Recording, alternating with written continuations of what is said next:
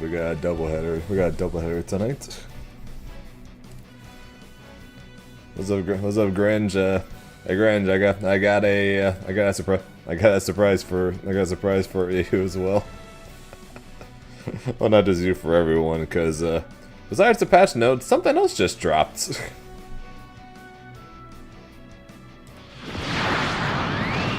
And you'll never guess what that is.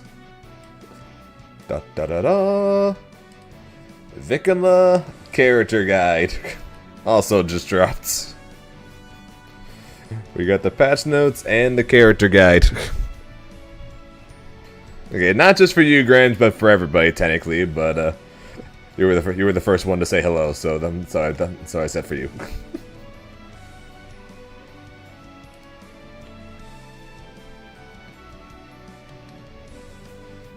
Alright, well, first and foremost, we'll check out the notes. I'm gonna give it like 2-3 minutes to let anyone who's gonna come in here, give them a minute to show up, so they don't miss at least the start of the notes, because I rushed too far into it.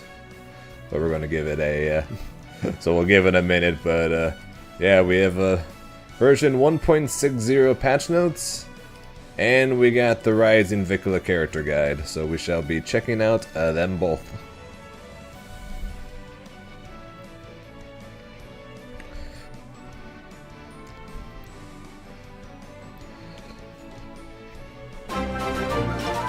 And meanwhile, though, we got the Kuro Seraph with the 29 months. And Kuro, we here at ZNFGC know you have many options on where you want to spend your Prime sub, and we thank you for choosing us. Yeah, we got the pop star character guide, and we got the patch notes. Yeah, like I said, we'll give it 1 or 2 minutes, and then we'll see what's up. Time to decide whether to come back. Yeah, patch notes are out, and the character guide is out, Shinku. So, are you going to start your stream, or are you going to hang out with us?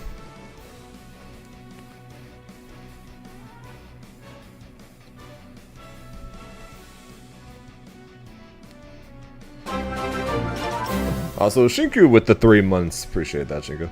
I'm gonna hang here. Hey Shinku, wanna hop in a call actually? Wanna hop in a call? I'm sure the people would approve of having your knowledge in, or you can just talk in the chat. Both are fine.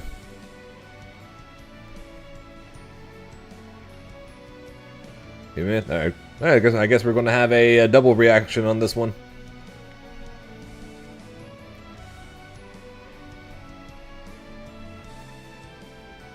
Hopefully you guys don't mind. Hopefully you guys don't mind that.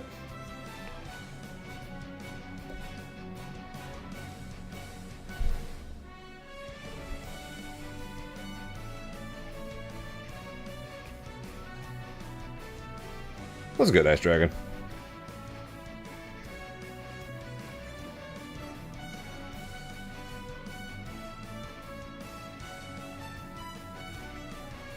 Up in the production midstream.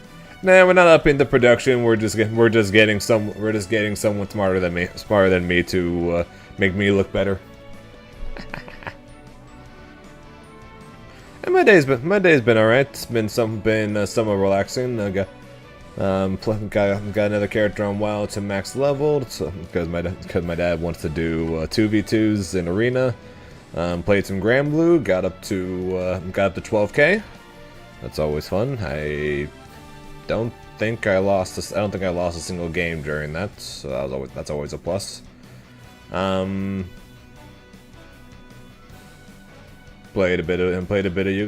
not much, but a little bit of Yu-Gi-Oh.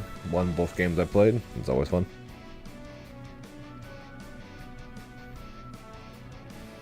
Yeah, good day. Fairly relaxing. I was expecting both of this to be tomorrow. I was expecting to wake up to these, so I definitely was not ready for that. I was expecting both patch notes and this character guide to be tomorrow morning, like at 4 or 5 a.m. again, and then we were going to get the actual character release on We're going to actual character release tomorrow night, Pacific time. Yeah, Queen Dizzy, the character that Shinku is going to drop Granblue for.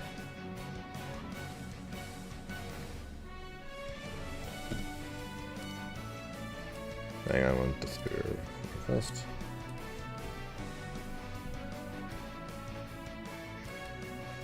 Hopefully he's gonna be loud enough. Alright, hello. Hopefully. Oh, fuck. There we go. I am here. Hello, what dude? Queen Dizzy. Yeah, you Why might. is it somebody Dizzy Plus? Dude, I've been in Dizzy Main since XR. God. Yeah, I think we might need to move you, or might need to. Are you in my Discord? That's I don't hear your mic coming out saying Oh, he's got both. No, it's alright. I'm on push to talk. if you're trying to speak. No, you're right. I had push to talk on. Are you in my Discord? Your Discord server? No, I'm not. How dare you? Wait, you had a server? Wait, invite this dumb. Oh Yes, I've had a server this entire time. Bro, I did not know. Alright, let's get Shinku into my Discord, and then I'm gonna have you join a call there so I can raise your volume because you are very soft.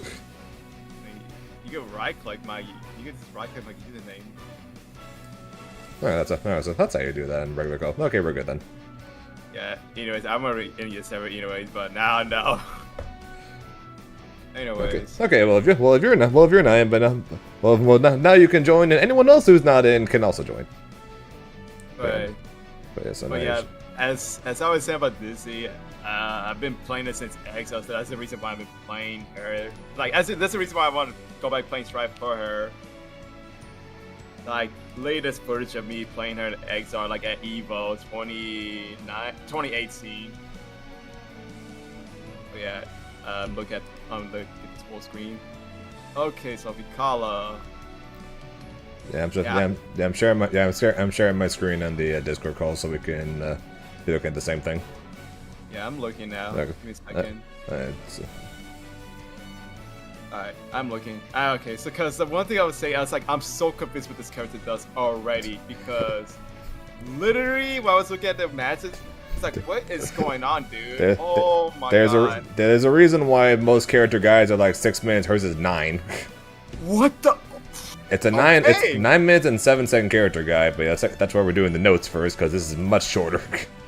Okay, notes first. Avatar character, premium avatar, new weapon skins, badges, titles, blah blah blah blah blah. New illustration for Versusia. Arcade mode, DLC characters you have not unlocked will now show up as opponents during arcade mode. Okay. Added brave counter setting under training dummy. Yes, thank you. Thank you. They added brave. They added brave counter to training dummy options. Thank you. Thank you. We don't have to fucking do the like recordings. Oh my god. Thank God. That's gonna help a lot. To like how many times, like pretty much like from my understanding, it's like pretty much you can say how many times you can block this, then it's set to brave counter. So I'm glad they finally added that. Sorry, stream. Yeah. Frame advantage color has been added to its own display option, so now you can have the frame advantage thing and it's not fully colored at all times. Oh, thank you. Okay. So that's awesome too. Option to display elapsed frames for each input and displaying input log has been added. Okay. Okay, that's gonna help more. The following options have been added under counterattack settings. Counter settings for multiple situations can now be changed simultaneously. A delay feature has been. Hey, you can do delay on counterattack. Oh, dude, they're adding so many to these light changes for training mode. Thank God. Hey, training mode's gonna be better. Thank God. The one thing I'll add is like, what if they add a replay takeover feature in this update? That'd be crazy. I'd be shocked, but it seems to be something more people or more games are adding, so that would be awesome.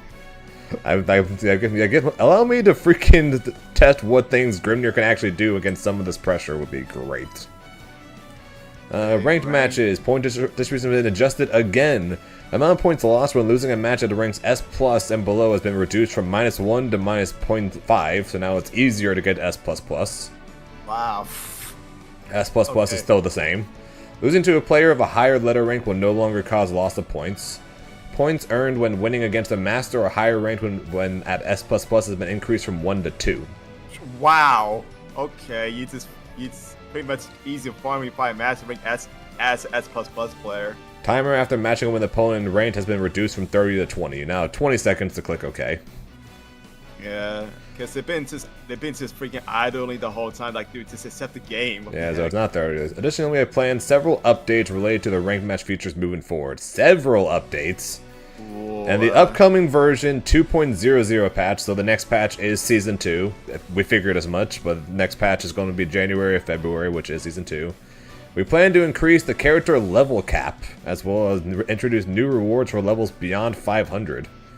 So, more rewards? So the level cap will be higher than 999, and you will get rewards for being above above 500.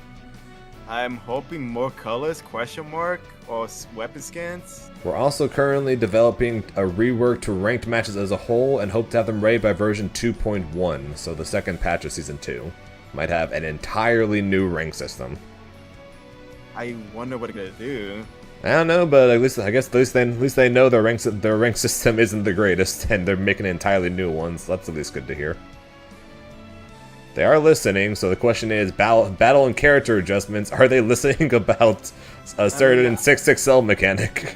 I don't expect it to do anything big in this one, so let's see. Oh no, we've also adjusted skills like Kag's Method and Grimnir's Wind Crest. Oh no, I don't want to look at this anymore. I don't want to look at this anymore. I don't want to look at this anymore. You got to. Oh. No, I don't want to. I don't want to know what the changes they did to my crest. Quit nerfing my character.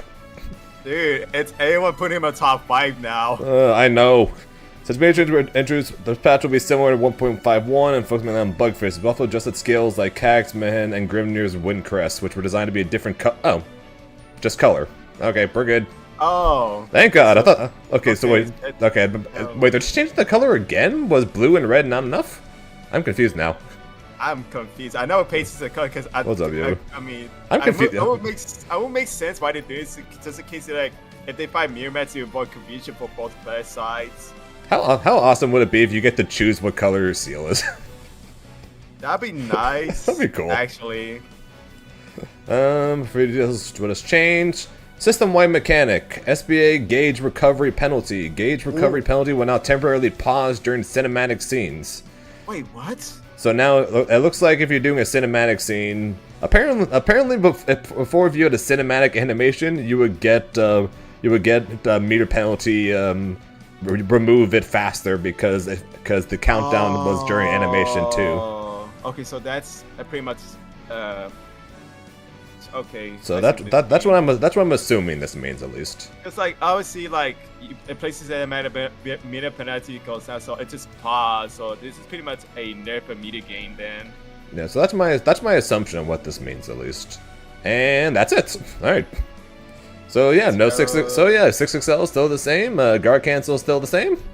I suspect, like I'm just saying season 2. I know, but doesn't mean I'm still not gonna want was hoping for it to happen. My coach, we'll see. We got Matera. What did it do? Matera, you, the Great Fall no longer negates projectile during the first 2 startup frames. Negate? Wait, her jumping ignored projectiles? No longer is negate projectile thing fast. Wait. First to startup. Wait, was that a thing? I never paid attention to that. Apparently, Matera's jump had projectile invulnerability for its first 2 frames. Alright, we're nerfing Matera. Sounds good. Okay, I don't understand that change. Okay. Zeta. Jumping you. Forward hitbox has been extended when Zeta is on player 2 side. Oh, what the fuck? This change is intended to fix an issue where combos will be chained into slightly differently depending. Oh, so apparently the hitboxes were different depending on what side she was on. Okay, so it's like Sub-Zero when MK1 came out. If you knew anything about that, where certain combos would only work on one side but not the other. I see. It's player 1 priority. This was like the old classic games I remember. So they pretty much fixing this issue for Zeta. Alright, Zoe. Thunder. The color now changes during mirror matches. Okay, yeah, same. So, okay, it's just okay, so it really is just all color things. Belial. The U counter. Fix an issue where players can perform another U after performing a U. Oh, cooldown has been. Ooh, that's a nerf on the cooldown. Yay. This change responds to above combo limit issue due to the fact that Protector has 2 stages. Okay, thank God. Okay, so he still is gonna be good, but that cooldown nerf, I mean, they're doing that to prevent him to do another fireball in mid combo, I would say. Yeah, that makes it where he only has 20 seconds to confirm it, but he's not going to be able to have another projectile in the corner combo following afterwards. Okay. Okay, nerf, but he's still gonna be. Color now only changes during.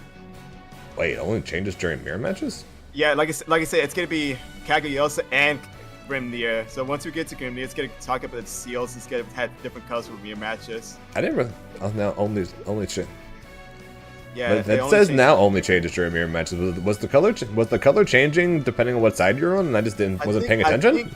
I think no matter what, as a CAG player, like it's always red no matter what. But if it's like mirror match, it's always the same color for both CAG players.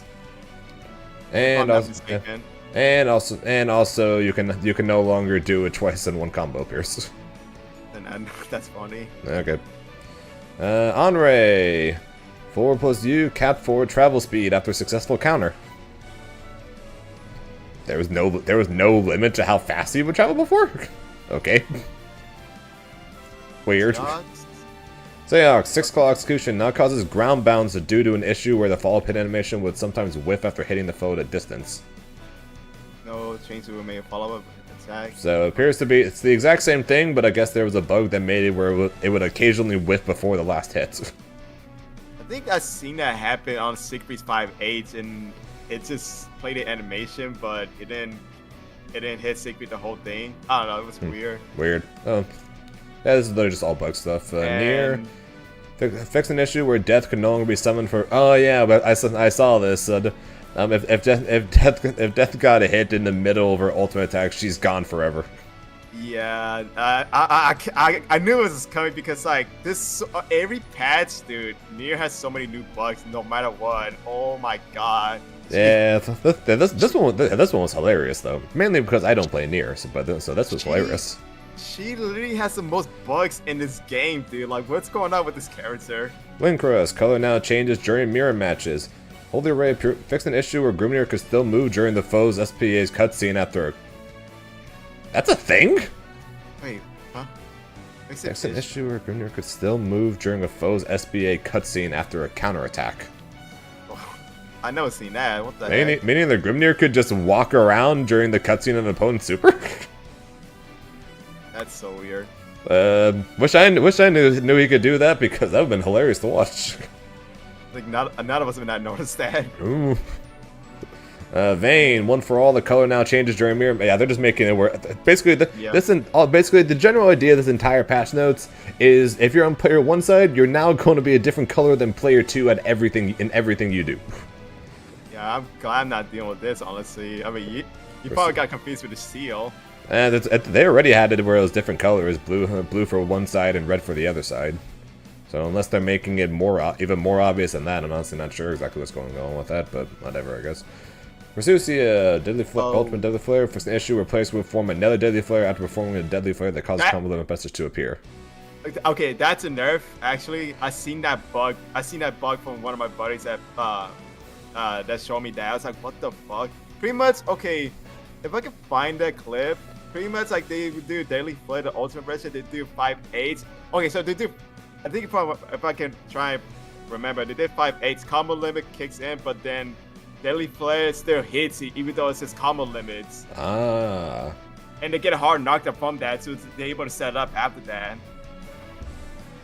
Yeah, that's dumb. I need to find that clip, but like I was like, that has to be a bug. That's not a legitimate thing. There's no way. And well, that confirms it. Yeah, fix an issue where simple input had lower priority than throws and raging strikes. Fix an issue where simple input had lower priority than throws and raging strikes. Okay. Not sure what that is. I don't know. Alright, and that's the end of the patch notes. So, yeah, absolutely nothing changed outside a couple of bug fixes, and we might see some new some new flashy colors on screen during mirror matches. Basically, a penalty might be something to look at, but I don't think that's gonna be that big of a deal. But yeah, like you said, same game with this Vikala. I'm not sure how crazy it's gonna be. Well, we'll find out in this 9-minute and 7-second long character guide. What the fuck, man? So Okay. I'm going to mute Granblue, and let us see what the hell is gonna happen here. 9 minutes and 7 seconds.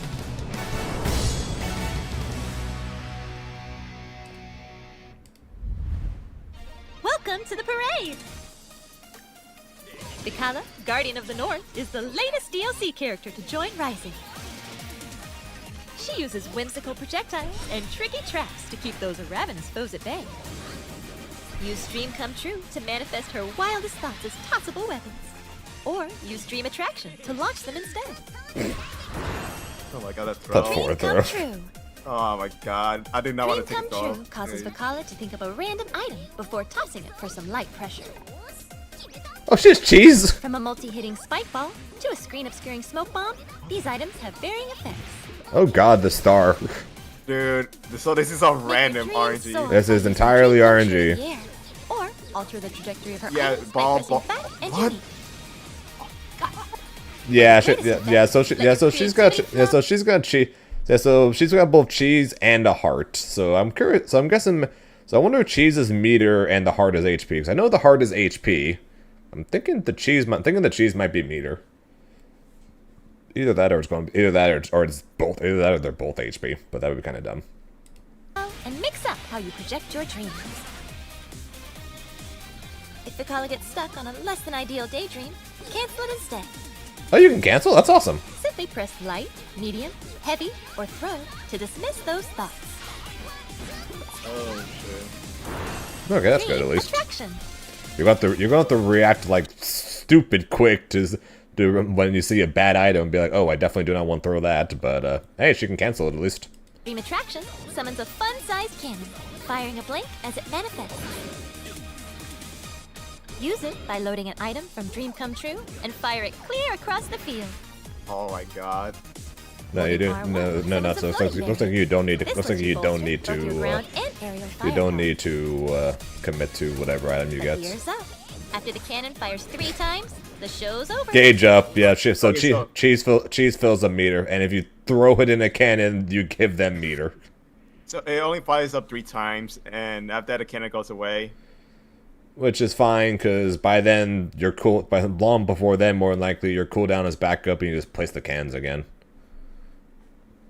It's, oh my god. Who's getting a skin? Vikala. Vikala's getting a skin.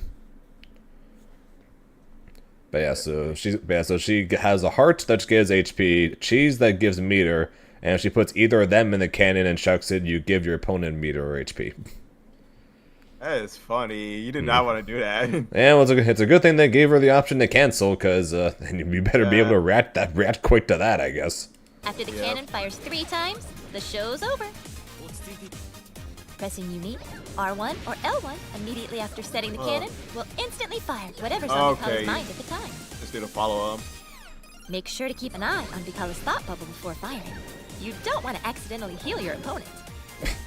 Yup. You think? Depending on the item, you might steal a cheeky follow-up opportunity. Look for an advantageous trinket, then fire away for that What cheesy the- combo goodness. To be fair, we knew that one already. Bomb blows them up into the air for mid-screen combos. We knew that Yeah. one. We knew that one already. Yo, Sheva's with the raid. Appreciate that, man. Medium changes the firing angle of the cannon. Okay, medium. That's interesting. Use it from neutral as a poke, or go on the offensive with the right item. Just like Appreciate light, the raid. Hopefully you holding had a good R1 stream. lets you an airborne version. Combine all versions to summon 4 cannons at once. And a mousetrap. Oh, you, huh?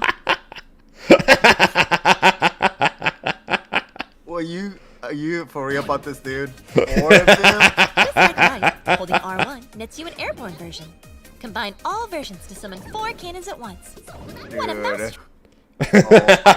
God. I'm gonna leave it like this for a second, just so everyone can take it all. I've been playing so many crazy games back in the past with Blaze and Guilty Gear. I thought I was away from that. Nope, I gotta deal with it again. Can the cannons face each other? Yes, technically. But you have to. But you'd have to set. You'd have to set one up over here and then set up one over here because the cannons stick around. So you technically can, but you would need to set one up here and then set one up here. And I'm safe to assume since you have to put the item in the cannon for it to fire, you can't put an item in on the cannon over here and have this one fire. Safe to assume that's. Trap. With a complex cannon setup, you can send a projectile careening through a magical barrier. Donkey, this is like literally Donkey Kong cannon. Okay, never mind. You can toss a cannon from over here to over here to over here. Oh, that's literally Donkey Kong cannon. Well, we found the set play part of her. Ew. Oh my lord. Perfect your cannon placement and trajectory to make the most of your items and make your dreams come Oh, true. good My luck. God. Good luck, whoever has to deal with this. Good luck to whoever freaking tries to deal with this. You better hope a freaking hardware piece of cheese shows up because you are not getting through this. Dreams kaboom!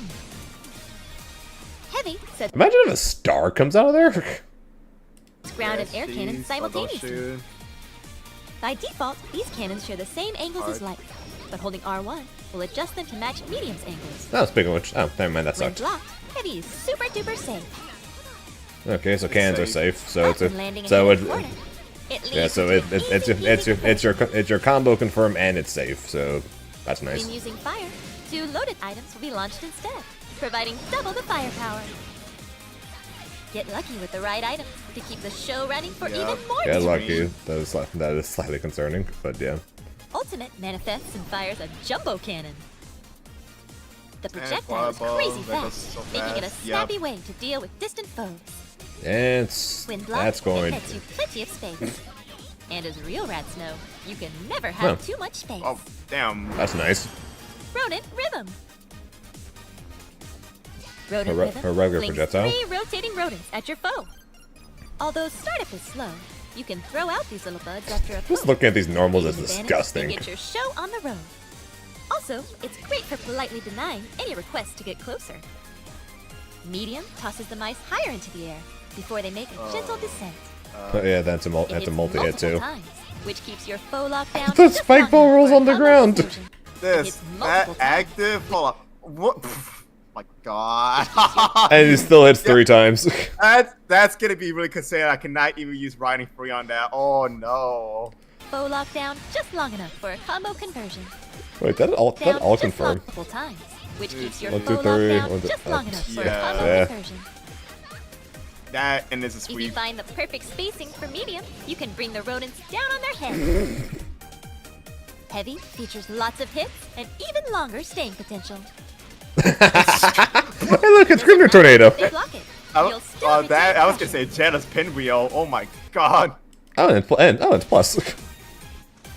Doesn't matter if they block it, you'll still retain pressure.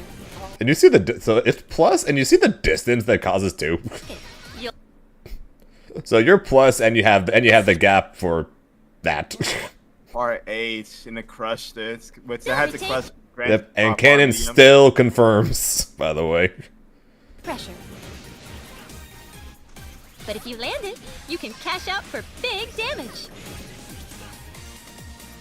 Use the Mousy Pinwheel's combo potential to your advantage, or position it to lock down a foe's movement options. Dude, The fourth really? row. Oh, the pinwheel is gonna be Ultimate is annoying. invincible on startup and launches Obviously a DP. mouse Yeah, the pilot DP, we rocket. knew that already.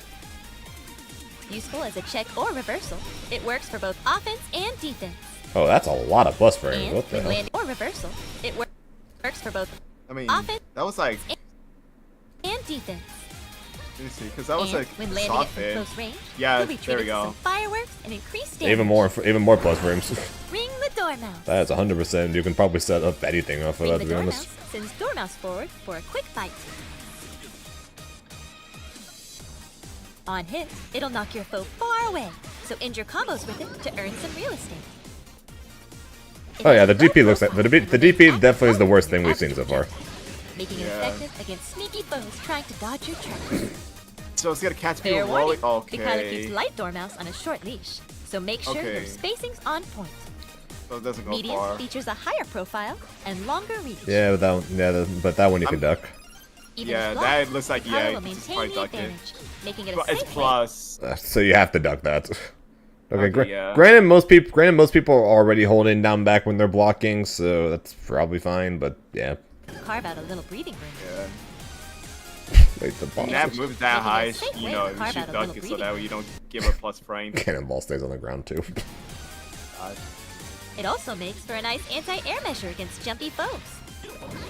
But Dormouse will sail right Oh my past god. crouching. Okay. Yeah, you can duck it, see. Heavy comes out fast and also covers a long range.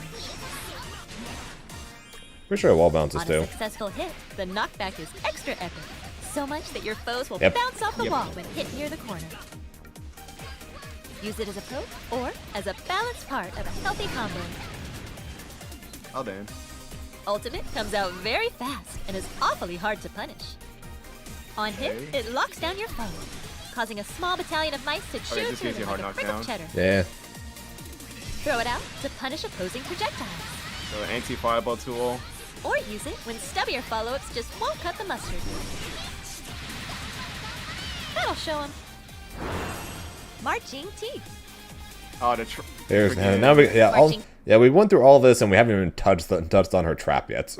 Yeah, now Teeth we're releases getting a in trap. creaky crawling bear trap. Oh, that light one is It triggers much on any better foe who recovery. dares get too close, biting them right in the face. Airborne rivals will also trigger the trap. Protect yourself from Are you kidding? Oh my god! No. What is it? Ah, this is way better than CAG. Gimme. gimme. Angles. Sometimes Alright. it's better to replace a trap if the situation calls for it. Simply activate the skill again to summon it anew.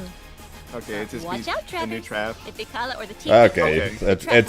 Oh! it works the same way as CAG traps as well. Yeah, but the thing is, fireball destroys it. Vikala or the teeth get hit. Like, see? So it's pretty much worse than CAG trap, you can kind of say, because, Watch you out, know, fireball Travis. can destroy If it. Vikala or the teeth get hit. No, it disappeared because she got hit. Really?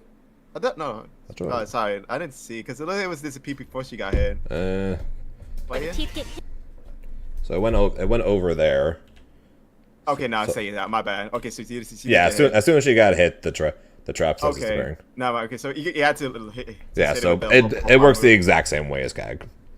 I was about to say Ex- the fireball exit. actually hit it. Alright, my fault. The trap But will you know what I vanish. think about this? Because if it's not projectile info, then Siegfried and Percival can get rid of it with their fireball. Yeah, that would definitely kind of suck. But at the same time, that would cause them to play a projectile game, and I think Vikala's gonna win that. Yeah, because she has an anti-fireball too with her ultimate. She's got a fast alternate fireball. She's got a cannon which will absorb absorb the hit of the fireball, and then she could put something in the cannon. And she kind of has 3 projectiles.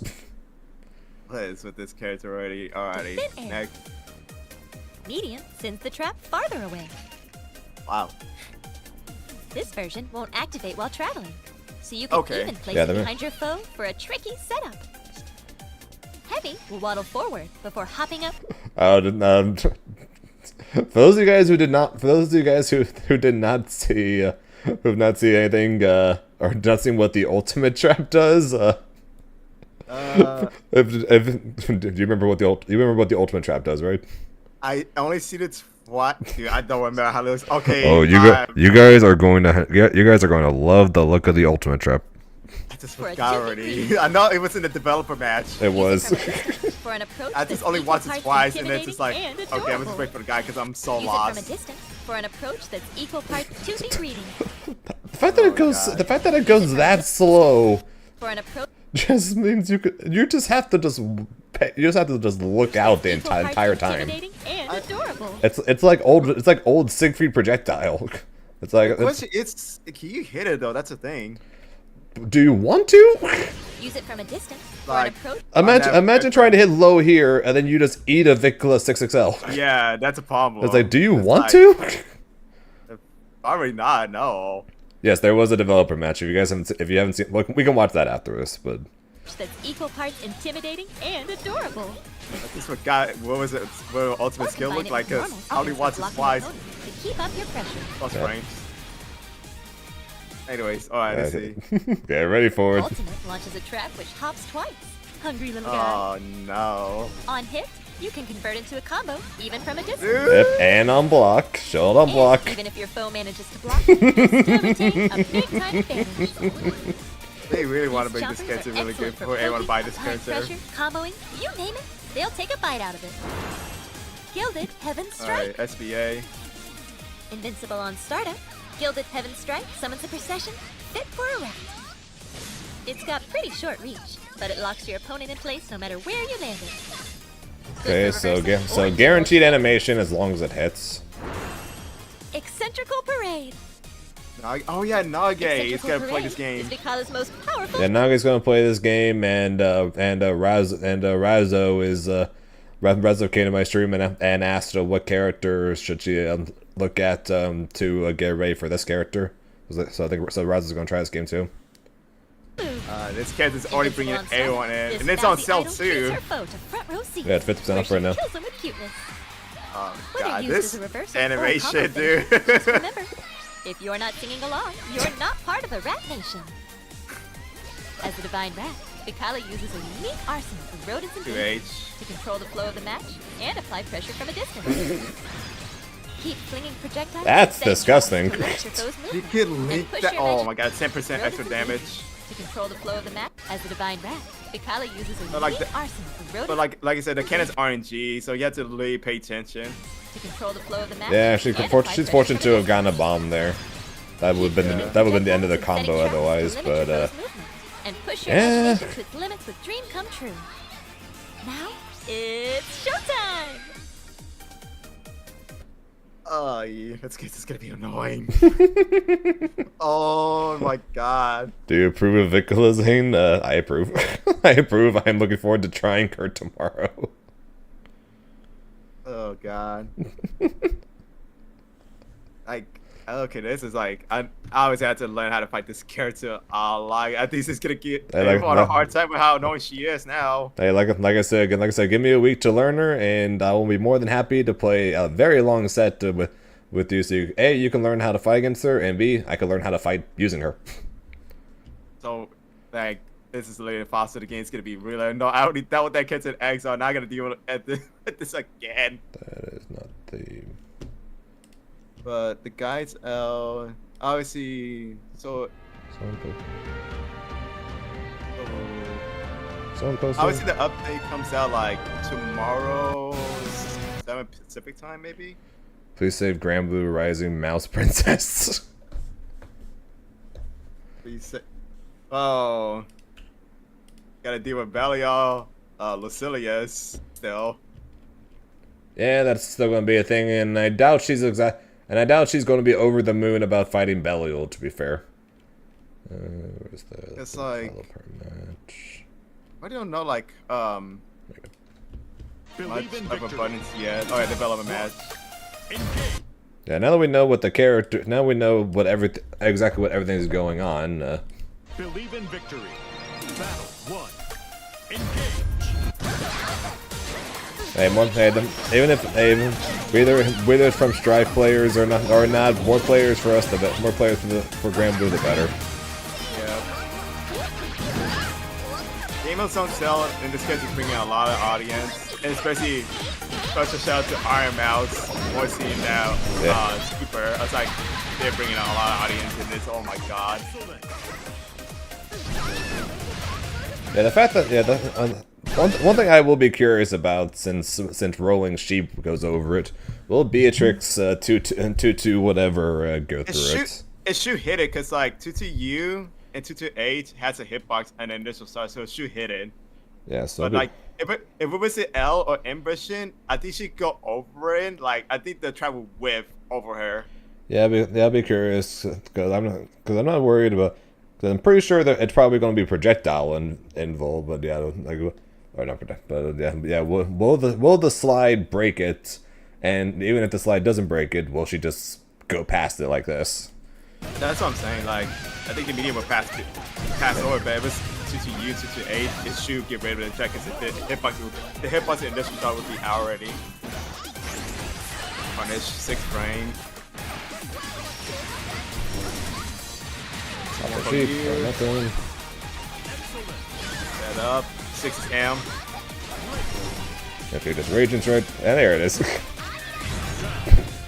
Dude, this oh man. That victory screen is going to piss off a lot of people. I'm not gonna take a draw. Oh my god. That is going to piss off a lot of people. Everyone's gonna take a draw now to shimmy for the dear life. Okay. That's a hard that gets health back. Yes, and yeah, she did the J Wong pose. He literally did that. Star, yeah, The stars are so good. The stars are so good. And yeah, never use trap on anything besides Oki, basically. Yeah, because he has so much recovery that he can just run past, like just 6 out on reaction. Yeah, so like doing that is good.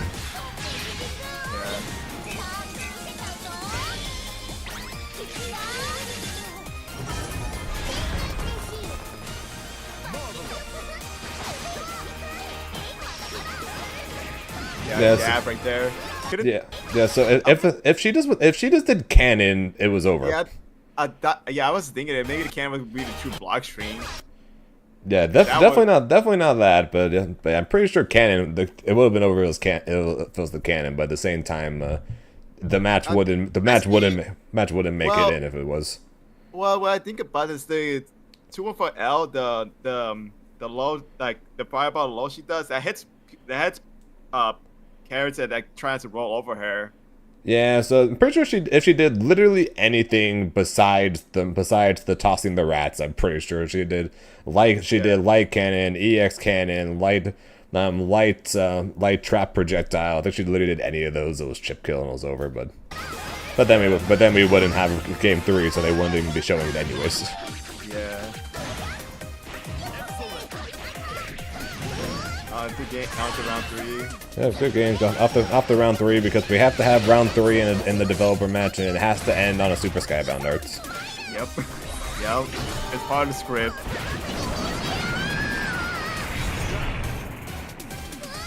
Bro, does she have a forward moving 2M? Yes! Yes, she does. She has a forward moving 2M with a very large hitbox, a sweep with a very large hitbox, and 4 normals that all have giant hitboxes. Does any character 2M moves forward? I don't think so, right? No, just her. I'm pretty sure. Dude, that just reminds me of fucking Pessimist 2-8 in fucking plus R. Oh my god. But does she have a meterless reversal? No. No, she does not. No. Imagine having all these projectile options and she had a DP. DP as well. That she blocks holding a heart is still funny. It is. 6H. 6H. The smoke screen is going. I'm curious to see what people come up with as options for the smoke screen. No 2H. It's a developer match. Yeah. God, the gap that EX1 does on block.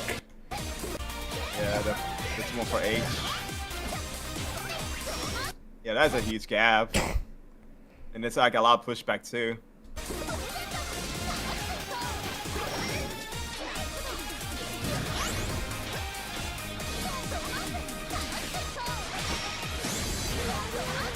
Out of 4H. I don't think any character outside of that sweep. I don't think any character has any option against that entire string. Yeah, never do this. Yeah, for all of you aspiring Vikala players out there, never do this, especially in a block string. Yeah, it's his reaction that, oh, you did that, someone's just gonna run up 6L or just do like a skip neutral special. Yeah, skip neutral. I'm pretty sure just doing 6XL past this, I'm pretty sure you would. Yeah. Because it does. I'm pretty sure it doesn't have a hitbox until it's in place. Yeah, yeah, that's what I'm saying. Like, I'm pretty sure it gets a 6L reaction to go over it before it, Yeah. it places it. But never do that.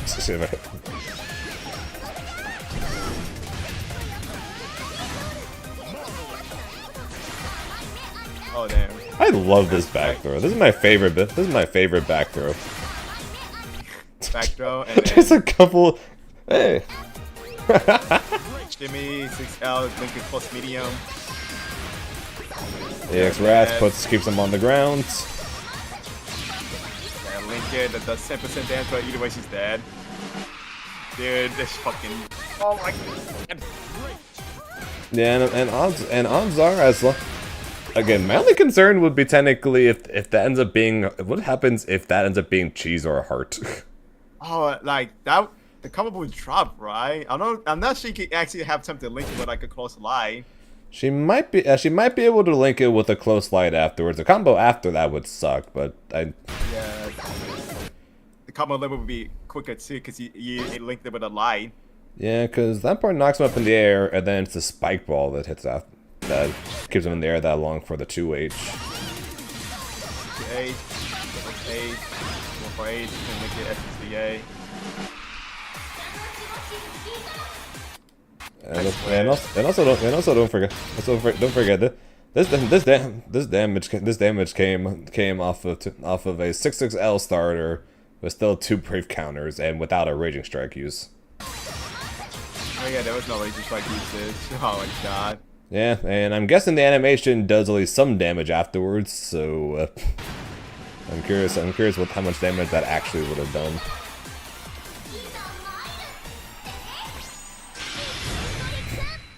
I can't believe this. Victory fucking. Victory with the K, by the way. They linked it to May. Victory with the K. They linked it May insta kill. Oh my god, dude. They want this character to sell. Oh my god.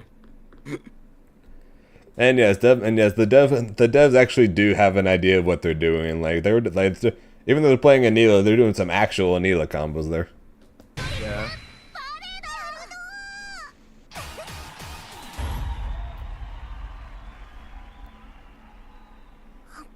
And then She's adorable.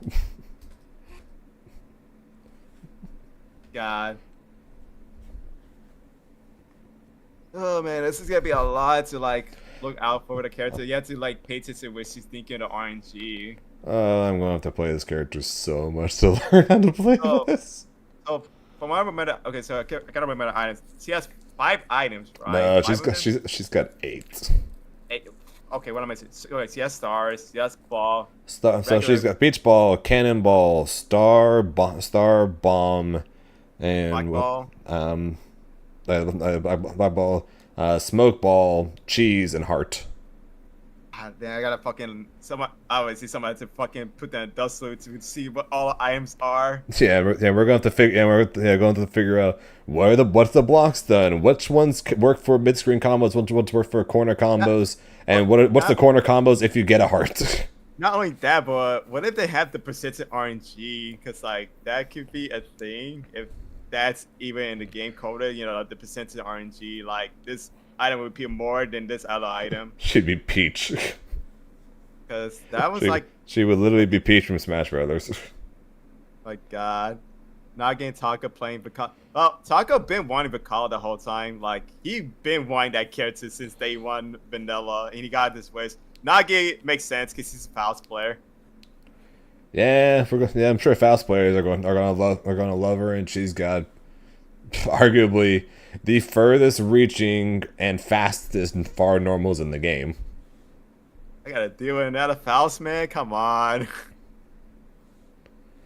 Like I said, she comes out tomorrow night, so we're gonna be playing her all day Friday more than likely, and yeah, like I said, she could give me a week or so of just playing her a punch, and I'd be down for the long set. I have to ask the TO of the tournament if whether or not she's going to be legal for Astral Finish.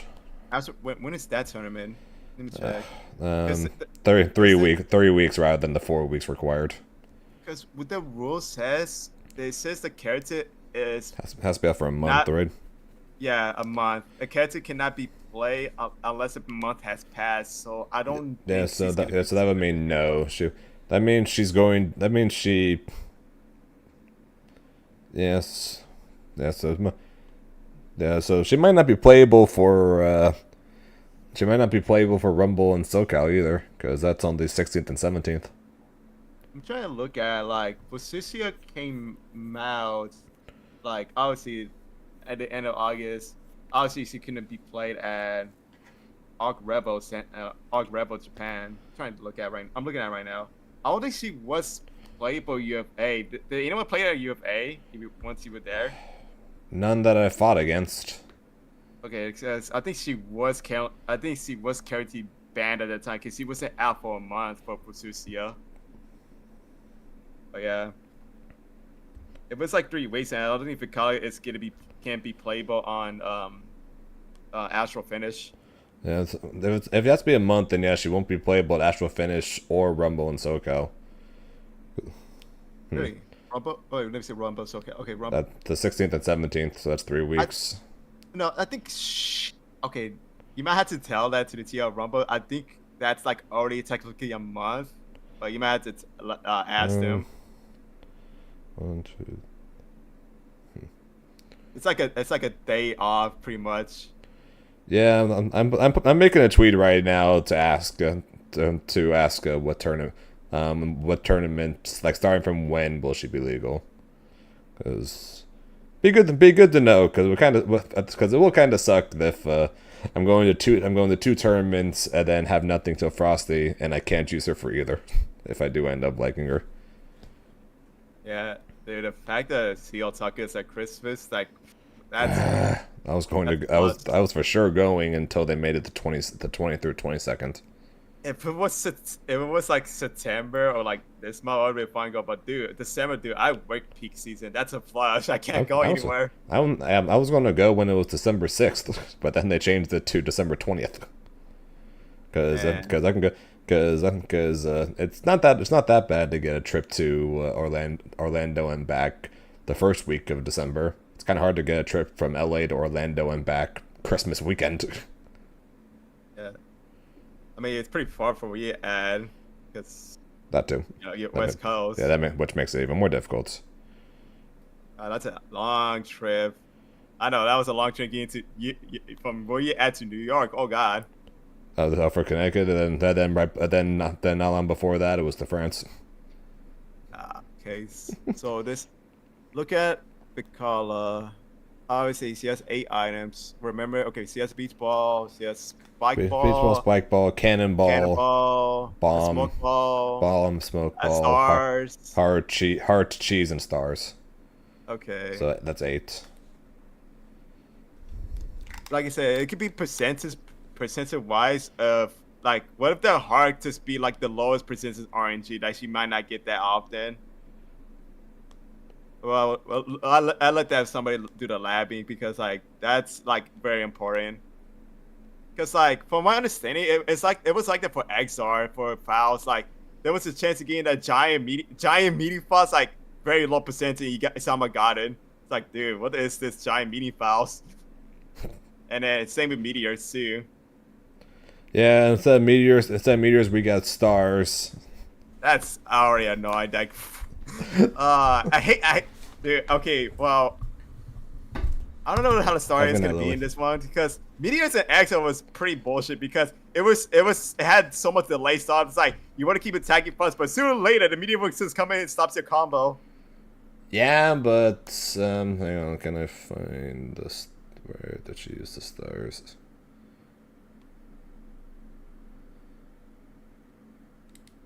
It's like the stars come. No, it's not this one. Alright, you gotta have to block the fuzzy guard. You know, low until overhead to not get hit by a auto combo 50-50. 6-H. Come back. Yeah, no, 6-H is not a low, so you don't have to worry about it. It's gonna be the same thing as Grimnir. Yeah, 6 and being over it makes sense because like his low is already going far enough from a sweep. Yeah, so you actually have to worry about a sweep compared to the overhead just from the distance alone. Yeah, at least the L1 doesn't go that far. Only the medium, but you can crouch in. Of a 214 series. The fact that 2L goes so far is actually nuts. Oh god, that throw. Dude, that throw is such a troll. Okay, ball, beat ball. Alright. Life up. Okay, yeah, I see the message.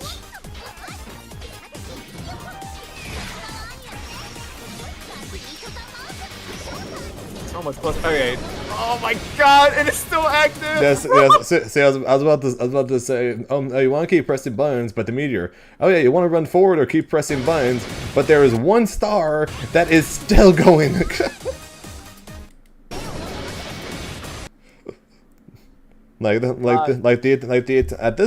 this point, like right here, the attack is over, but there is still one star that is still going. Damage. I mean, it should not do damage, right? Like, let me check. I'm assuming. Yeah. Right. Oh, it's just not. It doesn't do much, but still, it's annoying. Yeah, I'm pretty sure it would do a lot of damage based on the fact that it's shot out at. Actually, only shot. The question is, was it doing any chip damage? Let me check. Because I would assume we're not doing any chip damage. Okay, No, that's actually a decent chunk. No, that was 2148, like 2148. Just rewind it. Yeah, keep rewinding. Yeah, right here. Just play it from here. I was not doing chip. Like you saw the first part, right? I didn't do any chip. Maybe because it's a U ability and only the first part of the cannon hit would do chip. Oh yeah, that's true. Yeah, because she did do a follow up, and okay, I get it. It had to be the cannon that pops up to do chip. So I'm guessing the cannon hit will be the thing that does chip. Maybe so much spatial awareness. Yeah. Those medium punish, which not a heavy starter. Yeah, you gotta have to fight to guard that. And we'll be very curious to see if the overhead will lead to full combo as well or not. Because if so, then it'll be easier to set up a Grim Tornado that works anywhere on screen rather than specifically in the corner.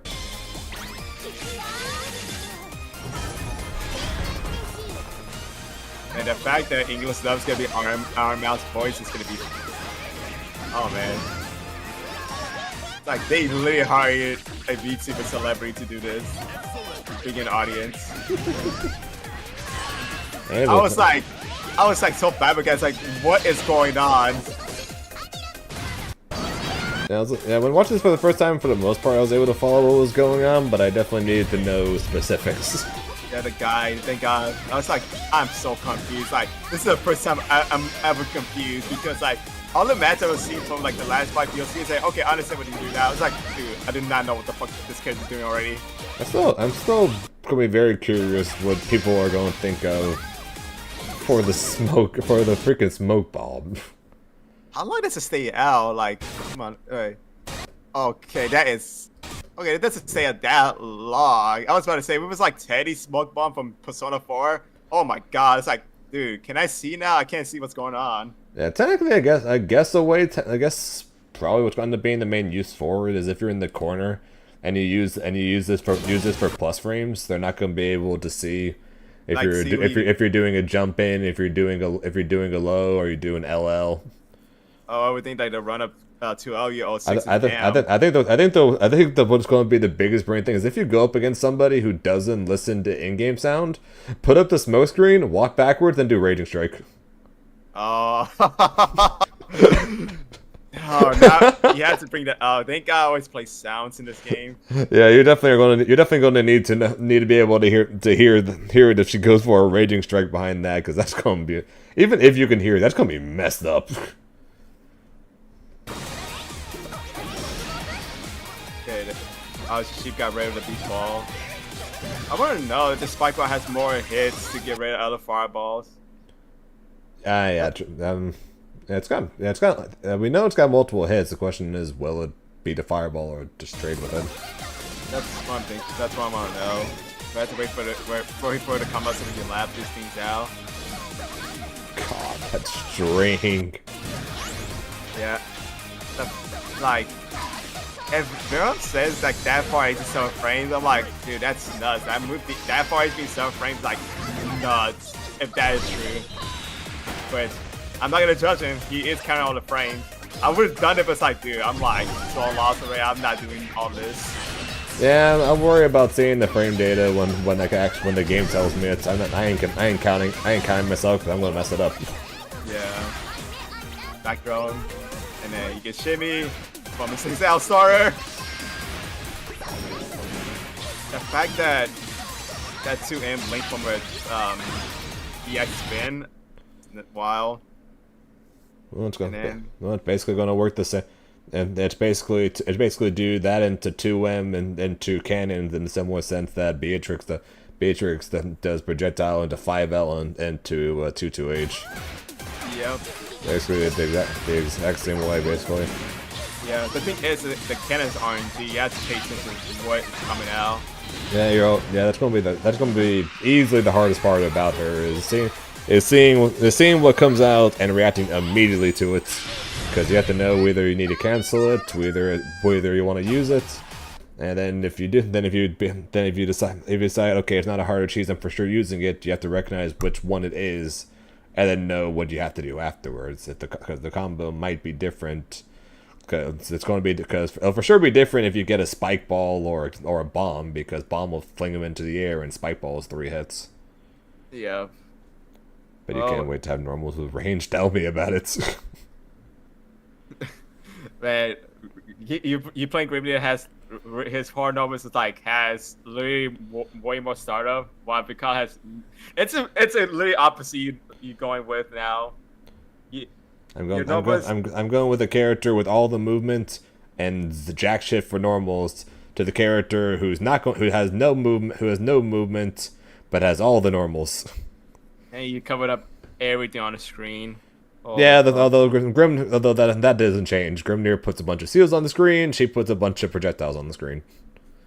So either way, I'm filling the screen with annoying shit that my opponent will not like. So then that part remains the same. It's just the use of it will be a bit different, and then in the case of hitting people, rather than going for constant throw base by going up, she's gonna go for constant shimmies because giant ass normals.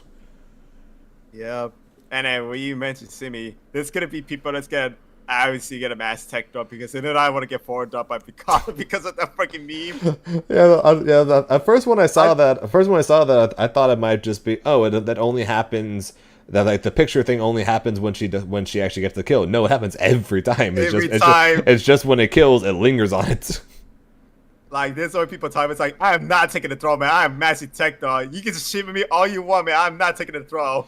Then she's just going to do walk forward. Then she's going to do walk forward. Not even run forward, just walk forward, and then just do 7 frame far H into cannon into full combo, and you're just going to be like, okay, at least I'm dying. At least I don't have to look at the photo.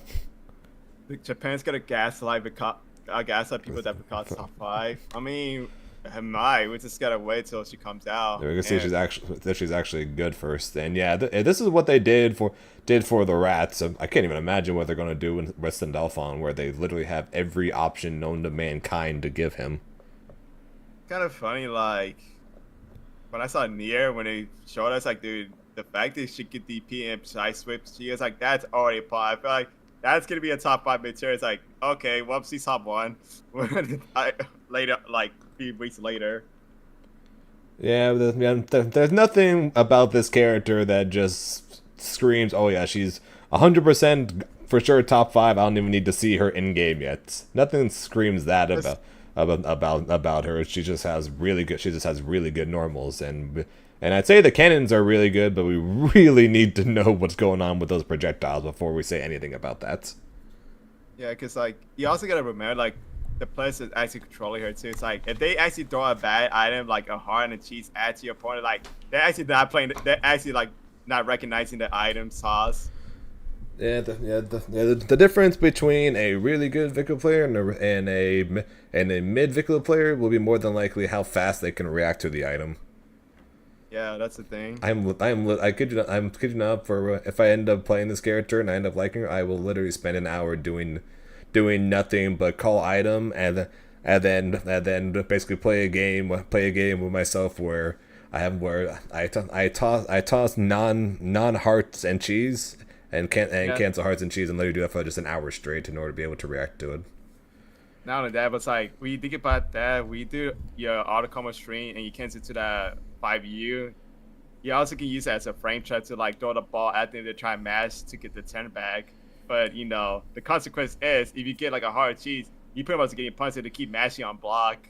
Yeah, although at the same time, and in a similar sense of when I do Grimnir's, like Grimnir's far H into tornado to set up plus frames, she can probably do far H into toss, and if she gets anything that lingers on the ground, that is guaranteed plus frames. Mm-hmm. So if she gets cannonball, bomb, spike ball, like especially spike ball, then you are just stuck there. I'm pretty sure there will be a trainable setting for that Pixel Nacho because Guilty Gear Exile lets you set up the fastest item no matter what. You can set up the items you try and toss. So it might have the option for Vikala. I sure hope so, because if I'm going to practice to know which combo to do off of what, I can't exactly just do it off of random chance every time. I'm going to have to literally look at what to do off every item and then go into training mode and then just have it happen and be like, okay, what am I supposed to do off of this item again? And then it takes 10 throws to get to that item again. Yeah, but like I said, it could be like percentage of RNG. Like there's a low chance you might not get this one, and there's a high chance like this item is going to be the highest chance, like the beach bar. But who knows? We just gotta wait till someone gets the data of what the percentage is looking like for the items. Yeah, it definitely looked like beach ball was the most common, because I definitely saw times where she even got the beach ball like multiple times in a row. That could be the highest chance then. Yeah, so my guess, at least combo wise, outside of hearts and cheese, of course, that have 0 hits just because they just give HP or meter. Everything, more than likely, every corner combo is going to be the same, except for spike ball and bomb, because it seems like basically every one of her items that hits has 1 hit, except for spike ball, which is 3 hits, and bomb, which sends them flying into the air. So unless each individual one has on their 1 hit a different height or something that they put them at, that would at least mean that you only have to worry about 3 possible combo options rather than 6, which would be nice. Yep, but you gotta remember, you're playing RNG character that's gonna be like some rig item you do not want. That's how it is. Like look at well, I'm gonna go compared to Exo files. Those are chocolate bar. You did not want to give that chocolate bar to the opponent because you're actually like healing your opponent for getting a chocolate bar, or even worse, a golden chocolate bar, which it heals him a lot. Like I said, what I mean by if I do end up playing this character, I'm literally going to spend like an hour every day just doing nothing but item toss practice to be able to react. Okay, this is hard cheese, cancel it. It's not hard cheese, use it. Hey, at least there's no trumpet in this game. There is no trumpet, the problem is the only times we saw the heart in the cheese, it did not heal them or give them meter because they're at full health and full meter. Yeah. So I don't know how much it is. So I don't know how bad it would be if I did accidentally give them a piece of cheese or give them the heart. It should be the same amount, really, but we'll see. But the question is how much. I don't know, but hey, at least it's all trumpet in this game, because man, if Strive fouls, giving trumpets, like, dude, y'all fighting for the trumpet. No afro either or rat ears in this case. Imagine one of the items is rat ears, and it gives her the option to fuzzy or something. Dude, I did not want to deal with that. Yeah, I'm not even sure how she would do it, but yeah. So thankfully that's not the case. It's just Hey, like I said. at least I think the biggest gimmick one people are gonna have to deal with again is that smoke ball. At least she does not have a command grab, actually. She does not have a command grab, so she's definitely a character. And in a similar sense as Kag, she's definitely going to be a character people are just going to be holding down back on for a long period of time. So and that's where how much chip damage she does will be very interesting. I would say like 22-hour-ish for the character to come out. Yep, 22 hours. So actually more than likely, 23, just because the maintenance starts at 6 o'clock my time. Oh yeah, So- the maintenance, yeah. Yeah, It's just so like so anywhere between 22 and 23 hours from now, she'll be out because the maintenance will be done. We've done somewhere between 6:30 and 7, more than likely. the maintenance would be done that we could just all play online. I'm talking about like we could still play it. Like, Oh yeah, true. She'll be in training mode.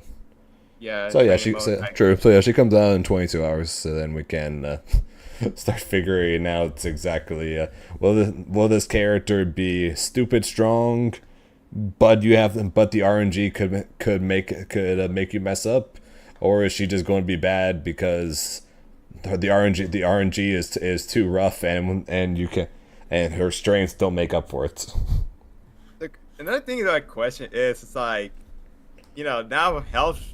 I'm just want to know what her health's gonna be like actually. True. My guess is it's just probably just gonna be average. Average, yeah, because like they didn't do nothing with Kag. She's still 16k. Yeah, and she's basically Kag, so more than likely she's just gonna be average. Yeah, that's like, if it's 16k, it's like, all right, whatever, I guess. Because like, Nah, they she- nerf, nah, she- they nah, nerf she's- Lancelot's health and they nerf Lancelot and Seahawk's health for like, I don't know how long it took them for them to go look at their health because they got fast movement. Nerf Siegfried's health. He does not need that much What? health. Why is it 17k still? I don't know. Just because, why?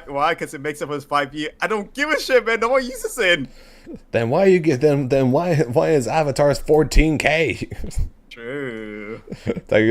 Oh yeah, we can't give him less than 17k because he hurts himself. Oh, so you mean he hurts himself like maybe once, maybe twice a match? Meanwhile, Avatar technically- hurts himself 20 times. Technically, Avatar Bad just has 10k, or maybe less than that. Yeah, probably. Yeah, honestly, less most games. Like, he does not feel like 14k character, man. Man's just like already in 10k live deficit.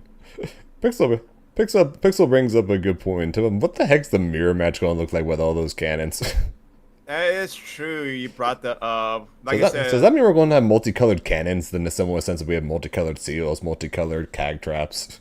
No, we're just going to have multicolored cannons all over the place. I know for a fact I had to speedrun this character to master because I know for a fact there's gonna be so many mirror matches happening in S+ rank. Oh god. So, well, luckily for you, I won't be playing any ranked matches until the next day. So you have till then to escape me. I'm trying to escape from S+ as Vikala because I'm not trying to do mirror matches at all. Oh no. You're gonna be dealing with mirror matches even once you get to S++. I mean, the thing is, it really depends if I'm fast enough, though, if people are still on. Yeah, Like, because the question is people even on S++ rank and playing different characters? Because that's a question right there. yeah, I didn't fight that many different people on my way to master with Lane. So I mean, like, this is a different character. This is a new character, and they was gonna try to play Vikala. you see Vikala, you want to snore. And S++ is gonna be a rat nest. Accurate. it's definitely I mean, this character is highly popular, just like Beatrix. I'm glad I did not fight any Beatrix mirror matches while I was like speed running her, because when I was done, I look at other streamers like, dude, this is nothing but Beatrix mirror matches. Holy shit! I'm glad I did not have to deal with this. Dude, I was like Beatrix was actually I think she either is or my second most fought against character because of the fact that when she came out, all I fought was her. Yeah, I mean, like, she was very popular. was everywhere. even when the chart came out, she was like the most played character. And the funny thing is, when Fusia came out, obviously Fusia's most played because obviously it's a new character. Beatrix is still number 2. It's just like she still is being played to this day, despite the nerfs. Yeah, because she's still. I still say arguably top 5, even with the nerfs. Hey, I'm not arguing with that. You're the one saying you think she has no bad matchups. I literally said that like a few days ago on my stream. It's like I feel like she has no bad matchup. What? Okay. Now, I have like some Beatrix people would probably say like she has one free losing matchup like who? Because like I feel like she doesn't lose to anyone. Yeah, like Siegfried or Percival might be like the only ones I could think of, since their projectiles can stop her slide. But that's literally the only ones I could think of, possibly. That really doesn't matter much because he has Thunderbird to get around that, and plus like the EX pop up for Siegfried. I'm not saying that they are a bad matchup. I'm just saying they're the only ones I could think of that could possibly do it because they're like the only ones that could actually respond to that pretty much. I mean, yeah, I get it. It's because it stops it from going riding free, which yeah, I get it, but I don't think it's that big of a deal, really. Honestly, if they hit me with it, it's like okay, back to neutral, just walk it out for a bit, just build meter. To be ranked was also Beatrix ranked was a nightmare. To be ranked was also hell. The funny thing is, that's another thing too. I speed run that shit. The only person I found mirror match and 2B was Zippy, and we're both for fun to get matches. Like, you know what, Zippy can have it. I'm done. Oh my god. And that time, dude, I was already hating playing 2B. Like, I was not having fun because I just don't like how she played. Yeah, now we gotta deal with Zippy's Lucilius. Yay. I mean, Lucilius was fun to play, honestly, but I just did not have fun playing 2B. Zippy playing Lucilius right now is like peak gameplay of how they want you to play Lucilius. He just spams abilities for the sake of spamming abilities. Hey man, he needs a blade level, man. Once he's level 5, it's don't get hit, because if you think you lost. What's over, Screen 214M, but yeah. I've been trying to S rank every stage of Shadow Generations. Me too. I'll be continuing that tomorrow. Is it tomorrow, like before like the patch comes out? Yeah, tomorrow afternoon, my normal Thursday stream time. She doesn't come out till tomorrow night for me. Yeah. If I was to, I mean, I'm like busy. I don't even have the game yet. I'm not trying to get spoiled what's going on with Shadow Generation. It's fun. That's all I'll say about it. It's fun. If you liked Sonic, if you like 3D and 2D Sonic games, then you'll like this because it's Sonic Generation. So of course you have to assume that it's going to have both. I mean, the funny thing is, like, I only played a few speed levels. I just didn't own the game. That's a funny thing. So I had to play Sonic Generation. You technically don't have to. This game has both Sonic Generations and Shadow Generation. Yeah, but I just need to play both anyways, because like I didn't even play the original one. So yeah. That's fair. Okay, probably started enough because you get back to playing your own game now. Now I could actually. Yeah, now I get to. I don't even know. I'm at 12K right now. Maybe we'll go to 12.5 or try to get the. I'll probably try to get to 12.5 tonight or something. I'm just gonna go back playing Hawkeye Star. I need to finish the story. Man, you gotta get ready for Dizzy in a week. Oh, fuck, dude. I'm really liking what they did with the show. Even though, like, I already know this didn't show bubbles for her. I'm already liking what she does already, but I'm just gonna feel her first. And then I already think I deal with the bullshit. Dude, that changes were already funny. Seeing those changes, I jokingly sent a message to someone where I was like, now introducing Guilty Gear Strive, Dragon Ball FighterZ Edition. When they did that, I was like, dude, I'm already scared. What if they do this with Grand Blue? Like, oh god. Yeah, Rams got sword gun bombs in the mid screen. Goldu seems to be able to cancel his plus frames into plus frames. I don't think he has the meter everything, the security level, they just what they call. Correct me if I'm wrong, if you know about Goldu's low meter stuff he has. I'm not sure if it's like security level or what.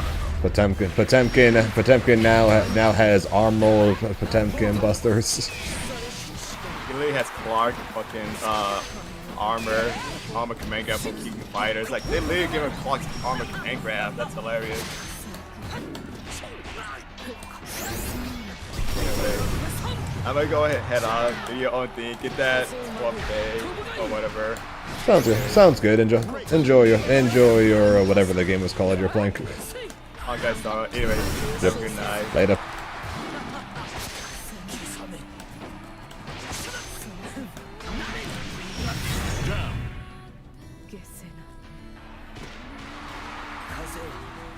Battle 2. Basta! But it makes me glad. Makes me glad I play this game right now, right?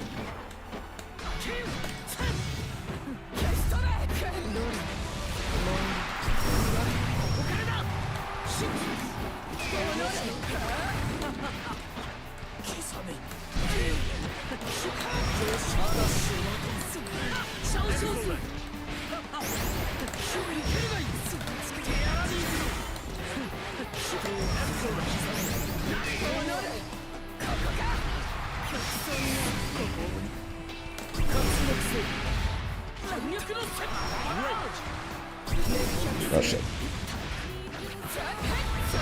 Oh, to the guy, maybe that's about it. Sounds good. Good, glad you enjoyed it there.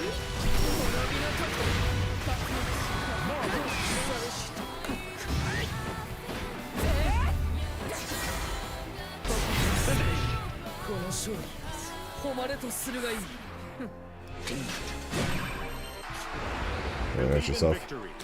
Battle 1. Engage. I'm a JRPG gamer until further notice. Oh, this is laggy.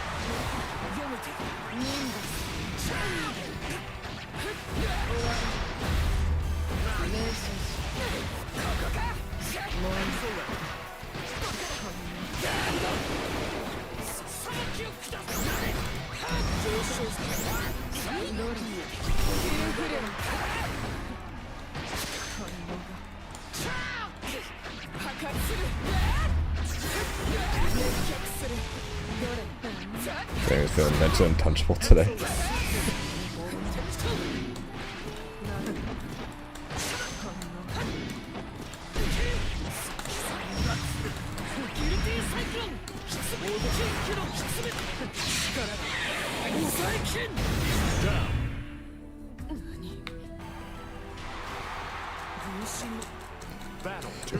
Yeah, what can I say, Grinch? This match is very laggy and this guy's doing strikes!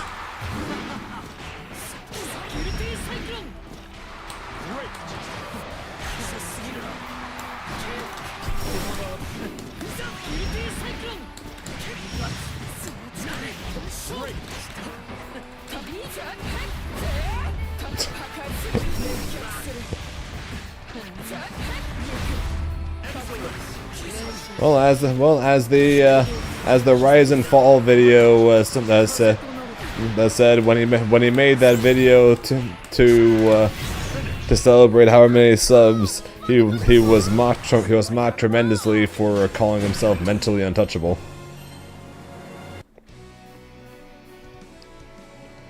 Motivated, determined, mentally untouchable.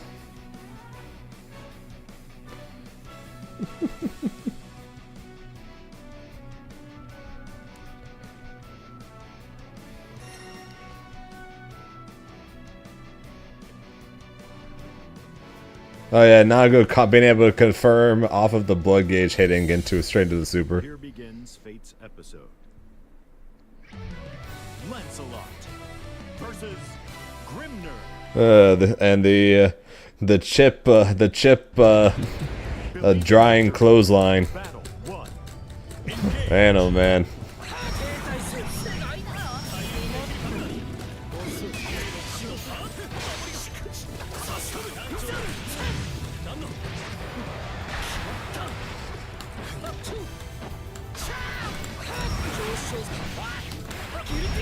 I will tell you this: I'm probably not playing it, but I am very much looking forward to watching it.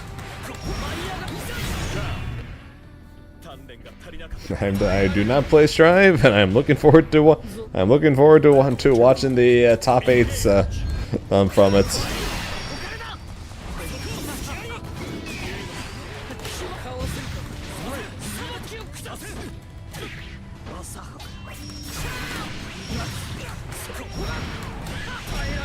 So this is what Dragon Ball. This is what fans of Dragon Ball must feel like. This must be what Dragon Ball fans feel like when pros are complaining about the game.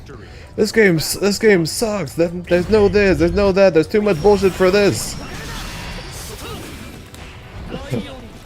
Meanwhile, all the pros are like, all the fans, this is awesome. That's what I'm doing. That's what I'm doing right now. All the Strive players are complaining, and I'm just like, this is awesome. Oh, service Koto, is it just you?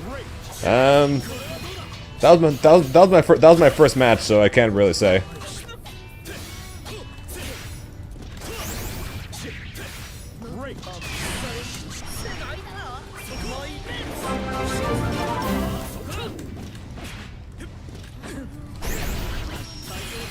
So gonna appreciate the tier 1.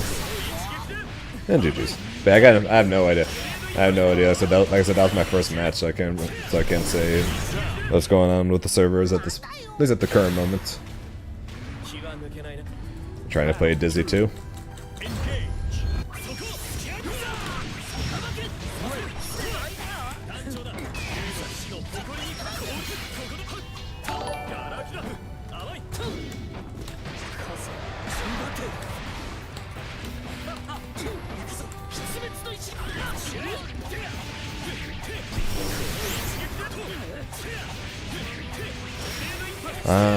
Amigo and Sonia, thanks for the follow, appreciate it.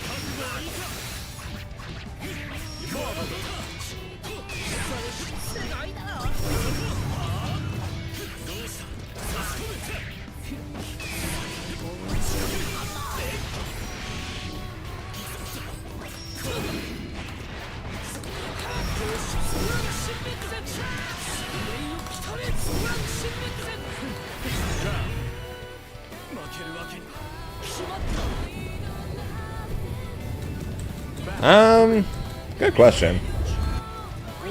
Probably, if anything, probably not too long, but actually, you know, learning how to play her is an entirely different thing.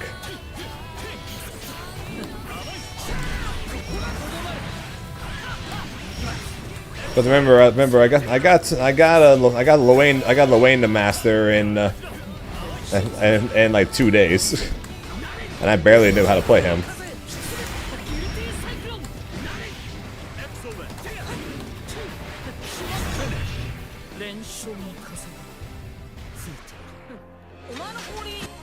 So it probably wouldn't take me too long to get master with her, but it'd be a long way before I would ever say, "Oh yeah, I'm a good Vikala player." But I definitely think there's potential for her to be a possible main or secondary character for me. It's definitely possible, but like I said, we'll have to actually try her before I can say anything. Because remember, I thought there was possibility for Beatrix too, but then I dropped her within the first couple hours. I wonder if Krylaz is still alive right now. He was live before I started streaming, so he might be. Believe in victory. Battle 1. Engage. Great.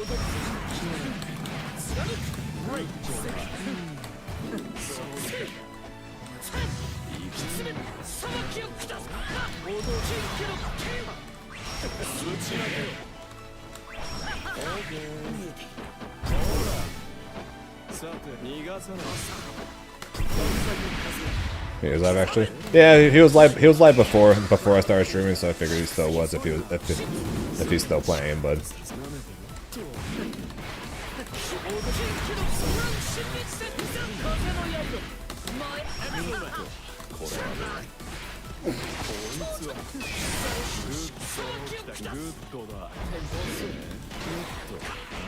What a mash.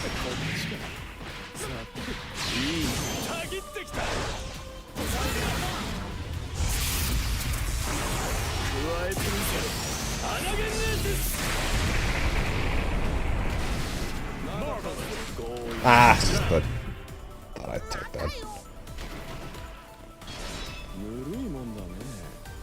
Battle 2. Engage.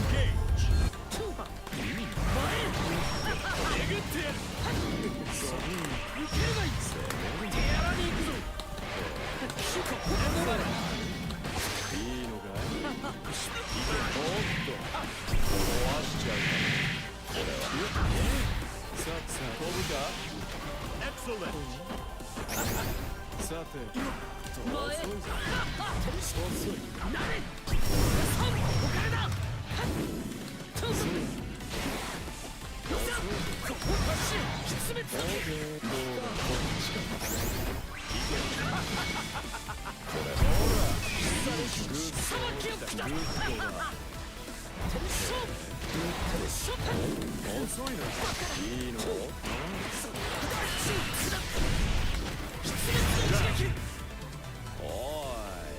You got a little dodge happy there. Battle 3. Engage. God, that goes so far.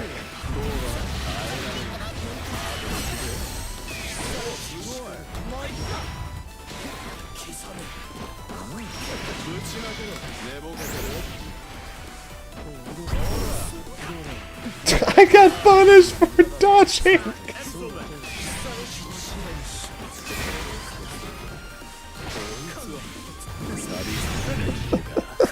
I got punished for dodging for his plus frame ultimate move. Believe in victory. Battle 1. Engage. Probably kid. Probably Kiwi. Probably. Especially since her EX Rats is a multi-hit attack. Oops.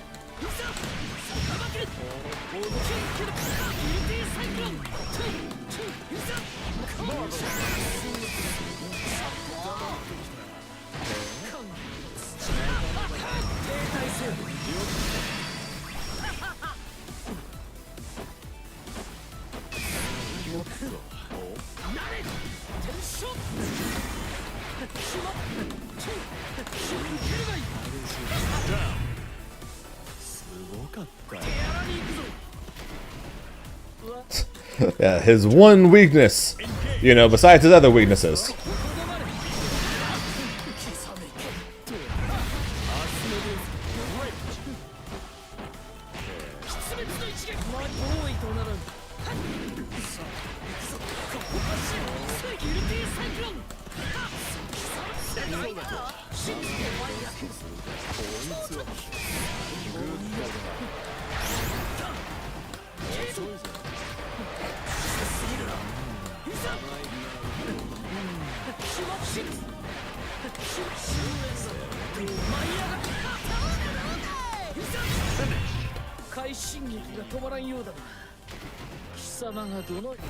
Believe in victory. Battle 1. Engage. I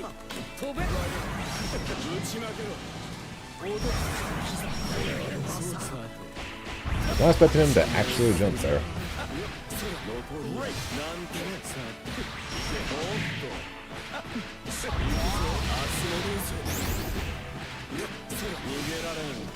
Excellent.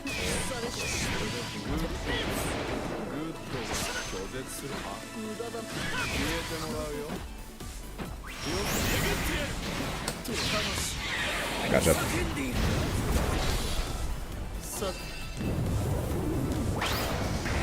Very.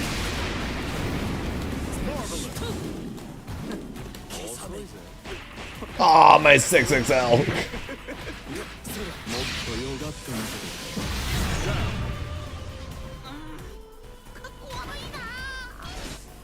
Battle 2. Engage.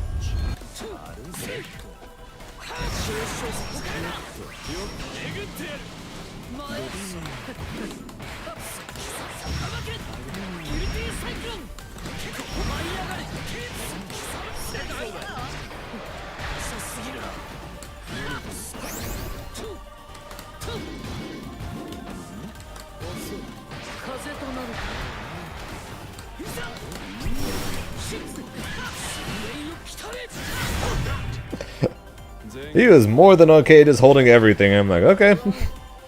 You want to hold everything all fuzzy, I guess.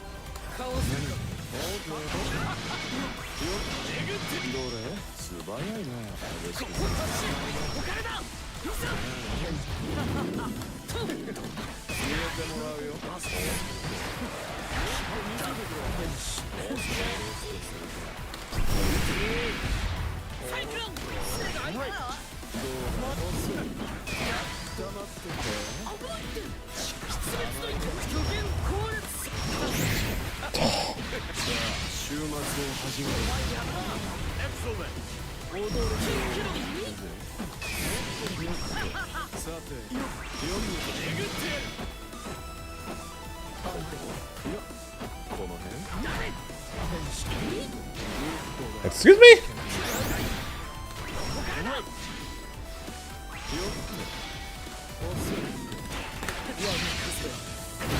Bye bye.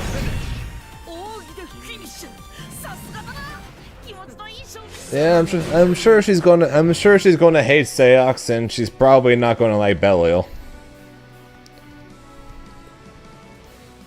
Outside of that, I have zero clue who the heck she's going to like to fight or hate to fight. I'm sure she's gonna laugh at Ladiva players.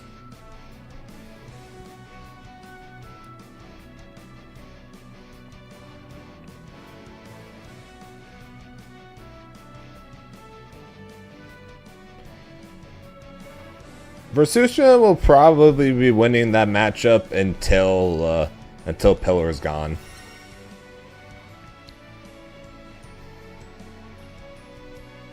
So she's not going to be able to just throw out a Pillar willy-nilly. She's going to need to use that, and that's going to be how she's going to have to get in.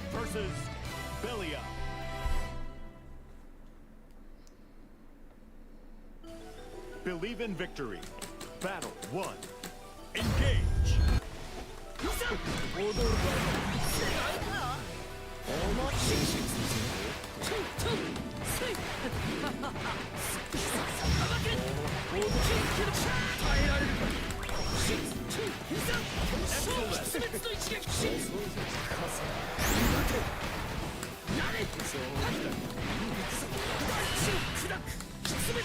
Alright, 40% reduced damage. Can I kill?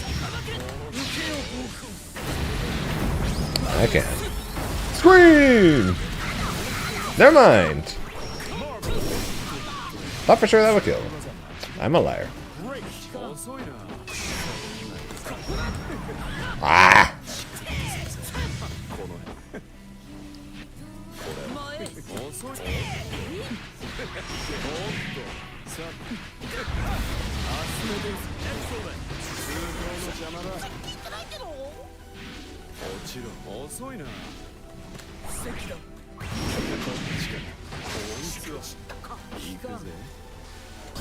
No!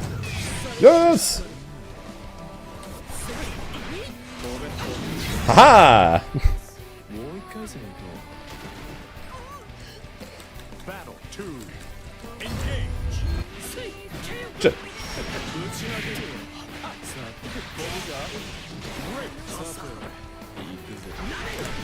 Fuck you! Freedom! Ah, sucker.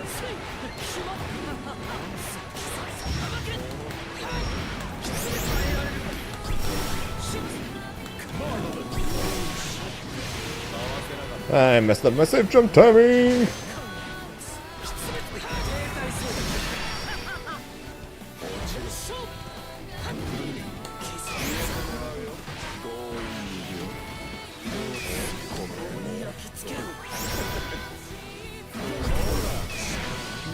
Freedom!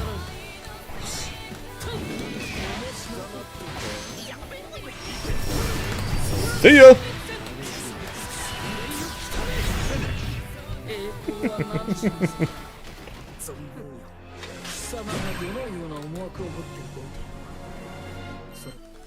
Believe in victory. Battle 1. Engage. Okay. Great.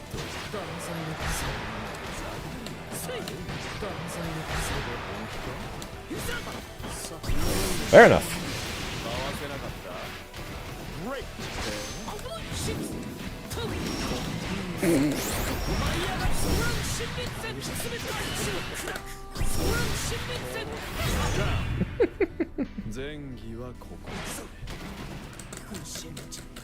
Battle 2.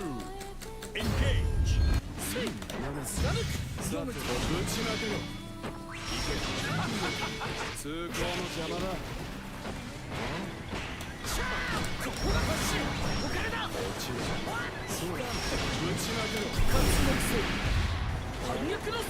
Great.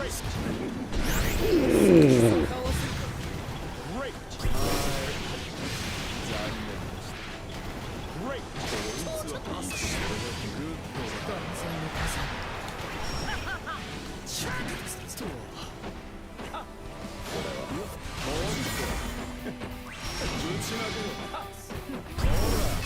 Can I please do anything at any point? What the fuck?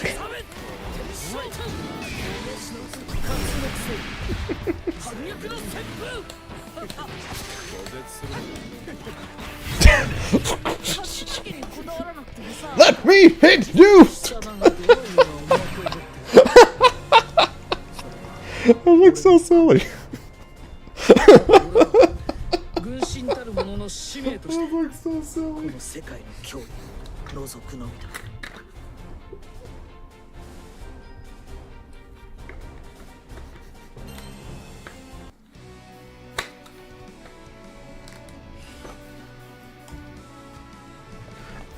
Hey, it may not be the best, but it's definitely the silliest looking. It ain't the best, but it's the silliest looking, that's for sure. Oh yeah, and since the patch is confirmed, no changes to Grimnir, well, I'll get started on the guide.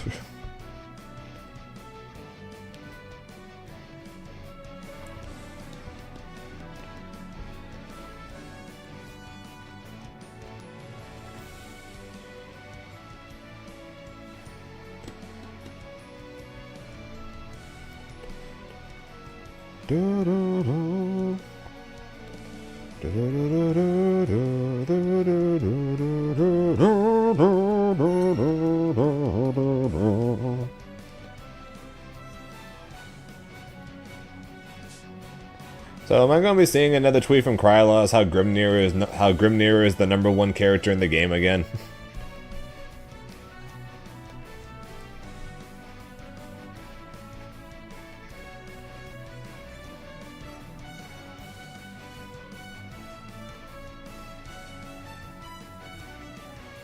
Boo. So yeah, she is not. But yeah, so Vikala will not be legal.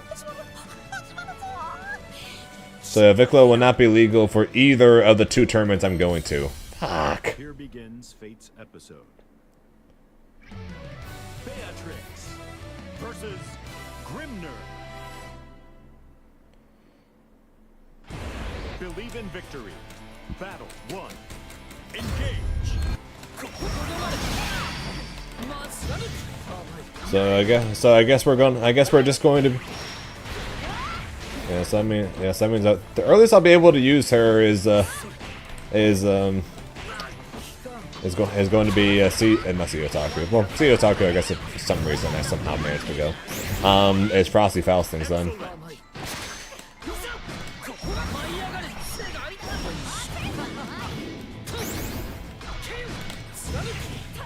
Well, I guess we're going to be solo Grimnir mains for SoCal and Mexico, huh?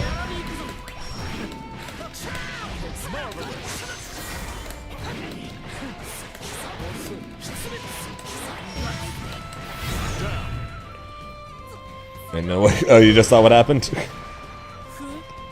Battle 2. Engage.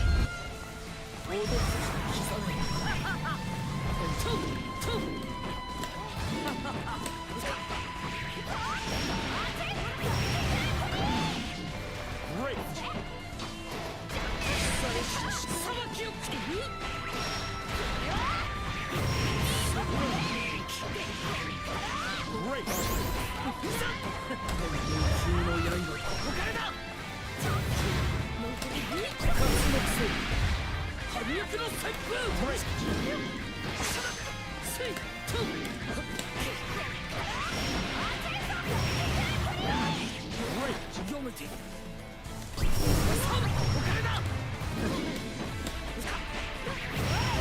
I missed it again.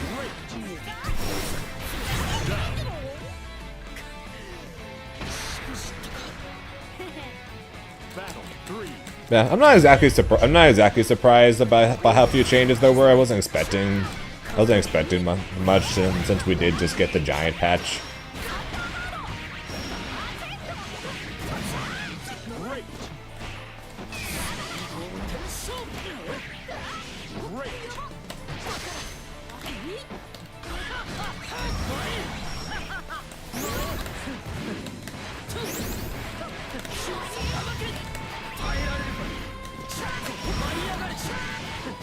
Excellent.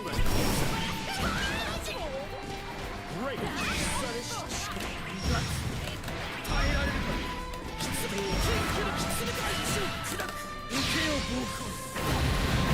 This is gonna be close.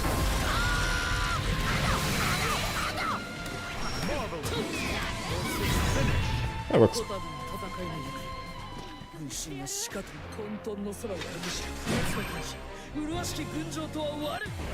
Believe in victory. We're getting content gold tonight, huh, Grinch? Yeah, so I'm not exactly surprised. We're going the next crazy patch we're going to get is going to be patch 2.0. The season 2 patch when we get send off on. But that's what I figured.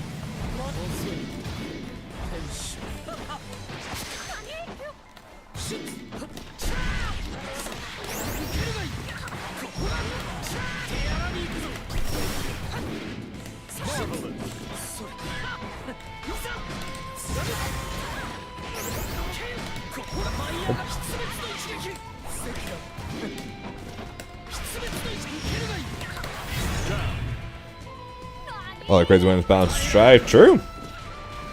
Like I said, should make for an interesting top 8 for the next couple tournaments I go to. Huh?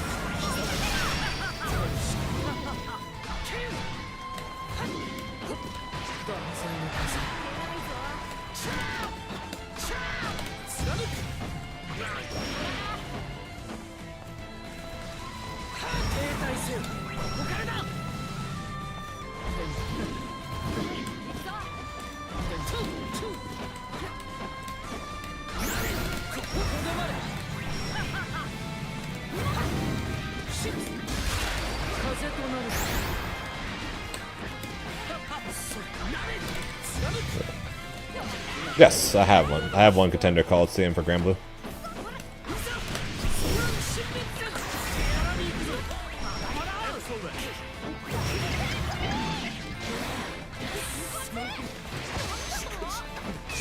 My highest finishes for contender, I've gotten first a couple of times, and then I've gotten then I got second once. Although, I'll be honest, I think I've only been to contender once since picking up Grimnir. First time I went there, I played Zeta, and then the time I got second place, I was playing Avatar actually,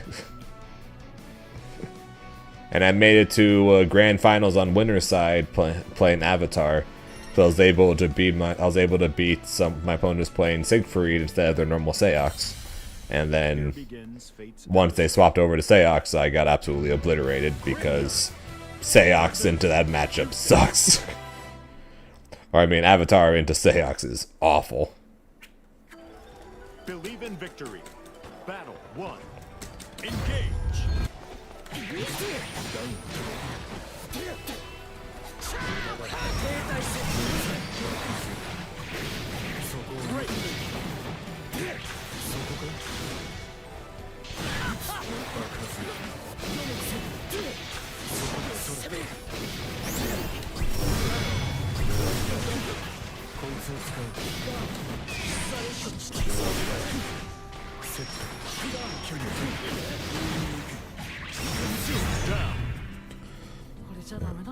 Something neat. Yeah, we haven't. Did we see anything from Geo during that trailer?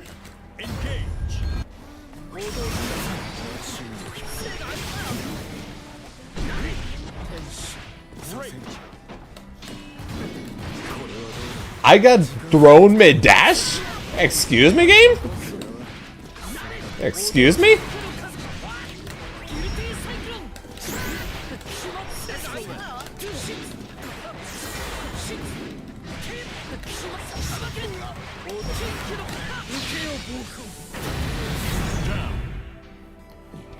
Yeah, and I'd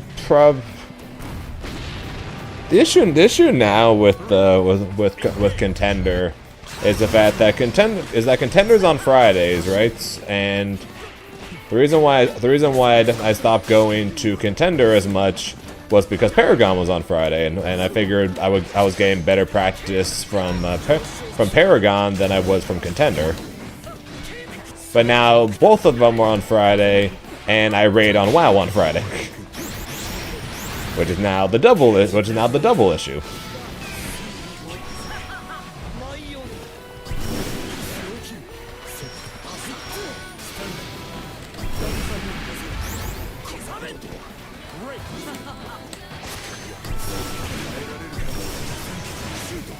That's neat.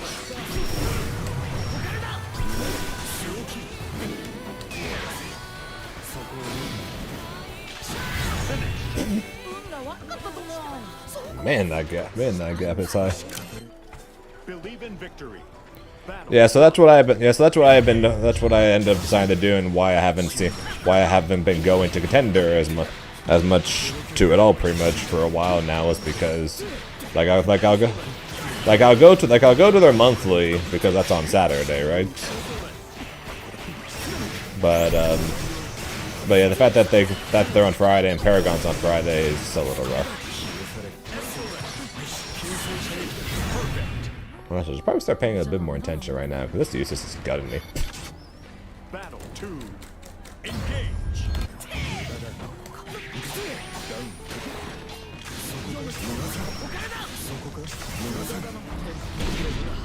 Ah, backwards 2 H's.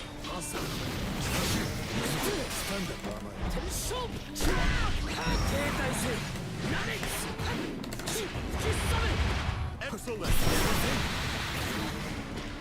Great.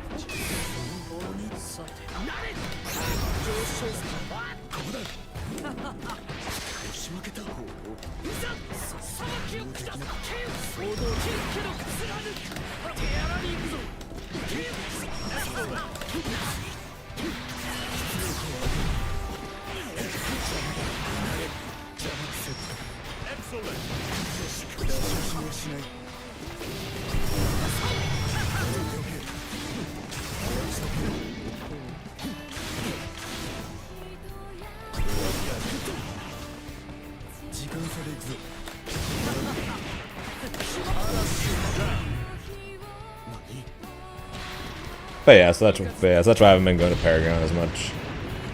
And I would have gone to like the last 2 monthlies if the last 2 monthlies weren't the same freaking weekend as my tournaments.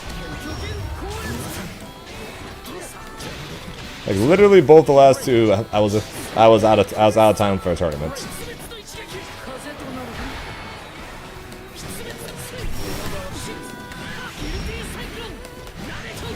Oh shit.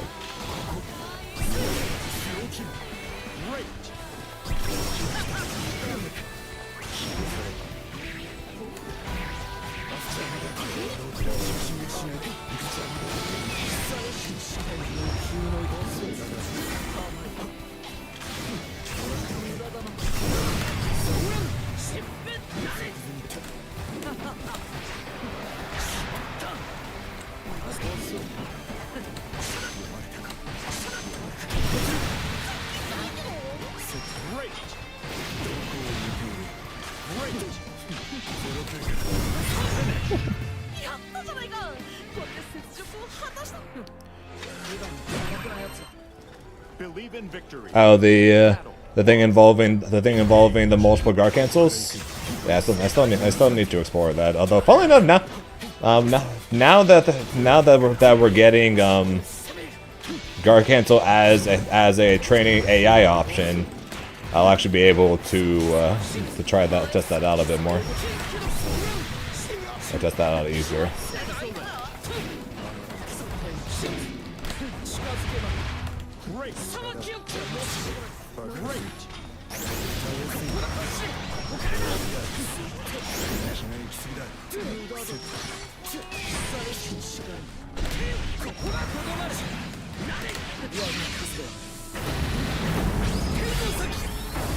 So it's 4 hours away. Yeah, the closest local to me is Contenders like 40 minutes.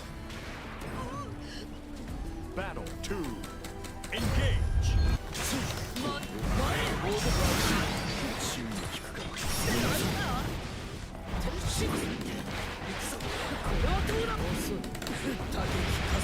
That's probably the closest one to me. Kind of the other reason why I typically stick to Paragon.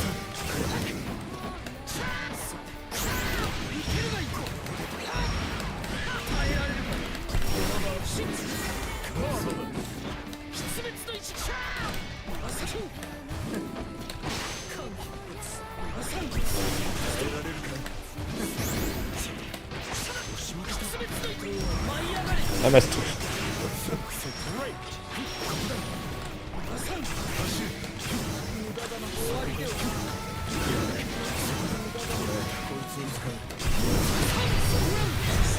Okay. He was daring me to do it, so I did. So I made locals nearby. Fair. Yeah, San Diego, depending on traffic, is probably a cool 90 minutes, 2 hours for me.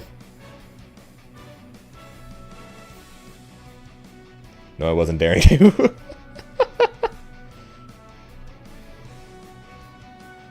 Oh, you didn't? Huh, okay.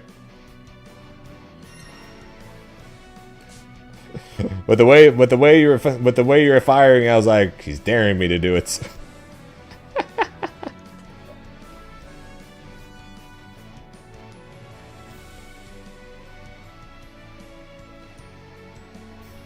Sure, go.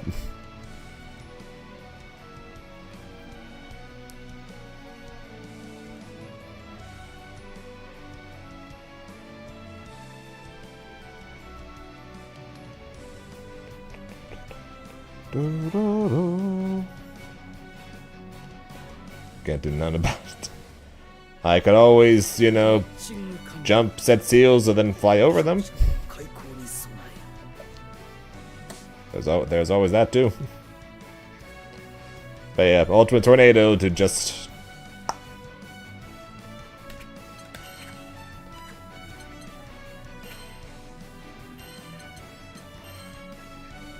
Curious what Kill has cooked up for me tonight. The night before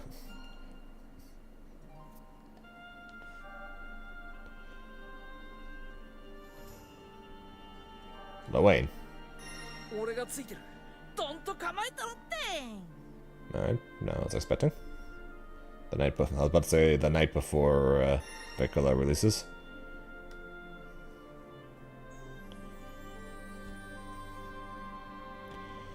I usually don't like that.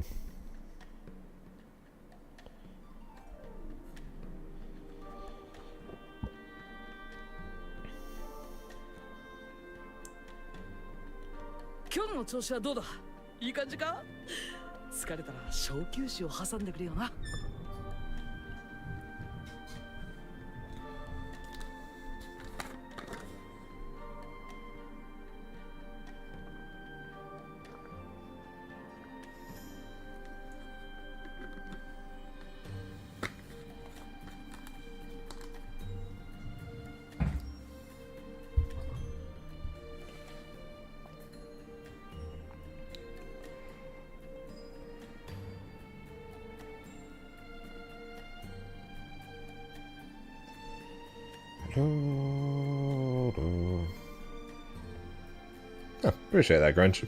Glad you enjoy the streams.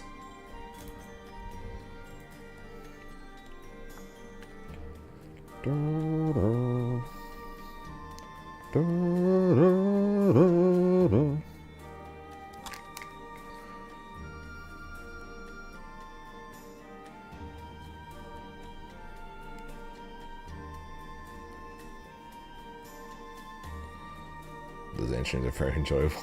Good, I'm glad you guys enjoy it.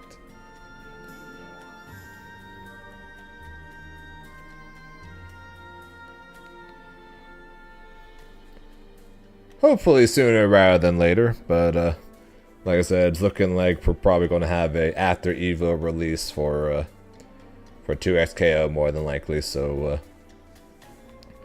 you guys are going to have to deal with Grand Blue and a bit of Fatal Fury for a while next year.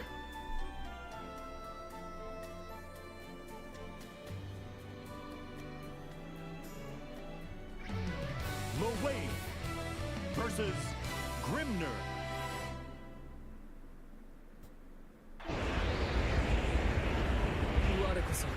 Believe in victory. Battle 1. That's his voice.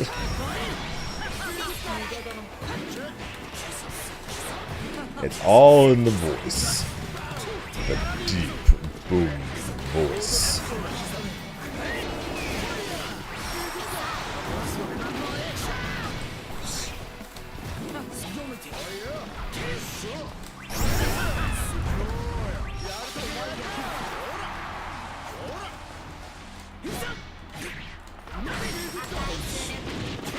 Oops. Oh god. That was not supposed to be that.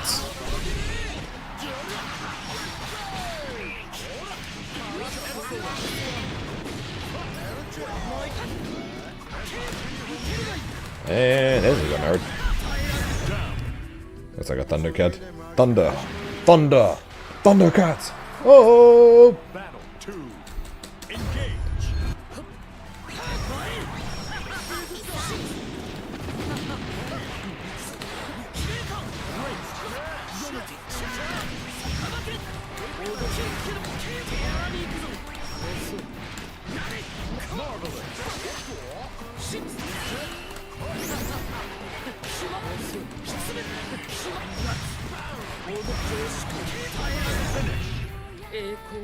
He-Man.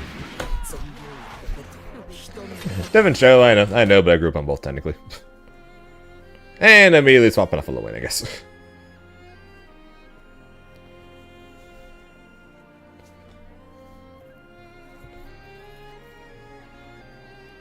Do, do, do, do.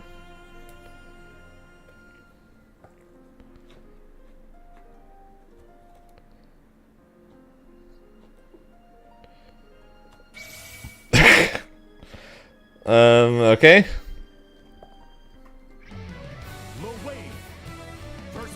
Ah, we got the win again anyways.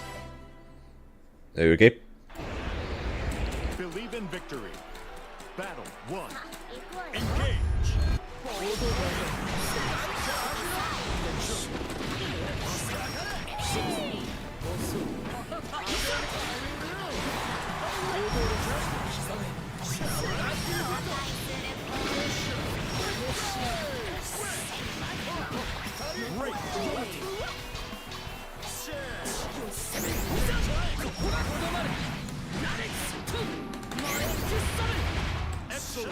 Yeah, I'm gonna buy the battle pass to get the skin.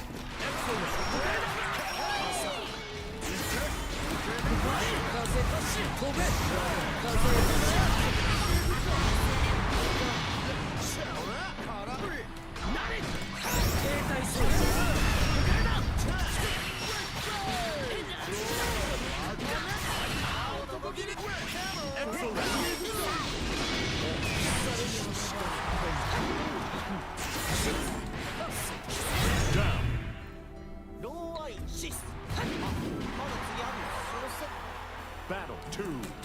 Engage. Well, I don't play Belial. If I did, would I use the skin? Probably not, but at least you'd be able to ask me if I'm going to use it.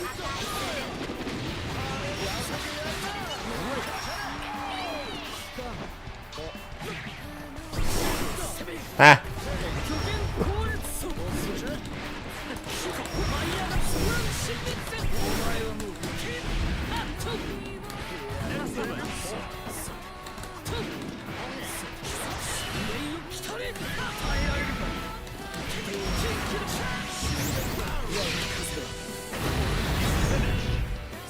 But Avatar, they don't. You can't use that skin on.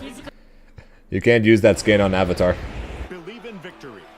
Battle 1. You can only use it on regular Belial.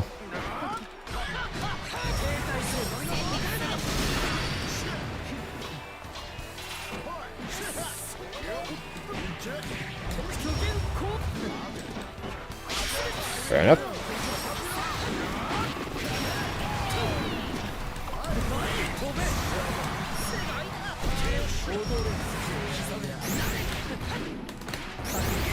No, you can't. Oops.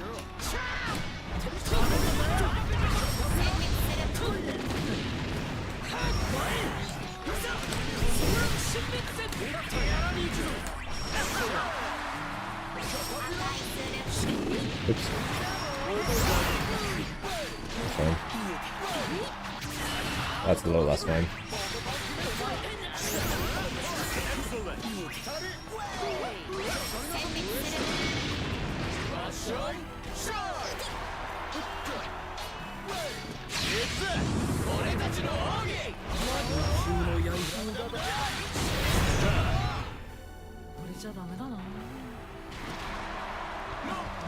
Battle 2. Engage.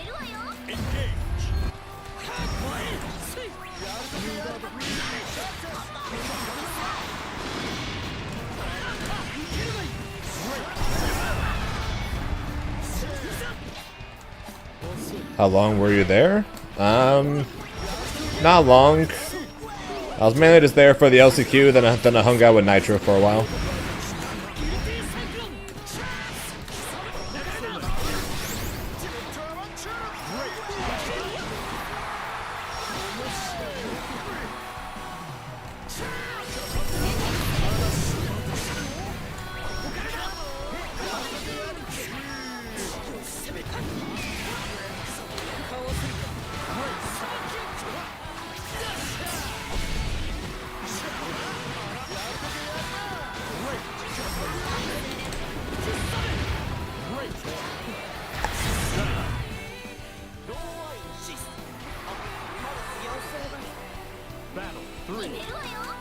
And yeah, no. The only way I would get the Belial skin now would be if I bought it and then paid extra money to auto finish the battle pass for me.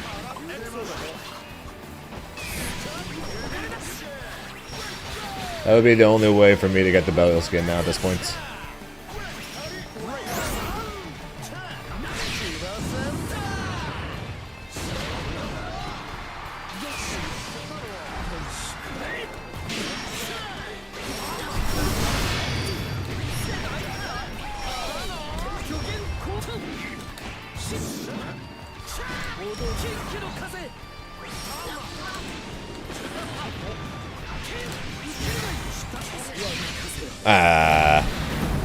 Okay, that's not all what I wanted to do. So that sucks.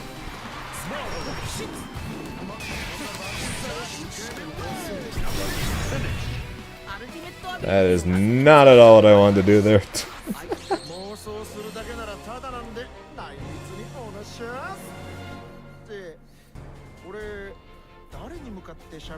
Actually, my battle pass might be done. My battle pass might be done. I don't know. To be honest, I haven't paid any attention to it. If so, then I technically would just have to pay the couple bucks to get the skin.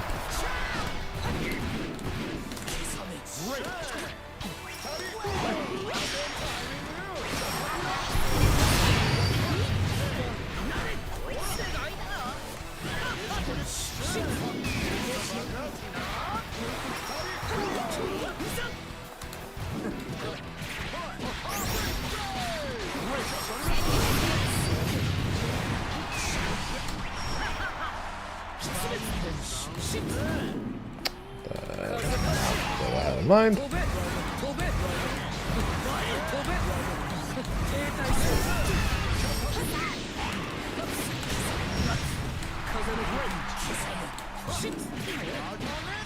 Bad time for a life spike there. I don't think this kills.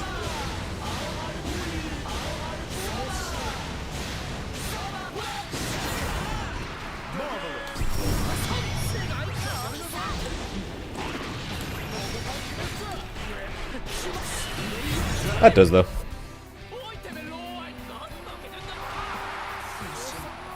Battle 2. Engage. I don't know. If someone donates $7 right now, I'll go buy before it disappears. But yeah, odds are I don't really care about this battle pass nor about Belial. Because even if I did get the battle pass, not like I would actually use that skin anyways.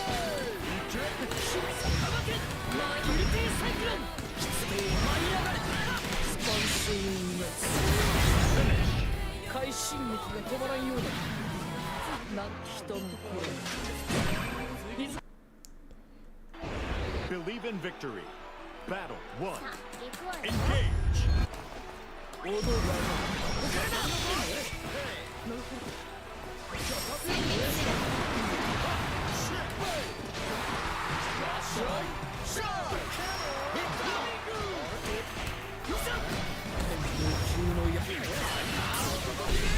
Pushed.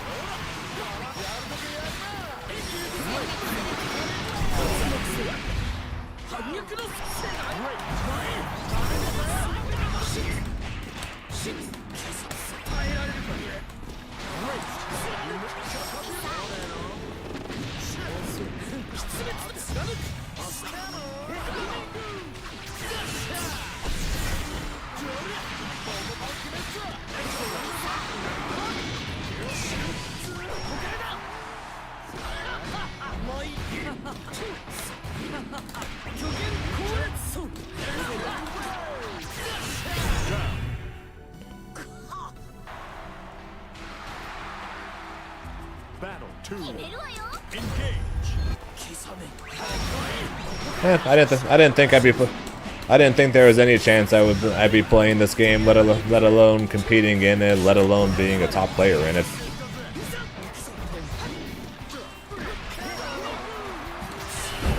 Like straight up, I did not think any of this would be going on.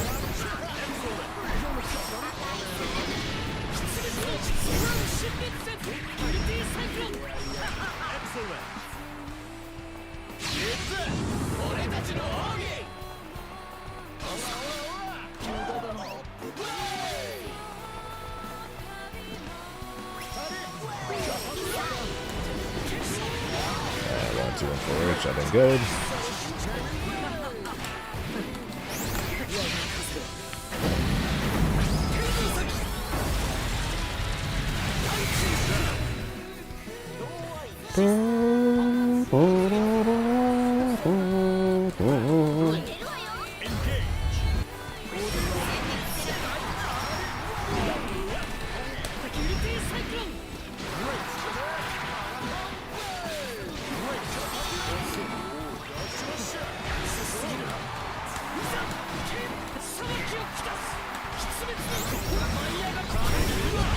Fair enough.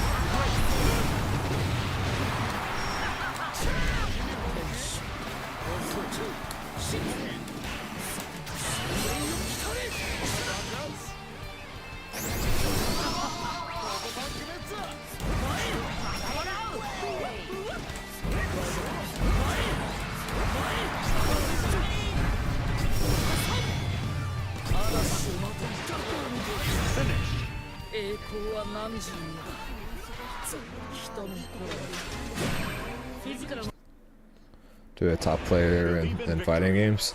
Battle 1. Engage.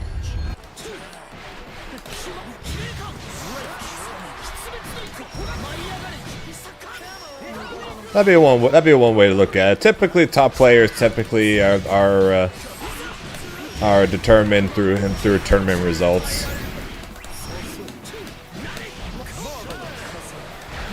Especially consistent tournament results.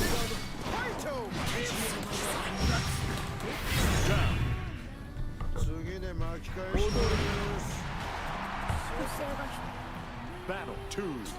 Tend to be the ones that are considered top players.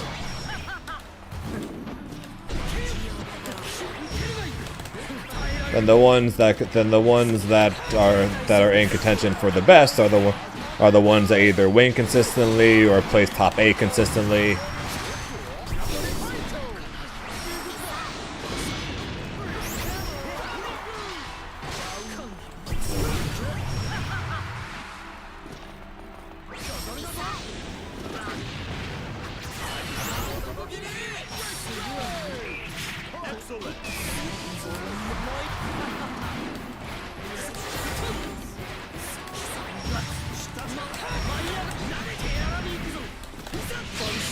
Like in the case of Dragon Ball, I wasn't winning everything, but I was always in contention for winning everything, and came close to winning or did win multiple things. So some people were arguing for a little bit that I was the best at one point because of that. So that's when it comes to the best, but typically top players are the ones that tend to either consistently or just in general make top 8s or make it far in tournaments.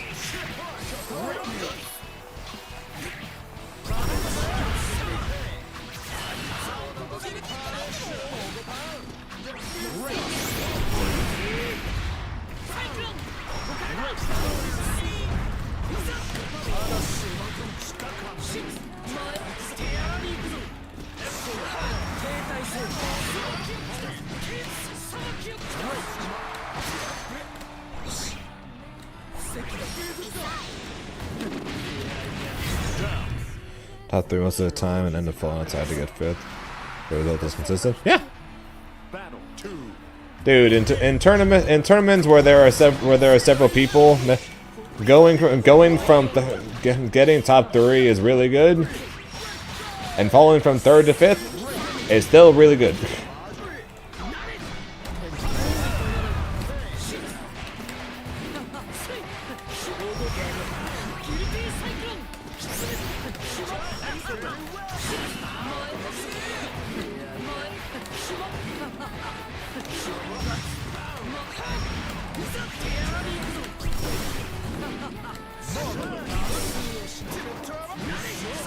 If it wasn't, then I'd be totally screwed. In my opinion, consistency basically ends up being how consistent you make top 8, or how consistently you make top 16, or top this or top that. Pretty much, if you get within that top rank of that top whatever, be it the top 8, top 16, top 24, etc. If you can do that consistently, then I consider that to be consistent. Especially in the case of fighting games where the person who wins, unless your game is like hella dominated by one player, the person changes almost every tournament. Then saying oh, I got top 3 4 times in a row, but then I got 5th the following tournament. Saying that's not consistent is kind of nuts for competition in general, to be honest. Watch us get a new ranking too. Well, yeah, apparently their plan is an entirely new ranking system in patch 2.1. What exactly that means, or what could that look like, I have no freaking clue, but that's what they said.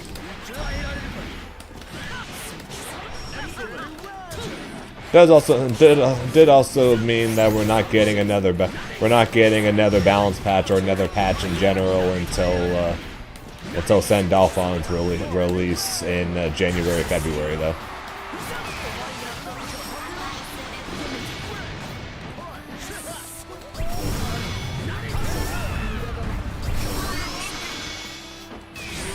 So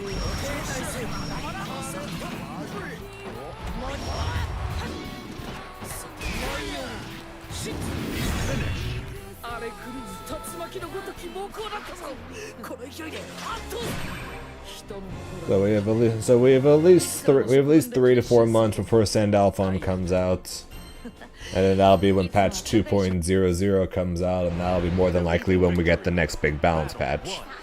So what we got right now, minus of course Vikala tomorrow, is what we're going to have until Sandalphon's release beginning of next year.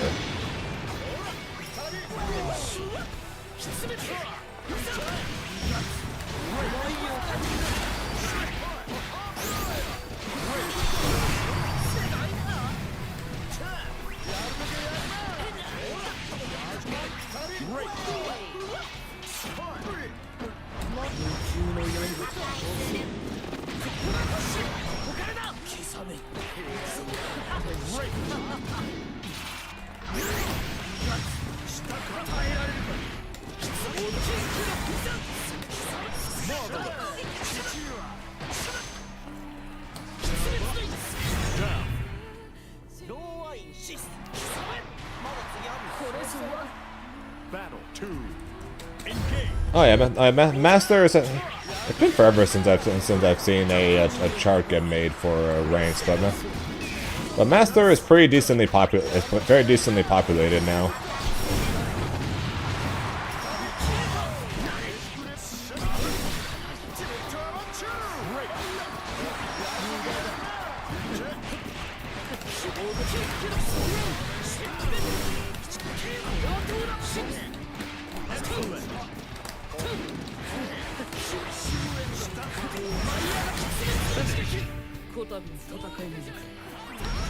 Yeah, S++ at least as of the last time I saw rank population polls was one of the lowest ranks in the or lowest populated ranks in the game.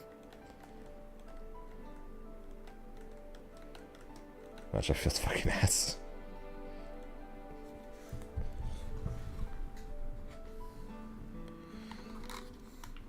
What did someone tell you that Luwayne beats Grim or something?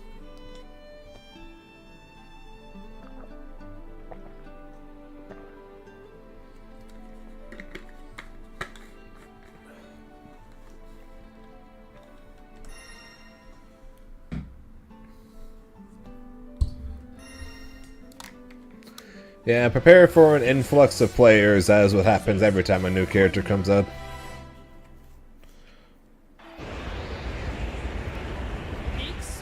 Believe in victory.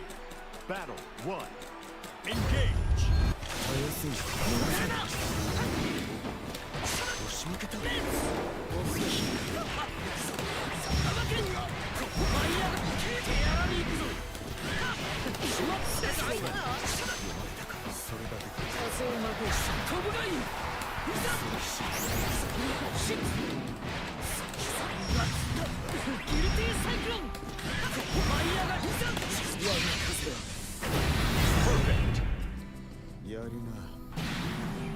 Although I can't even lie, I did something similar happened when I did my Luwayne to master grind. I would end up finding like the same 3 people.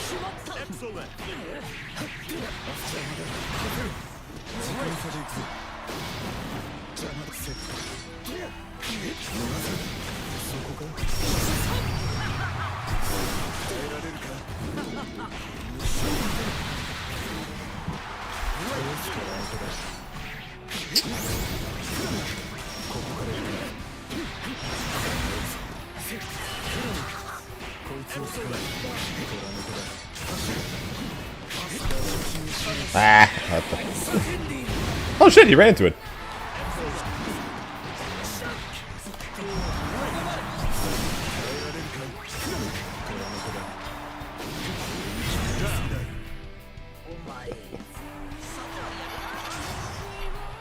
Battle 3. Engage.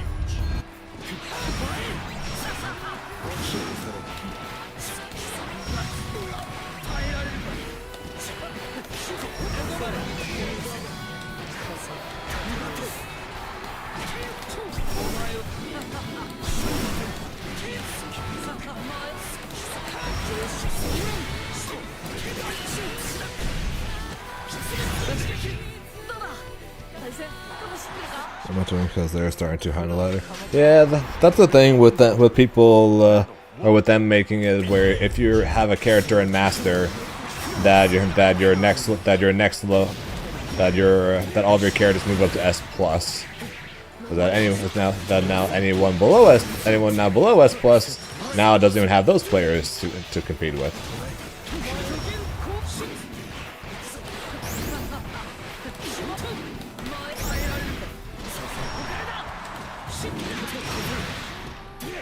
Nice confirm.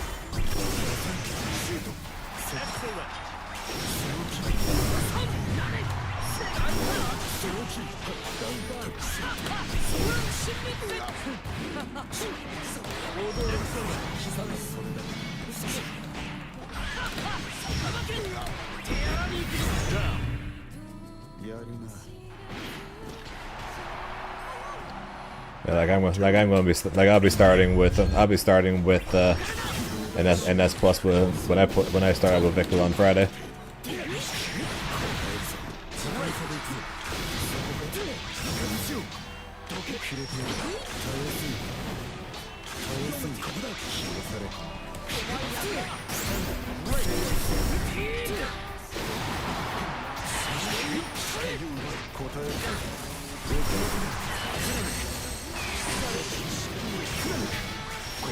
Yeah, good.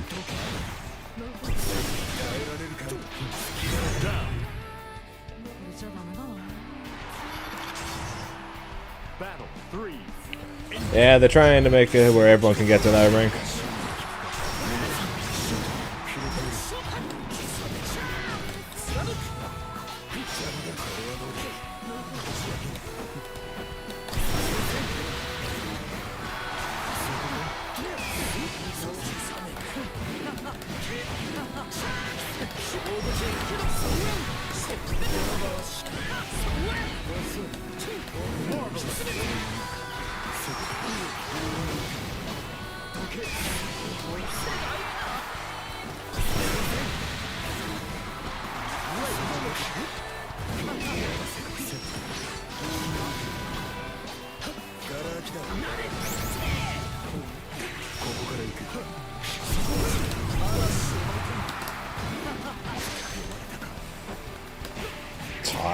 I didn't run 5H, but he dropped too fast. Yep, it's definitely possible that I could have Vikala in Master this weekend. Battle 1. Engage.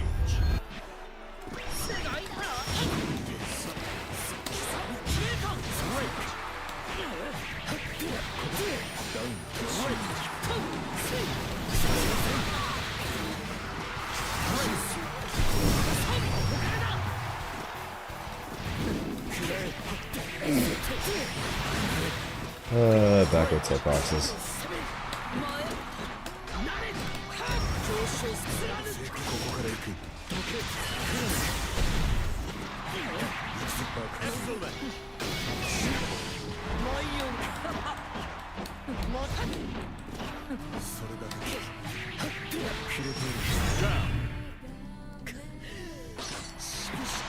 It makes me wonder if they're going to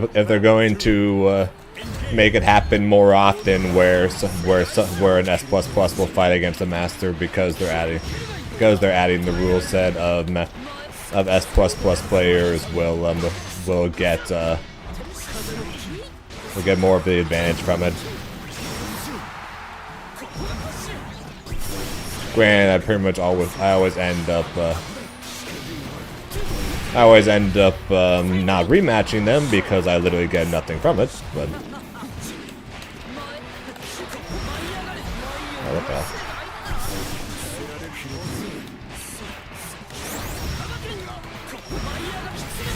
Yeah, I wonder if their plan is to try to get S++ player, or try to have S++ fight against Massive more often.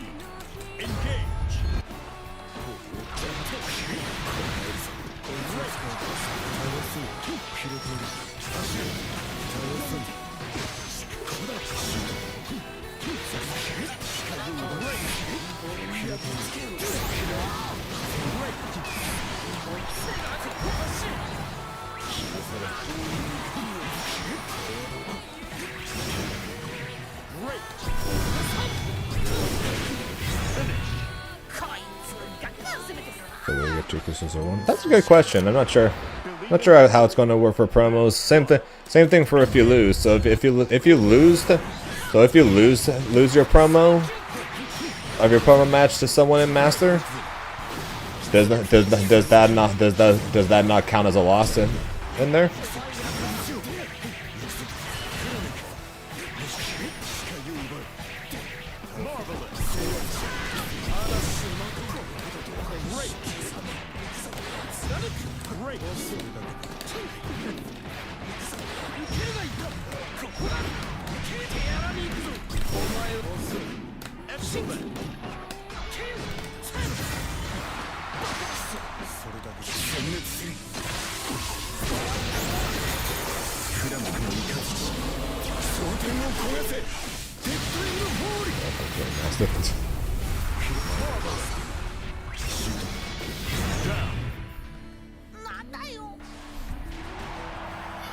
What a Master!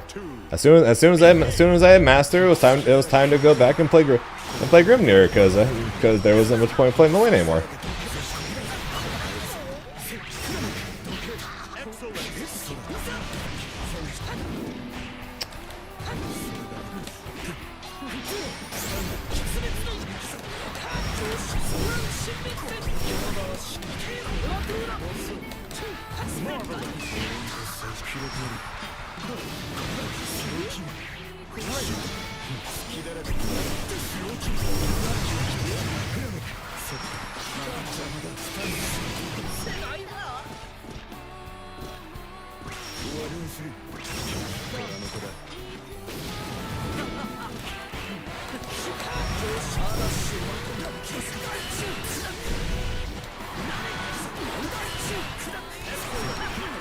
Oops.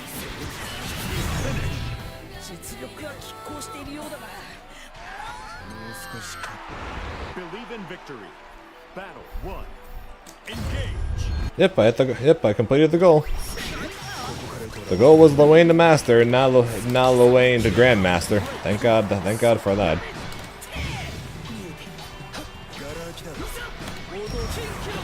That would have been far more annoying to try and do.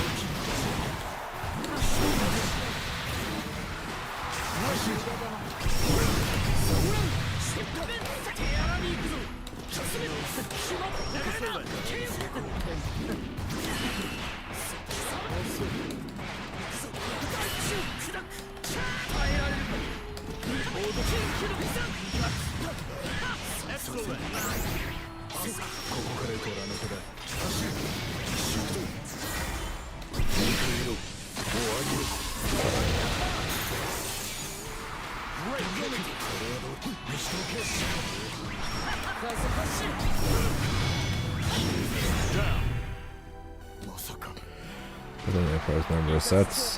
Who knows? We'll find out when the patch drops and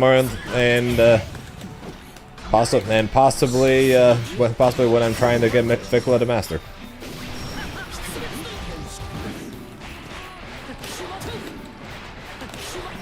I say possibly because there's a chance that none of these changes happen and it ends up not mattering.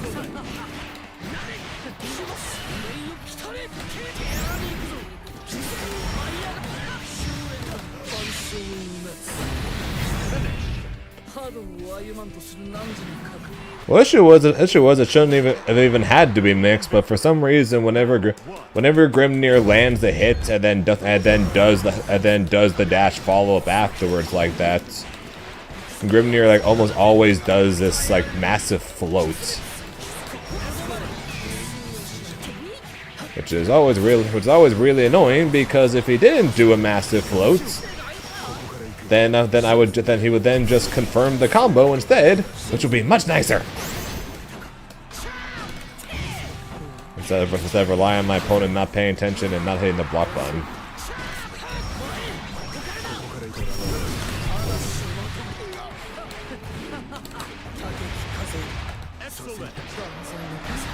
What's up, Starbucks?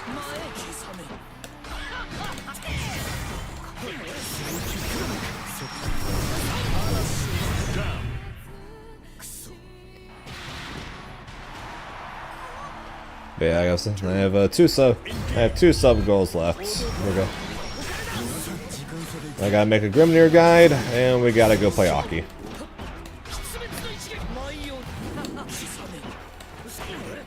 Although at this point, though, I think playing Aki is probably going to happen after the back-to-back major gold events for Grand Blue. The Grimnir guide, I will get started on probably this weekend for a possible next week release.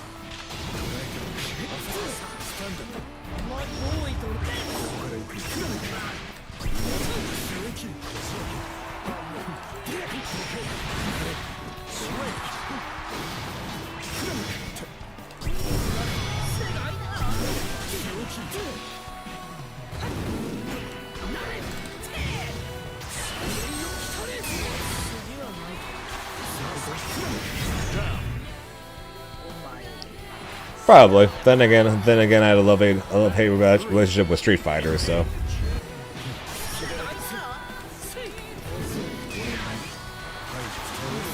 I also have a love-hate relationship with Grimnir, so.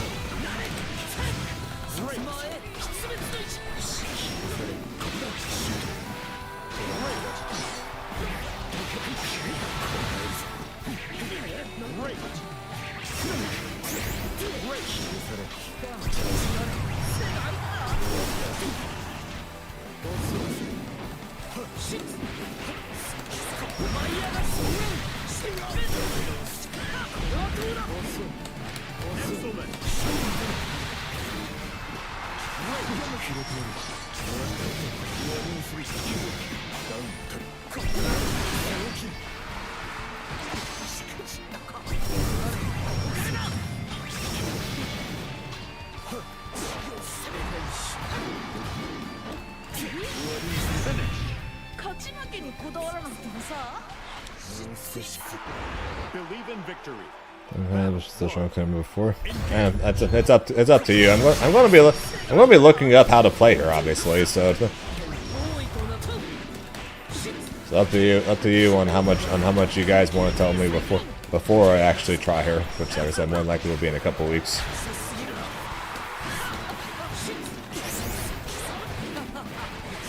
Cheese to meet you.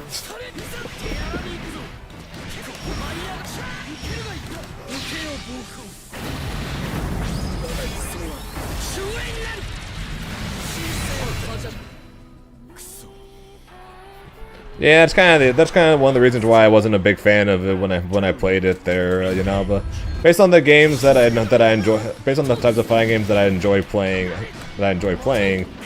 Street Fighter is like ahead of like only ahead of Sam's show in terms of character mobility in the game.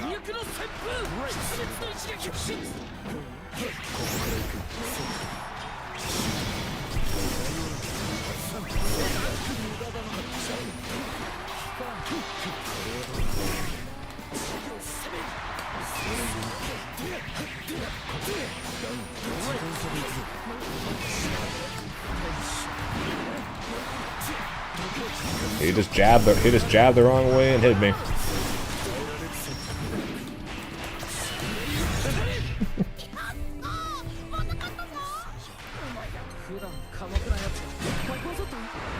Are they at least drive rush cancelable?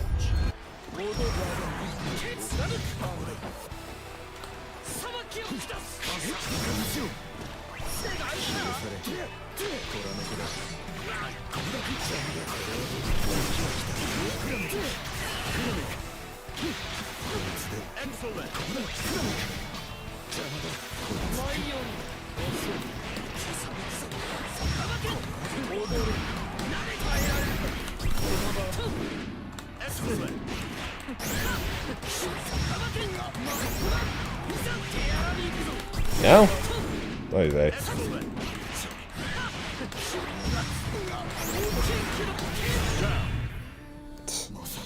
Oy vey, indeed. What are you guys getting me into? Battle 2. Engage. Can't even use the mechanic. Everyone can't even use the mechanic that everyone complains about.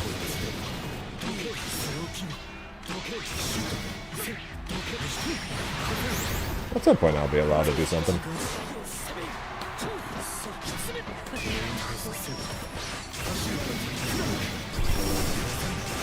That's not.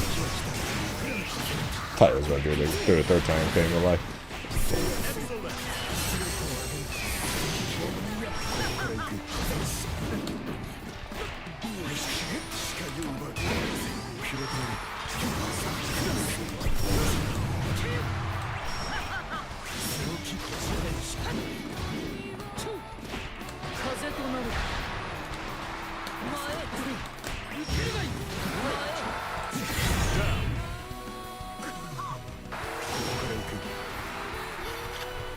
Battle 3. Engage.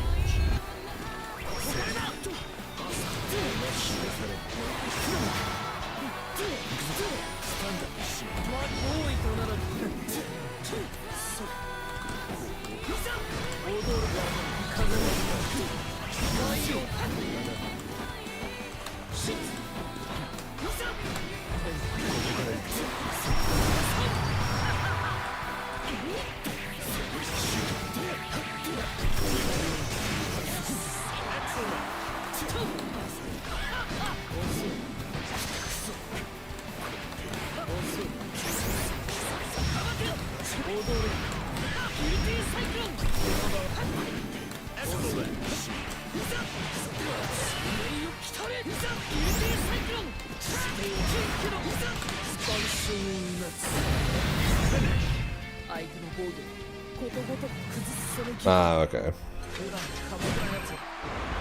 Believe in victory. Battle 1. Engage.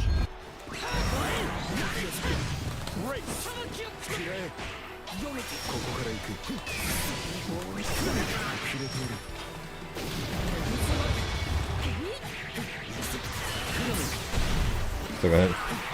To be fair, I just need to not spend the rest of the stream playing kill.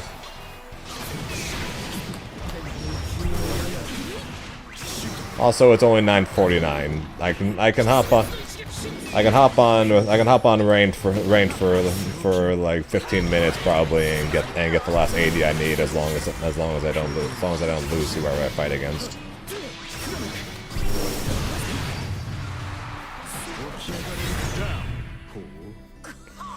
So I should be able to still get to 12.5. Battle 2. Engage.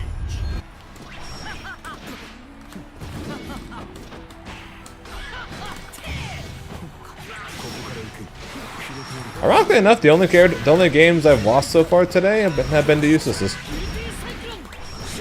Actually, no, I lost one to Lily Lane. I did lose one to Lily Lane.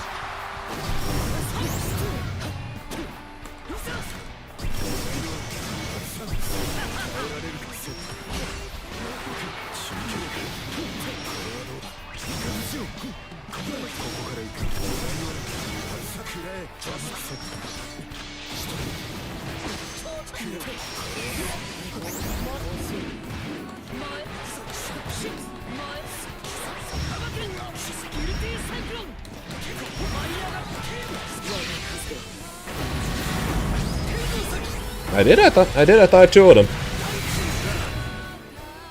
Maybe I'm. Oh, I played him twice and I 2-0'd him the second time. Never mind. You're right. I did lose a game to him. I was remembering the second set. My bad. So never mind. Forget anything I've been saying.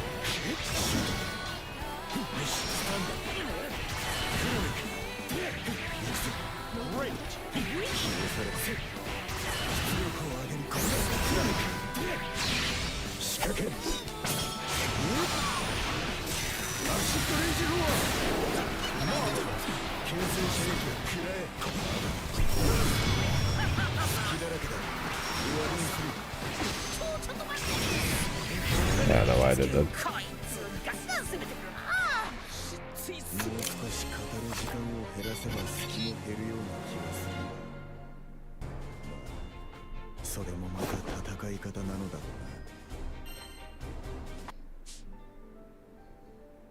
I have more mental breakdowns. What do you mean?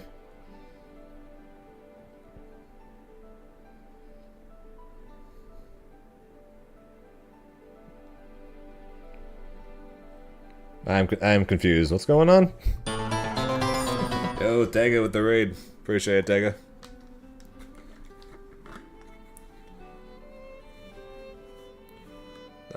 I'm very. You're joining in while I'm being very confused.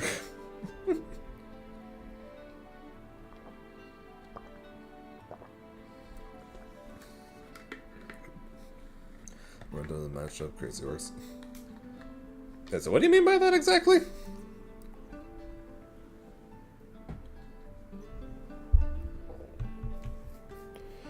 Time to use another shit matchup.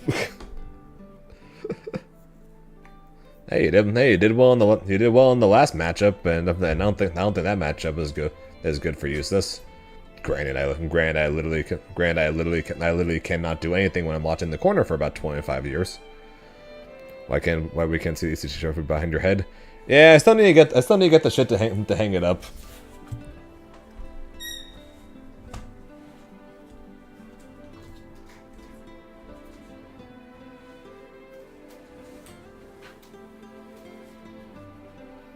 I need to get more water, so this is going to be in its place, okay?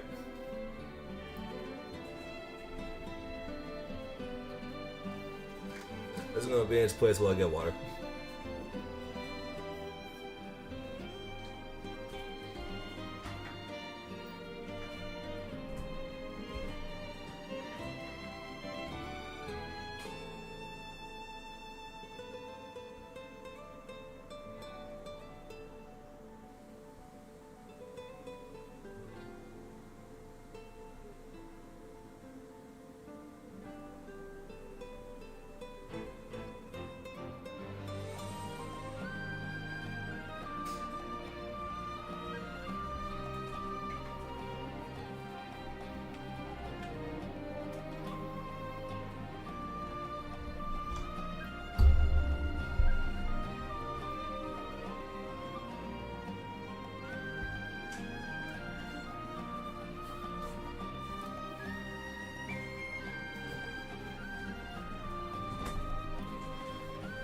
Yeah, not gonna lie.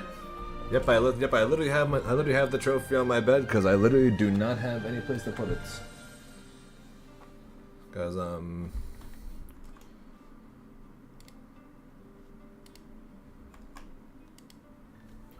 over to my right is where I've got like all my trophies and medals. Can't really fit on there right now.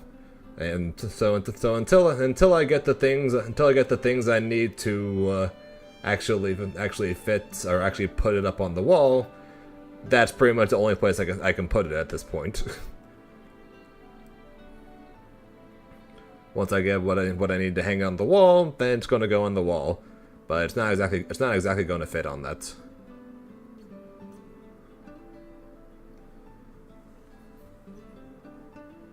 So yeah, it's just more than likely just going to be sitting on my bed till then. Also, what Mario? I don't see a Mario.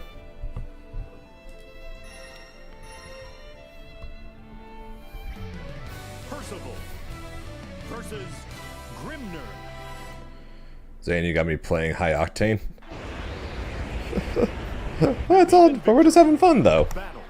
I thought we're just having fun, having a chill night, talking to my chats, enjoying the last night before Tega rips his hair out because Vikala's coming out.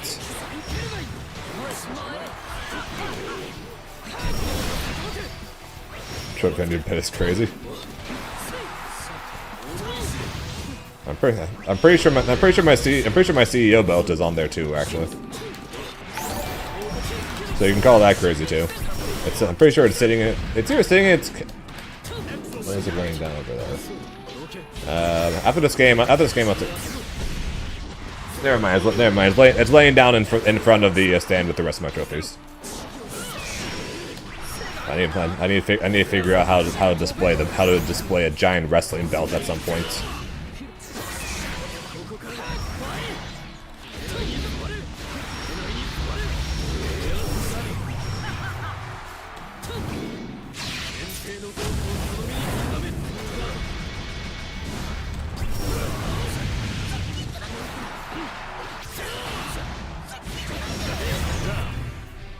Thought that Mario? No, if you mean the like red circle thing, that's actually my Texas Showdown trophy.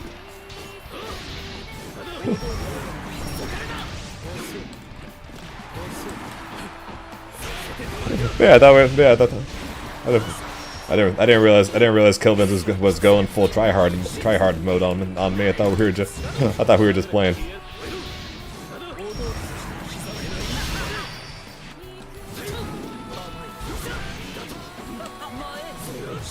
Granted, I'm still trying to win. Don't get me wrong.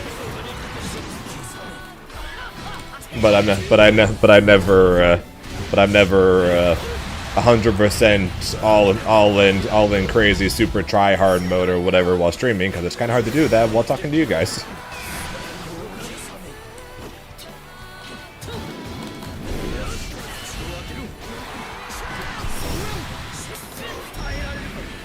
One of the reasons why when I entered the TNS tournament for gold points, I had said I wasn't going to stream it, was because it's kind of hard to go full on crazy, super serious, all in on the game mode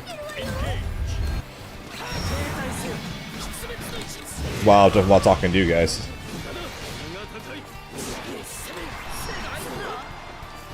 Ah, so that's why I stopped moving.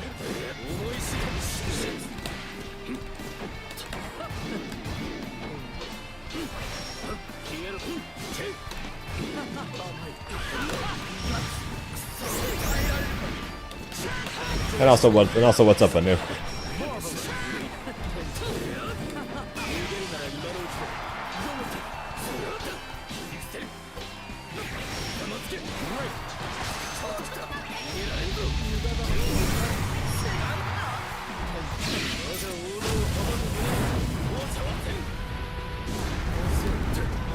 I hate that. I hate trying to punish that freaking super.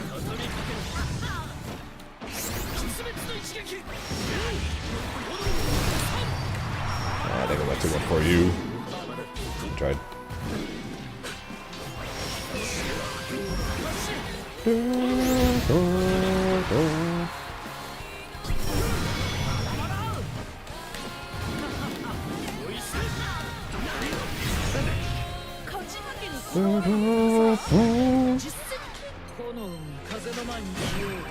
What's up, Razzle? Yeah, no, that means I'm not going to be streaming my run through Wazity. Any tournament that's worth points for a leaderboard on the World Tour, I will not be streaming it. Or at least especially not now when I really could use the points.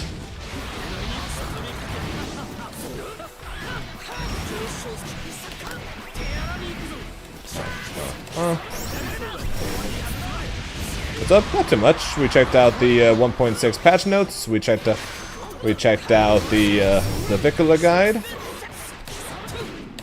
and now we're playing some games with Kilvins. How about you? How you doing?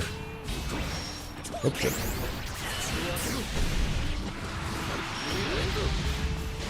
Yeah, he does.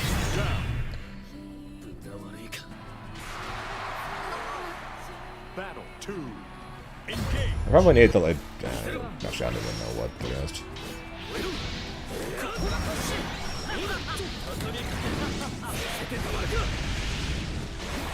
Not the following week. I fly to Mexico 2 days. I fly to Mexico 2 days after Wazity.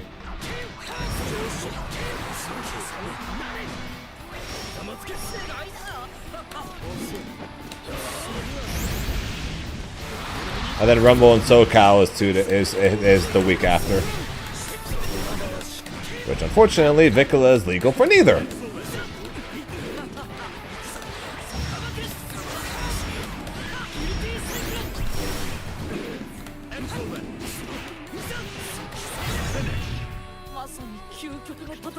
Oh yeah. Remember, I had zero intentions of going to Mexico.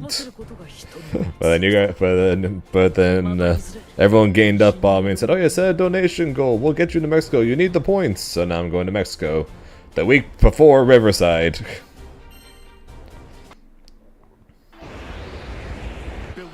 And then WASD 2 days before I fly to Mexico. And then after that I gotta start preparing for the Dragon Ball World Finals, which is 2 months after that.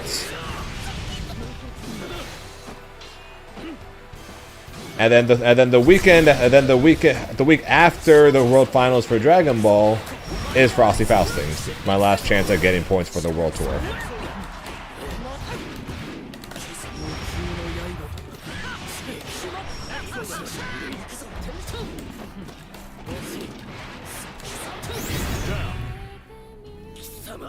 So everything's just so close together. I'm basically going to have 2 months of nothing, and of just practice, and then in back-to-back weekends I'm going to the World Finals, and then possibly my last chance to get points to try to qualify for the Grand Blue World Finals.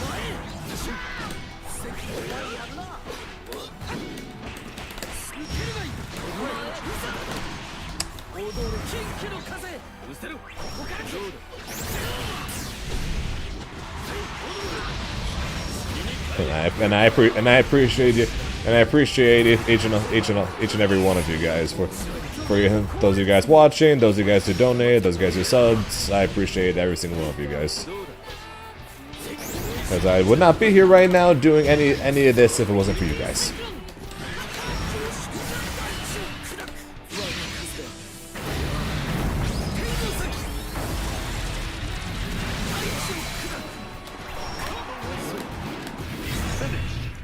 So I moved my camera slightly too far. What's good, Nap?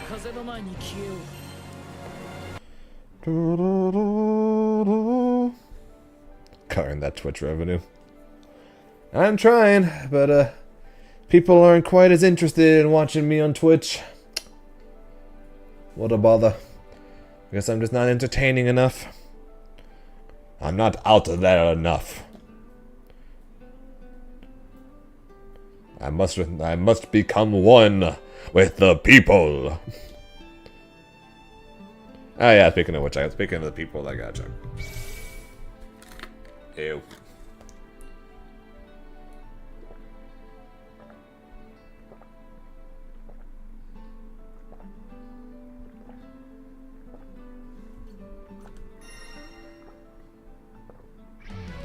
Lucifer versus Grimner. Bad idea chugging a bunch of water right before going into a match versus Lucilius. Not a good idea. Oh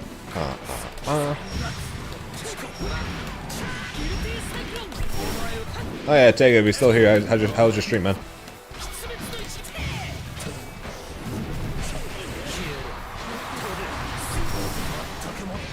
Why?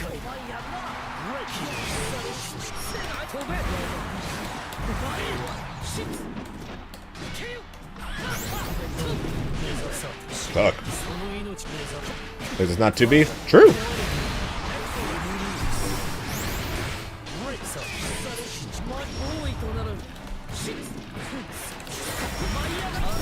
That is the one bright side to the fact that this is Lucilius. It ain't to be.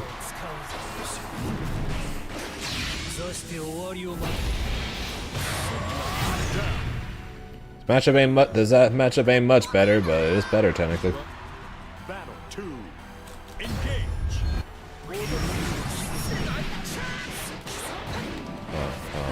I'm pretty sure. Oh no, it wasn't too far away. Sweet. Probably because I was heavy.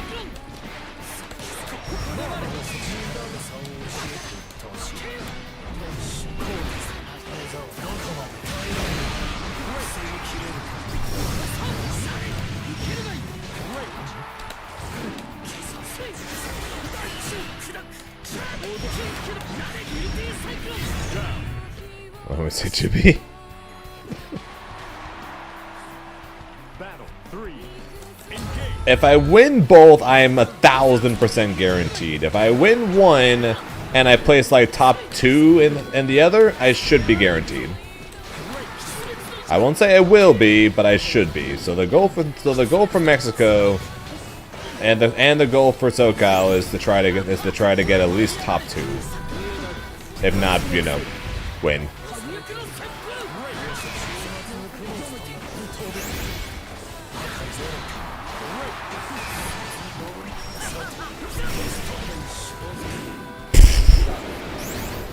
That is a big ass spider. Holy shit.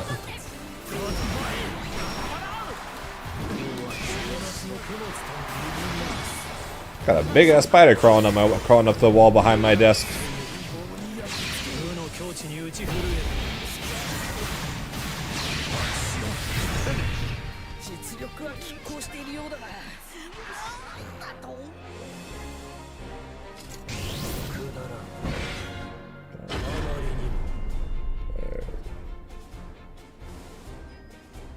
Focus, camera.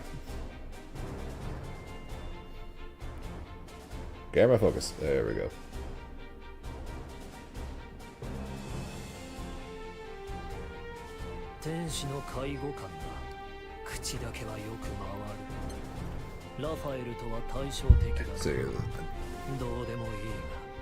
There it is.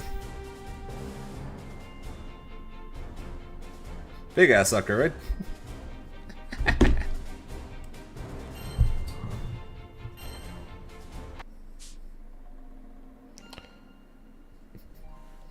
I should probably do something. I should probably do something about it. Give me a second. Yeah, it's a daddy long legs. Give me a second.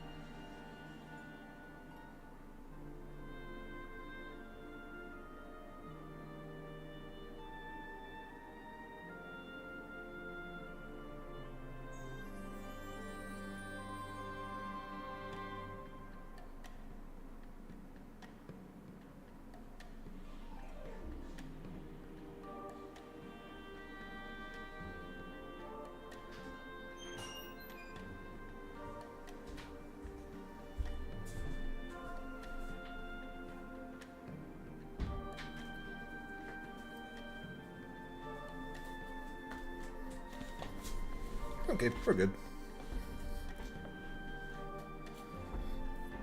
Daddy Longlegs are one of the few creatures you allow in your room. When it comes to spiders, they end up coming in my room whether I allow them to or not. It's kind of the thing.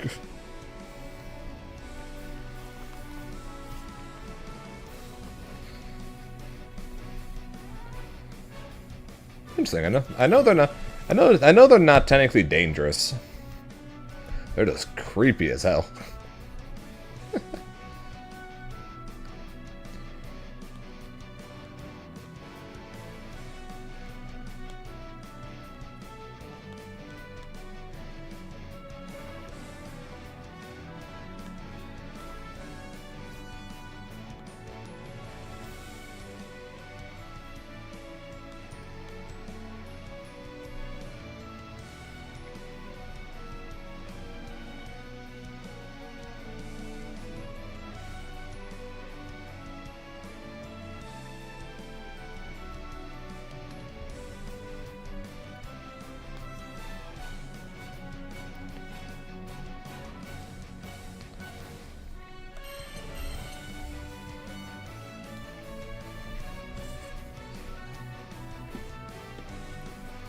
Yeah.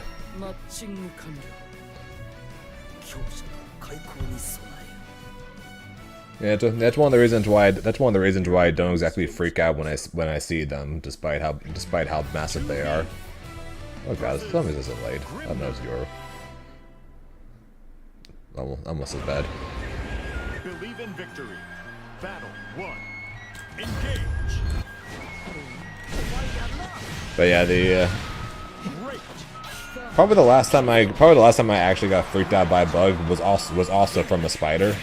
My sister I guess she just found one or something. I don't know. She found one in the shower, right? So she found one in the shower, and then rather than trying to do anything about it, she put a bowl over it. Okay, she just put like a regular old bowl over it. And after she did that, she called me to take care of it. And when I thought I did, so like the way I tried to take care of it was I just turned on the water in the shower, right? But every time I turned the water off, it would crawl back out of the drain and back into the tub. So at one point, so instead I did the normal thing of just grab something and then squish it, basically, right? And I kid you not, when I thought I successfully did it and it was dead, I went to just drop the toilet paper that I'd used I'm in the toilet to flush it, and as I was moving my hand over, the spider crawled on my hand. Battle 3. Engage. That was like the Terminator of spiders.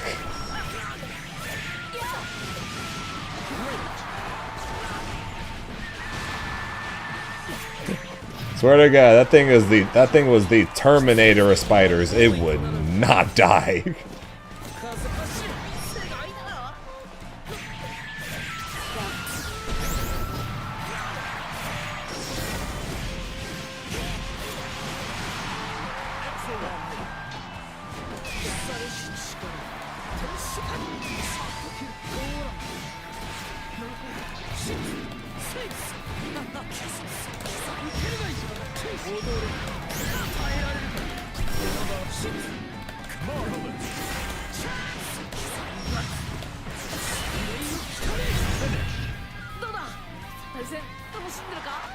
Like a girl. Believe in victory. I had to squish a cockroach that was beneath a little girl's birthday party at my old job at the bowling alley. The weirdest one was you guys know the ball racks where in the back where you go and grab your bowling ball. Right beneath the top of one of them was a grasshopper, and I had to figure out how to get a grasshopper outside using what I had in a bowling alley.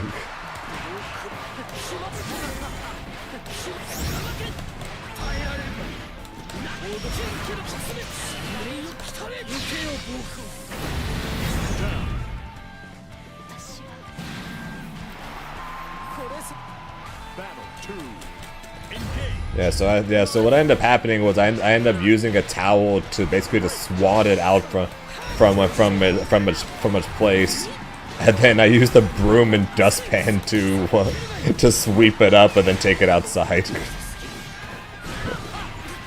It was literally the only thing I could think of. So I'm like, I'm not gonna grab a grasshopper. They do not pay. I make minimum wage in this shit. I ain't picking up a grasshopper with my hands to take it outside.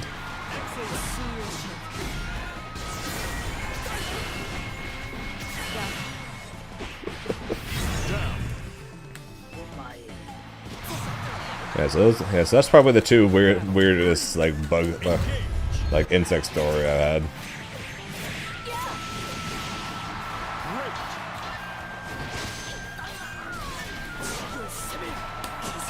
The weirdest story that I had though was someone left a used diaper on one of the seats after they had left.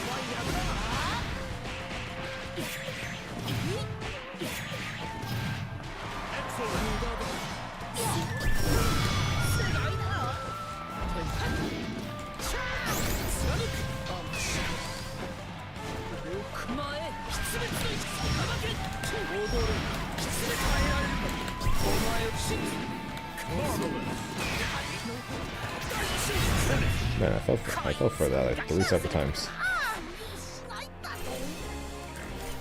But yeah, that's definitely the weirdest one. Someone left a used diaper on one of the seats. And now another one of those. Yeah, they don't pay me enough for this shit.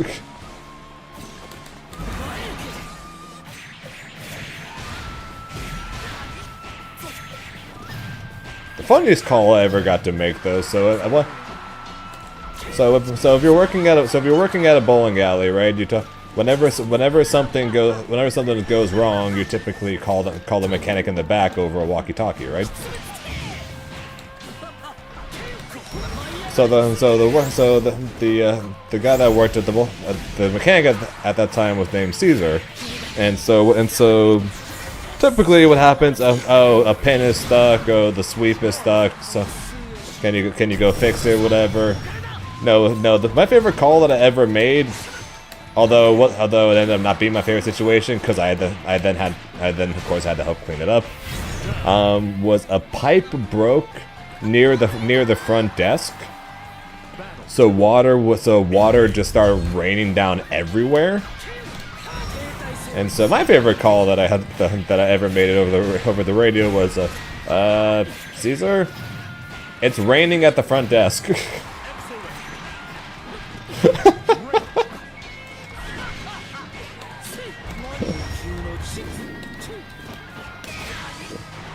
That is my favorite call I have ever made over radio.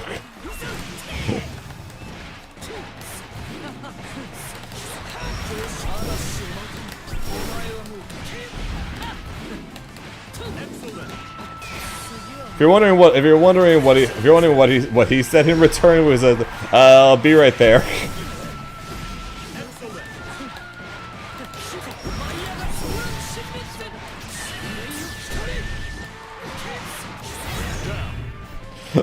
So in case you're wondering what he said, he was like, I'll be right there. So I'm not sure exactly what he expected, but safe to assume it probably wasn't that.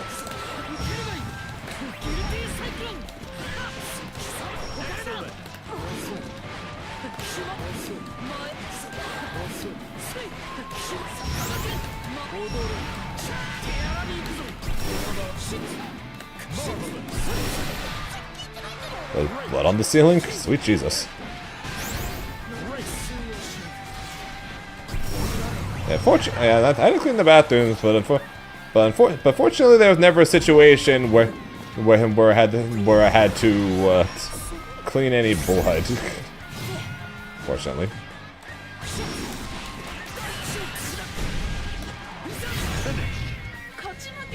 Just mopping the floors and unclogging toilets.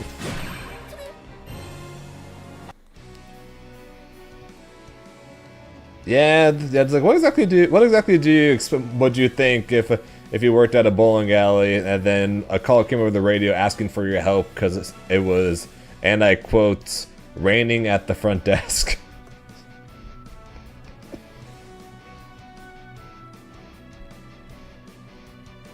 Go with the dog, sounds good.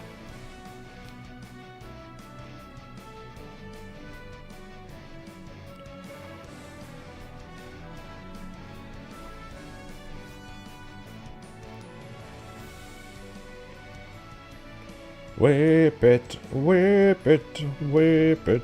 Gotta whip it.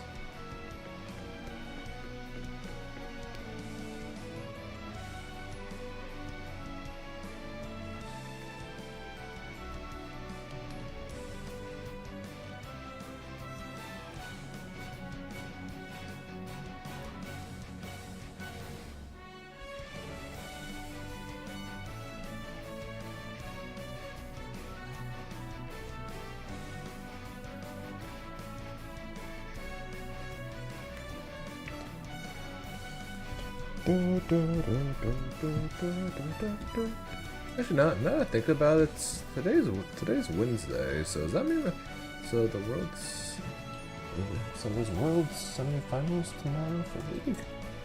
Or is that over the weekend? It is over the weekend. Okay.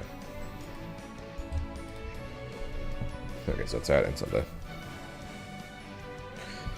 We lost purple seals with Elmira matches.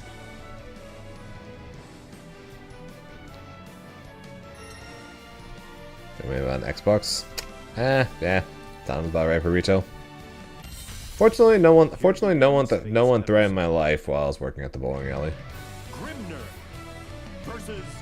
I did get to say I don't care to a customer while making my not my manager, but the guy in charge at the time. I made him almost cry laughing that night.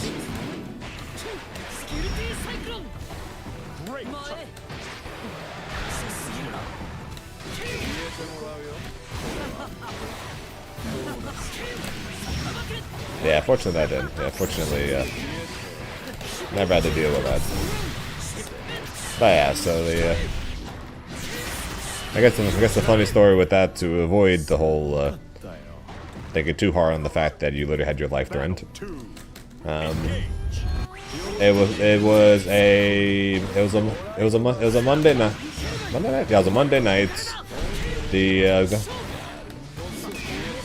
Because my manager bowled in the league that night, he wasn't there, so it was a guy that, ironically enough, a guy that I helped train was in charge of the front desk at the time, mainly because of the fact that I don't work the front desk, and normally whoever works the front desk is in charge. And I clocked out like an hour late, as is most nights. But it was like an hour or so till closing. And he's a cool dude, so I just ended up hanging out and helping him out since he was by himself at the front desk, so he had to close everything. So I stayed back to help him out. And while doing so I was taking care of all the customers who was coming up, bringing their shoes or whatever. A group of about three. I want to say about 3 girls, probably I won't say probably early 20s if I had to guess. Either early 20s or late teens. And when they brought up their shoes, one of them said you don't need, so I guess I'll have that too. When we take the shoes back, we spray them with a disinfecting spray. So when she brought the shoes up, she had said, "Oh, you don't need to spray my shoes. You don't need to spray the shoes. My feet don't stink." And I was like, "Okay, I still gotta spray them anyways." So I sprayed the shoes, put them away. We're all good, right? Everyone gave me the shoes. We're all good. 30 seconds later, she walks back up to the front. She walks back up to the front desk, right? And the guy in charge, he's right behind me, turning off the music in the building. He is right behind me, and she walks back up and says, "Oh, can I borrow the spray for my shoes?" She asks, "Can I borrow the spray for my shoes?" And remember, I'm off the clock here, so I don't give a shit at this point. And I'm like, and I looked her dead in the eye, and I was like, "I thought your feet don't stink. Why do you want the spray?" And she's like, "Can I just use it?" I'm like, "No." Why not? No. Are you gonna give me a reason? No. Why? I don't care. And then I literally just walked away. And then I legitimately, after I said I don't care, and I just walked away. And then again, right behind me, the guy in charge is just turning off the music, and he is holding back tears. After he turns off, he actually had to leave the machine and walk back into the office because he could not contain his laughter.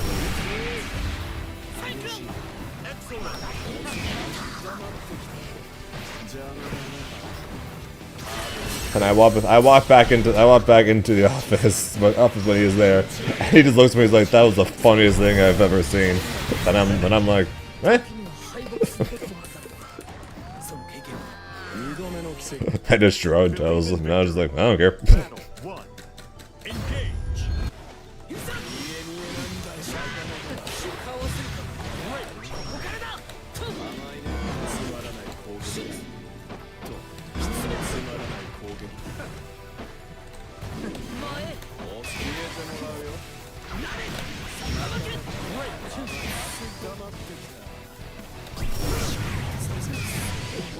The only thing I proved that night is probably why you should not hire you should not put a very sarcastic individual such as myself in customer service.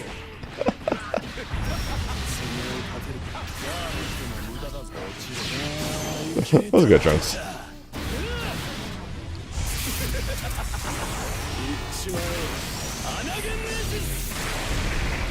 Hey, the majority of people like me.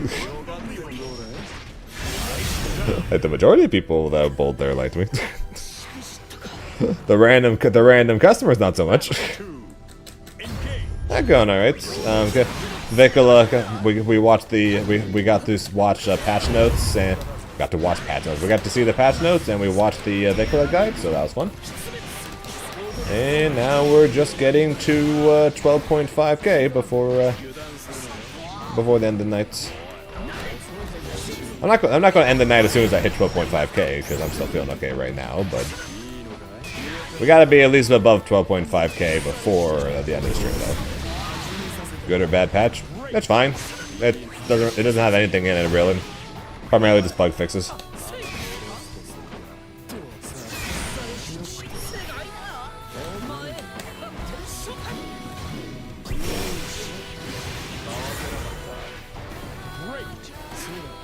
Wow. He said dead. But yeah, so the patch is whatever. It's primarily just bug fixes.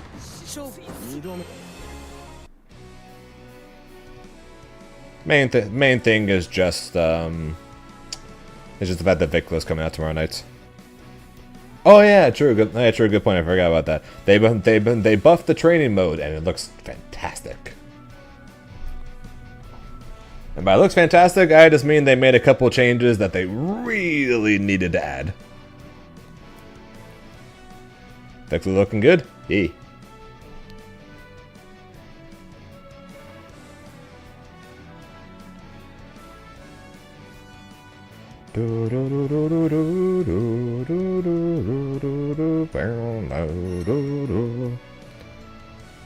Yeah, it should be in. Yeah, so That's just, she comes out tomorrow night, and we will be. So the plan of we stream Friday, and we basically start trying her out, loving her, and the run to master with her begins that day. Although unfortunately, because she's coming out tomorrow, though, that does mean for my upcoming 2 tournaments she will not be legal. So it's looking like we're probably going to be rocking a solo Grimnir for that, unfortunately.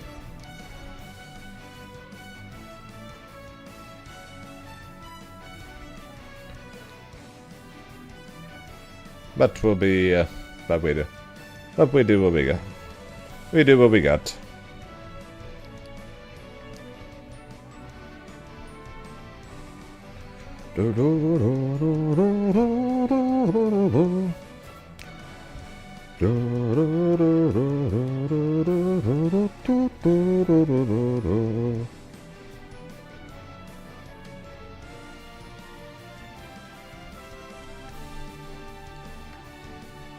Probably. Well, actually, no. She's going. More than likely, she's going to drop around 9 p.m. EST, because that's when maintenance starts, and Versusia dropped before maintenance ended. It's just you're not going to be able to play her online until like 10 p.m. EST.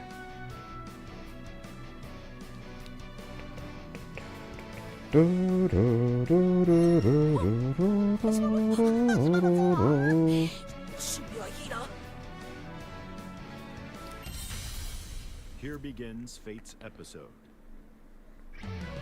Grimnir versus Oh, sweet Jesus. Believe in victory. Battle. Yeah, but you're not going to be able to fight against anybody during said matchup. Because since maintenance will be happening, that means no online matches. Period.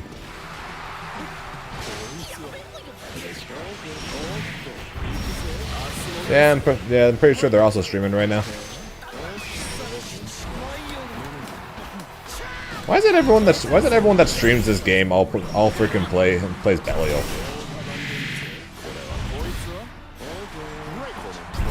Or at least the ones that are streaming right now.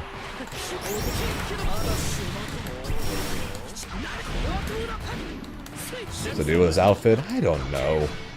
It's the Belial summer outfit. What am I supposed to say?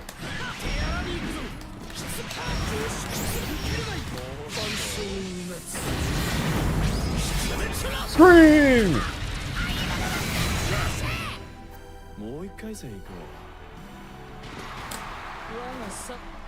Battle 2. Engage.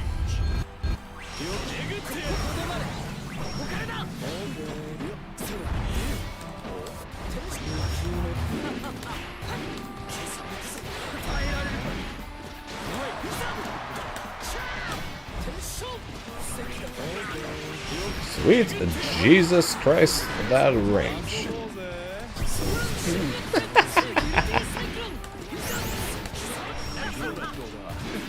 Oh shit, that actually hit him.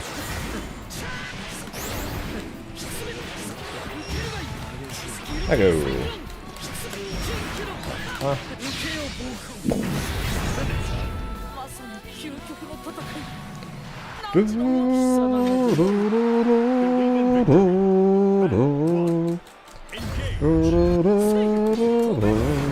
Fair enough.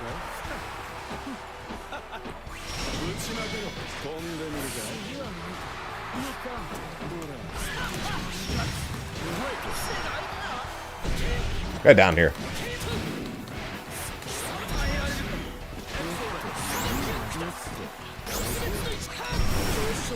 Denied. Oh shit.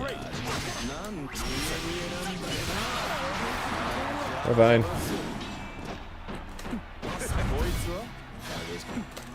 No.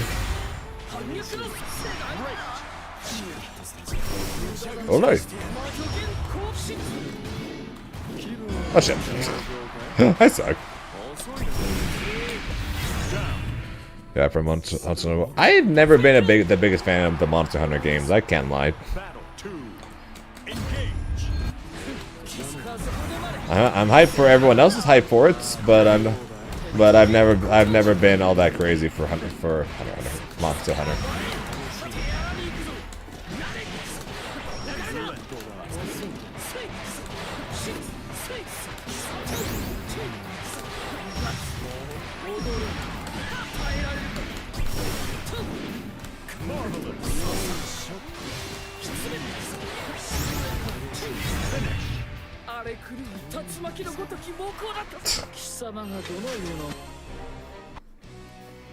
Well, I can't exactly just tell you, oh yeah, very excited, can't wait to play it, and then the game comes out and you're like, so Z, how you liking Monster Hunter Wilds? It came out today, right? I'm like, yeah, it's great. I totally been playing it all day. Yeah, totally playing it all day.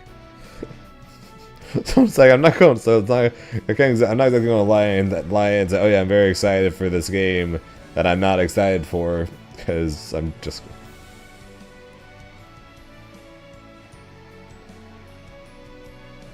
Sounds like sarcasm. I would see right through. That's my point exactly. That would be my point exactly. The fact to be painfully obvious that I'm telling you today. Oh yeah, very excited for the game. And then the game comes out, and I'm like, oh yeah, I'm totally about the game earlier today. Yep, totally been playing it all day. You'll be like, oh yeah, where are you at right now? And I'm like, I totally killed a monster. Oh yeah, what kind of monster? A big one.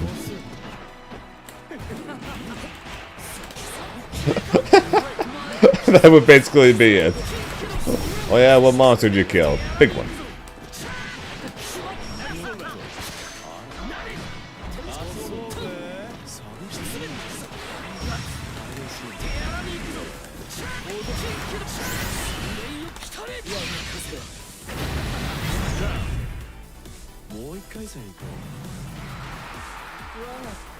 Battle 2.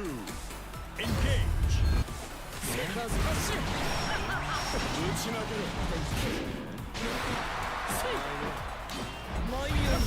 Oh shit. Yeah. My mom's calling. Give me a second, guys. I have to. Yeah, I gotta go take care of a thing. I'll be back in like 2-3 minutes. Like maybe a little longer than that, depending on what she needs. Yep, hang on. And quickly put up the Be Right Back sign. Start googling Monster Hunter bosses. Start googling the game so I can pretend like I know what I'm talking about. Believe in victory. Battle 1. Engage.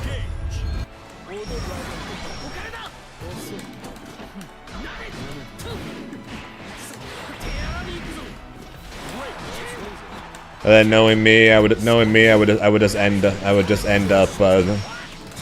looking up the wrong Monster Hunter game, and I would just end up telling you bosses or things from previous games. Then I get to pretend. Wait, you mean I bought the wrong game this whole time? Oh, don't I feel like an idiot? I guess I haven't played this game I guess I haven't been playing the game after all.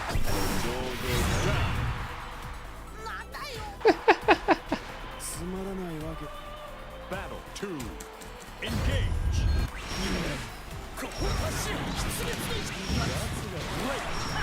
Yeah, no, I've tried Monster Hunter. I was just never the biggest fan of it.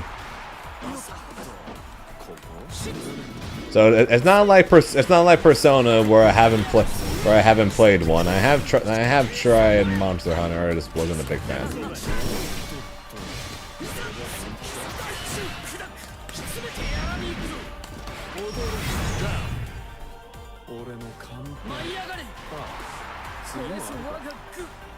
Battle 3.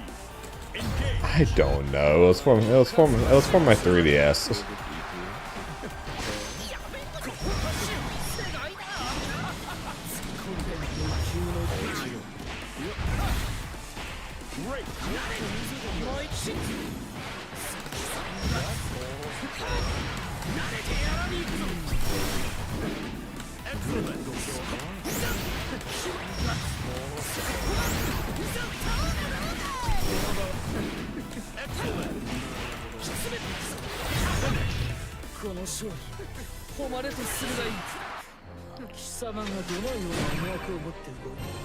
I couldn't tell you.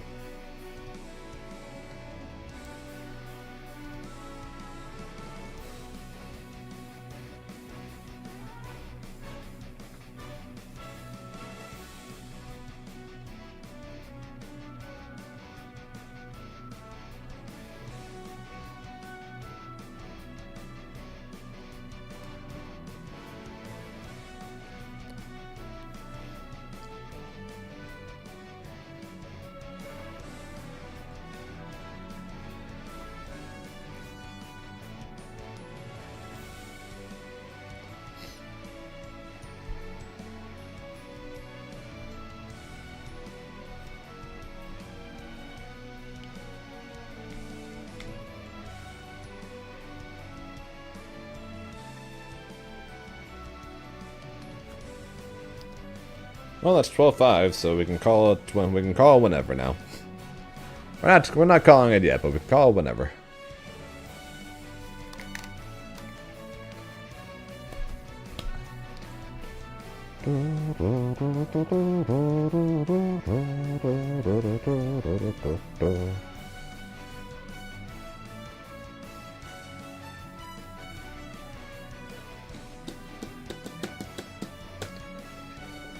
And then knowing that the next time I stream Grand Blue, it will be with Vikala. Here begins Fate's episode.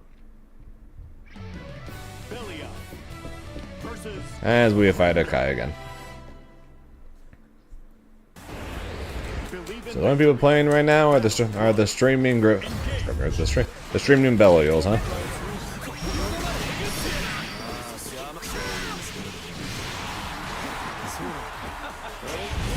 Why is this DP better than mine and meterless? Freedom!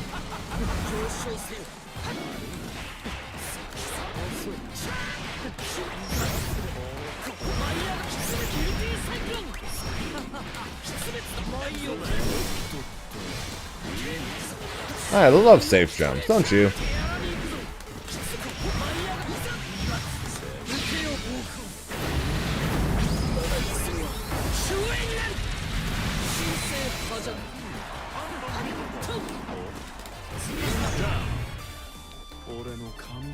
They'll arm me out tonight for sure. Like I said, my last 5 matches I'm pretty sure have all been Belials, but it's been the same 2 Belials.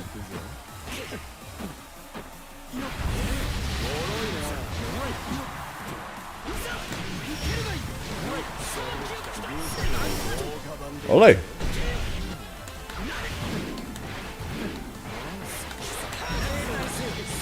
Shit.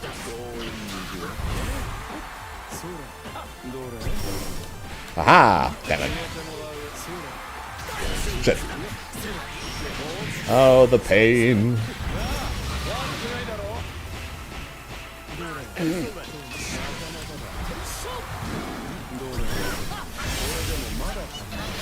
Oh, actually, I did that.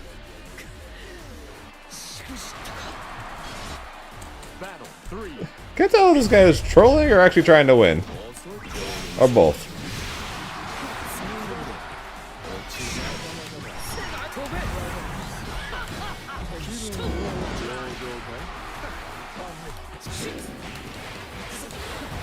Both? Okay.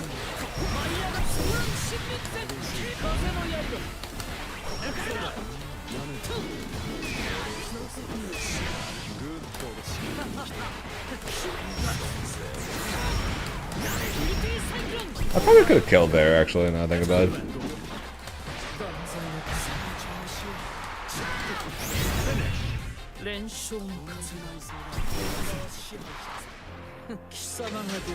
Definitely worth it.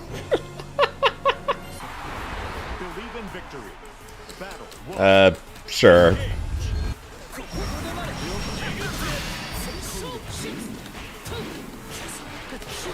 Why not? We know what you meant.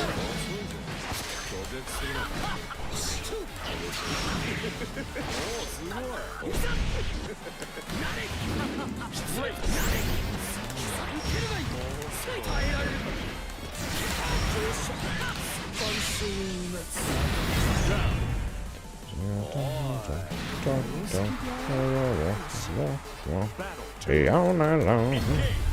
Let me see the sun.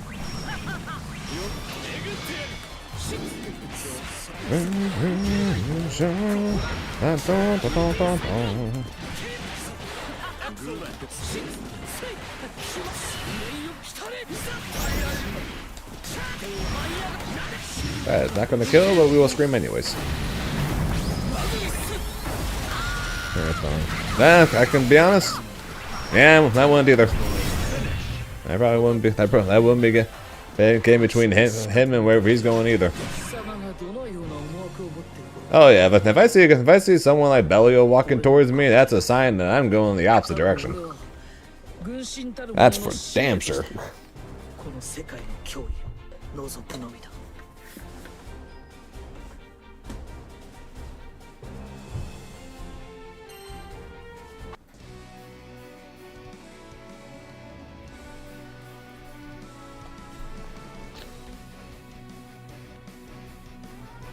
No, you're good. My keyboard is not old. But I end up getting double keys from time to time on certain keys.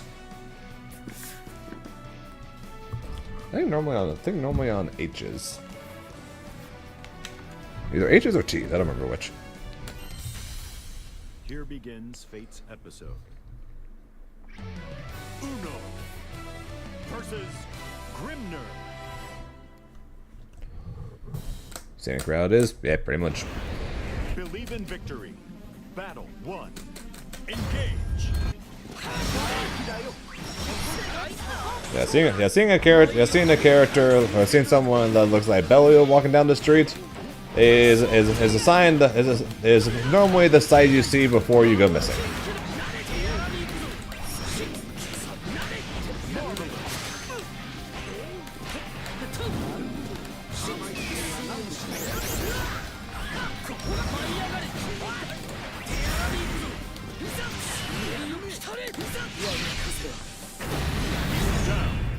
Hate to see you go, but love to see you walk away. Oh dear Lord. That's a nightmare shade right there. Also something I'm sure Bellio actually says. Oops.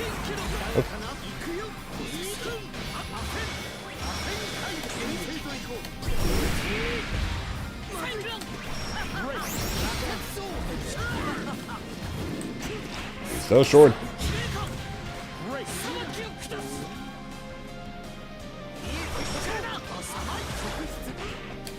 Freedom! Gotcha.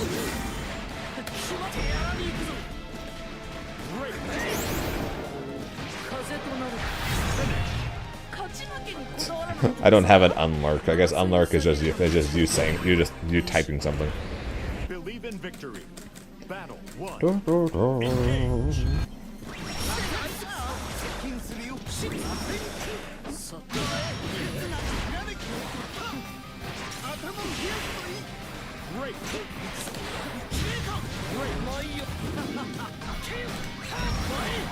Since Trunks wasn't here for it, and also we've already hit 12.5K. Assuming that we don't lose the next two games, what do you guys think? You guys down to watch the Vikala guide again for Trunks? Assuming I don't lose the next two and fall below 12.5.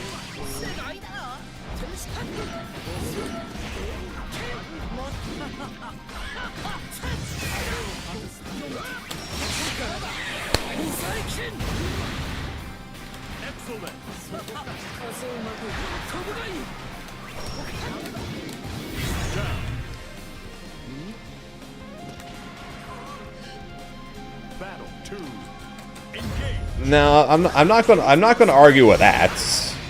When it comes to Oki, especially in the corner, Grimnir is one of the strongest characters in the whole game.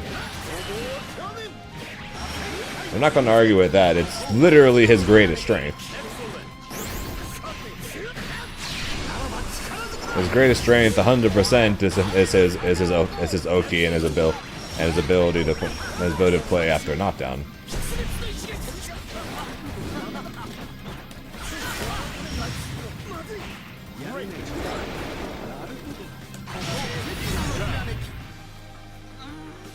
Okay, sounds good then. Yeah, assuming I don't lose the next 2 games and fall below 12.5, in which case we'll have to try and play another one to get back above 12.5 again. Then we shall watch the guide. Either that or we'll watch the guide and then we'll try and get back above 12.5 again. Actually, I will probably do that. So either way, after this we'll try and after this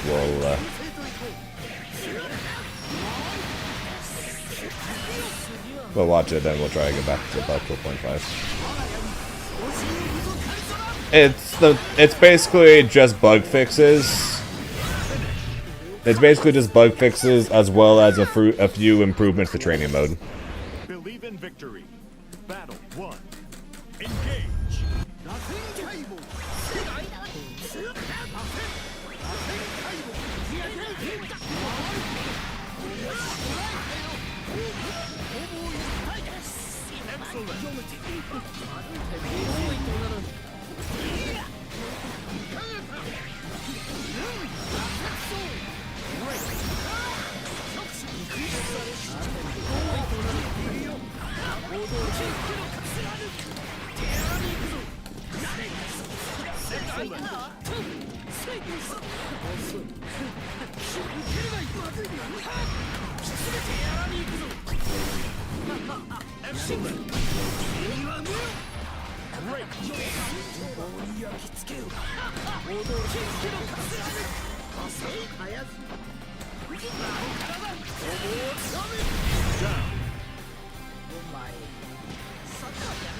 I know. I agree, Gringe. I'm not going to say them saying that is going to magically change my mind about where Grimnir is or anything like that. Too. I still think he's like top 7 if anything, because of everything else. But his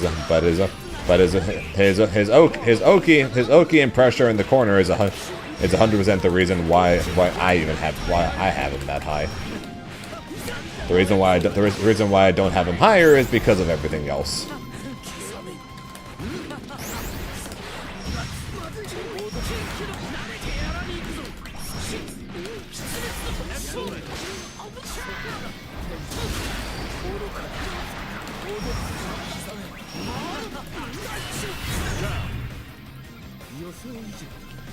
Yeah, people just don't like how Henri looks. But he is crazy good.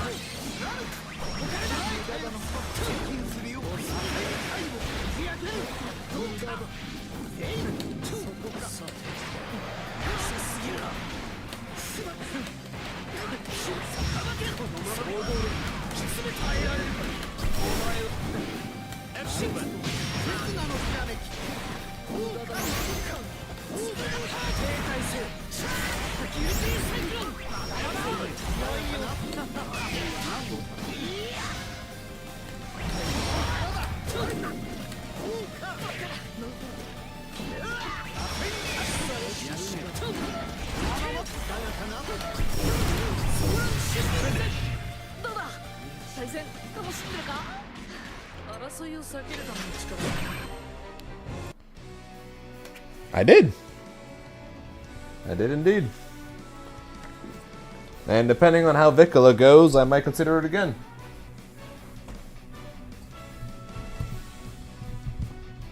And yes, Grim is the Oki boy, Zed is the Oki girl. Although, I'll be honest, Zed's Oki is better than Grimnir's now. One of the reasons why most people have her up so high despite the lack of results.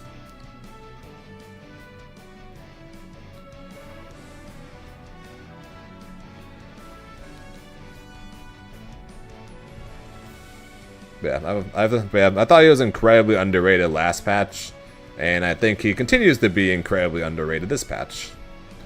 Because of the fact that people are still underrating him, and he's now like twice as strong as he once was.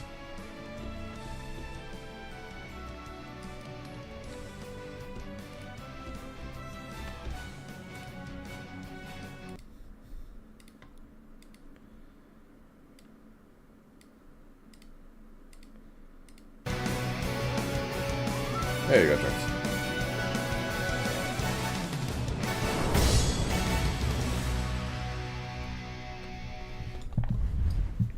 Welcome to the parade! Vikala, Guardian of the North, is the latest DLC character to join Rising. She uses whimsical projectiles and tricky traps to keep those ravenous foes at bay. Use Dream Come True to manifest her wildest thoughts as tossable weapons. Or use Dream Attraction to launch them instead. And Trunks, in case you missed it, to launch them instead. her forward throw causes this photo to get taken every time, and she does the Justin Wong pose.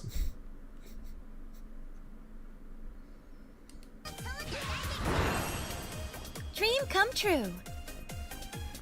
Dream Come True causes Vikala to think of a random item before tossing it for some light pressure.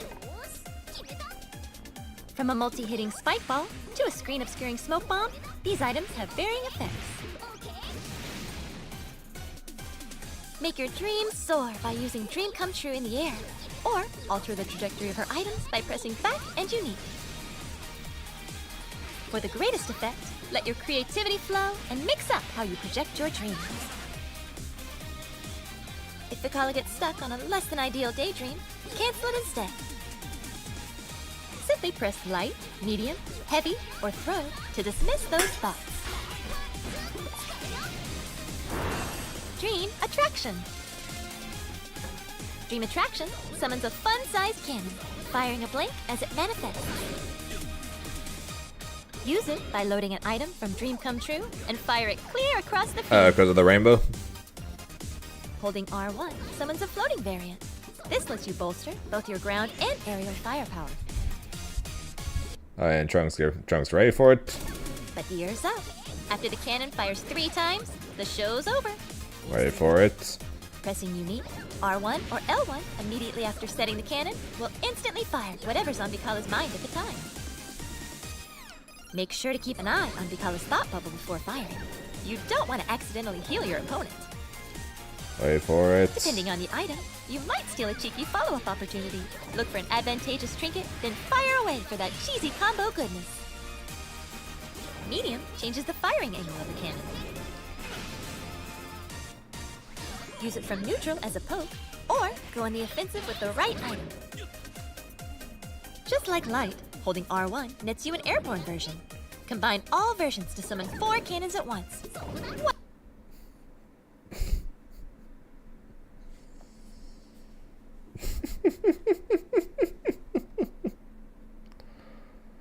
And a mousetrap.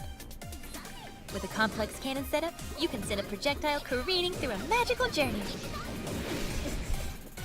Perfect your cannon placement and trajectory to make the most of your items and make your dreams kaboom! Heavy sets ground and air cannons simultaneously. By default, these cannons share the same angles as light, but holding R1 will adjust them to match medium's angles.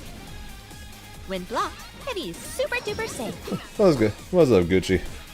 But when We landing got the a hit we at got the point, MVP we got the it leads MVP to of an ECT in our easy chats. conversion. When using fire, Hope you're 2 doing well. loaded items will be launched instead, providing double the firepower. Get lucky with the right item to keep the show running Alright, for well, even last more move. damage.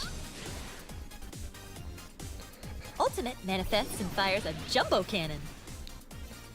The projectile is crazy You fast. won. I did win, but your loser's run was still the greatest thing about the event, though. Making it a snappy way to deal with distant foes. Made Jumpy, thanks for the follow, appreciate it. When blocked, it nets you plenty of space. And as real rats know, Also, as real as King Dust Noir, I don't think I ever thanked you for the follow like an hour ago, but thank you for the follow. you can never have too much space. Rodent Rhythm. Vikala, I've been summoned. Rodent Rhythm flings 3 rotating So, rodents at your foe. jumpy Although Gucci, sort what do of you guys think of slow, you can Vikala? throw out these little buds after a poke to create an advantage and get your show on the road. And Trunks with the gifted Also, sub to it's Gucci. great Appreciate it, for politely Trunks. denying any request to get closer. Medium tosses the mice higher into the air before they make a gentle descent. Because It hits and multiple bomb. times, which keeps your foe locked down just long enough. It hits multiple. Every time I see this, I still can't believe it. Seriously, every time I've watched that. So this is now the 3rd time we've gone through the guide. I watched the trailer multiple times. I watched the dev match a couple times, and I still can't believe this heavy. Multiple times, which keeps your foe locked down just long enough for a combo conversion. Which move is that? Far heavy. If you find the perfect spacing for medium, you can bring the rodents down on their head. Heavy features lots of hits and even longer staying potential. It doesn't matter if they block it, you'll still retain pressure. Plus some block.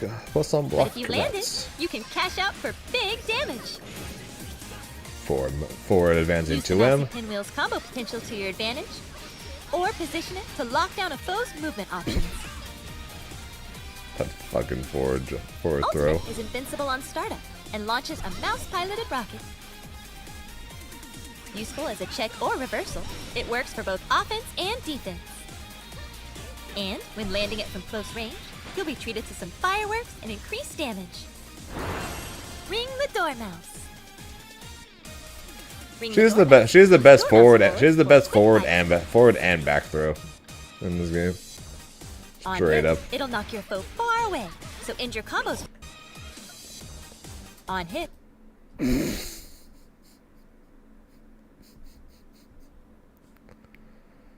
This Belial ass freaking normal. This Belial ass freaking air normal. Oh my lord. it'll knock your foe far away, so end your combos with it to earn some real estate. What's up, It has a low Motronic? profile and remains active longer than your average projectile, making it effective against sneaky foes trying to dodge your tracks. Fair warning, Vikala keeps Light Dormouse on a short leash, so make sure your spacing's on point. Medium features a higher profile and longer reach. Even if blocked, Vikala will maintain the advantage, making it a safe way to carve out a little breathing room. It also makes for a nice anti-air measure against jumpy foes. But Dormouse will sail right past any crouching ones. Heavy comes out fast and also covers a long range. On a successful hit, the knockback is extra epic, so much that your foes will bounce off the wall when hit near the corner. Use it as a poke or as a balanced part of a healthy combo. Ultimate comes out very fast and is awfully hard to punish. Yeah, I'm sure Vasaraga players and Ladiva players are very excited to fight against this rat. Prick of cheddar. Throw it out to punish opposing projectiles. Or use it when stubbier follow-ups just won't cut the mustard. That'll show Well, 'em. am I wrong? Marching My Teeth. Grimnir brain is still scared. Marching Teeth releases a creaky, crawling bear trap. It triggers on any foe who dares get too close, biting them right in the face. Airborne rivals will also trigger the trap. Set it early to protect yourself from all angles. Sometimes it's better to replace a trap if the situation calls for it. Simply activate the skill again to summon it anew. Yeah, those cannons. Yeah, those Watch out, cannons are trappers. probably going to Take it smoke in, the anything trap Grimnir will tries to vanish do in the into air. thin air. Medium sends the trap farther away. This And version activate Grimnir while will trapping, never escape her so you can pressure from even her place it normals. behind your foe for a tricky setup. Heavy will waddle forward before hopping up for a toothy greeting. Use it from a distance for an approach that's equal parts intimidating and adorable. Or combine it with normals against a blocking opponent to keep up your pressure. Ultimate launches a trap which hops twice. Hungry little guy. On hit, you can convert into a combo even from a distance. And even if your foe manages to block, you'll still retain a big time advantage. These chompers are excellent for poking, applying pressure, comboing, you name it, they'll take a bite out of it. Gilded Heaven Strike. Invincible on startup, Gilded Heaven Strike summons a procession fit for a rat. It's got pretty short reach, but it locks your opponent in place no matter where you land it. Good for reversals or general shenanigans. Eccentrical Parade. Eccentrical Parade is Vikala's most powerful move. Invincible on startup, this mousy idol treats her foe to front row seats, where she kills them with cuteness. Whether used as a reversal or a combo finisher, just remember, if you're not singing along, you're not part of the Rat Nation. As the Divine Rat, Vikala uses a unique arsenal of rodents and daydreams to control the flow of the match and apply pressure from a distance. Keep flinging projectiles and setting traps to limit your foe's movement, and push your imagination to its limits with Dream Come True. Now, it's showtime! It is. Her 2-2-U is a easy get in and lockdown tool since it tracks and double hits. And also Trunks with the gifted sub to the Starbucks. Appreciate it, Trunks.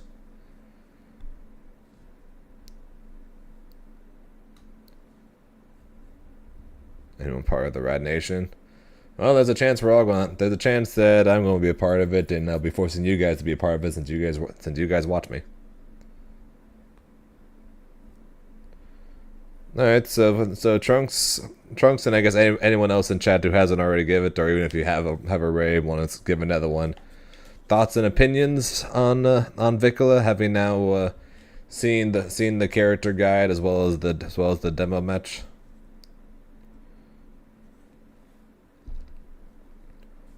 Clearly, Starbucks is happy. Rad Nation, rise up! Trunks seems excited for it. Yeah, Trunks, you're excited. You're excited for the 4 cannons, although hope she has 15k health. Yeah, that's the one thing that they didn't say. They didn't say how much HP she has. And safe to assume. GB VSR Vikala. Safe to assume she doesn't have a dust loop yet.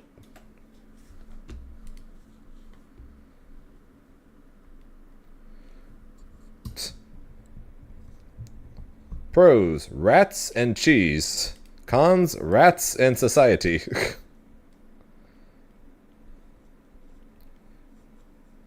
So she's got the page ready to go. They just got to actually fill it out. I was hoping if anything maybe they would know how much HP she has, but nothing yet. Yeah, her far reach is disgusting.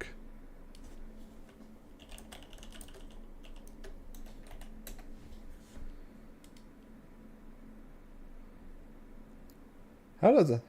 Oh, Viola. Who the hell is Viola?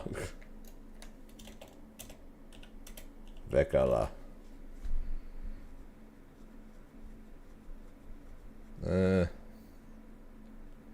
Yeah, nothing at this point. Not exactly surprised, but figure it's worth a quick check, anyways.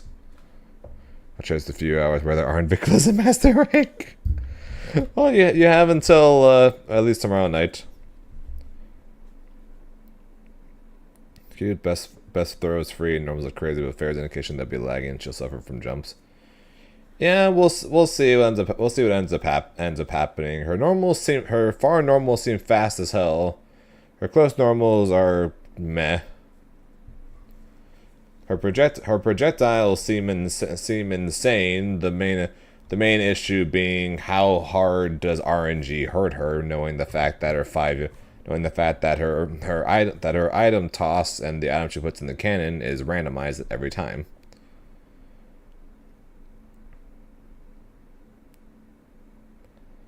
So that'll end up being the number one question for her.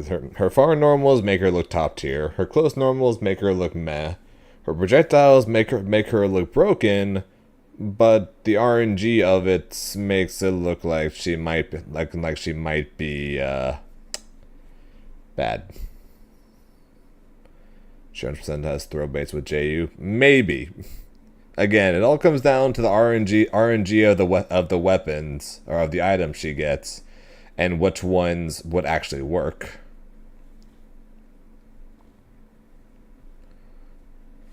Because Spike Ball, absolutely. Because Spike Ball gives 3 hits. She'll probably have time to freaking land and go LLL into rats into LLL and into 2M into cannons. She'd probably be able to do that, but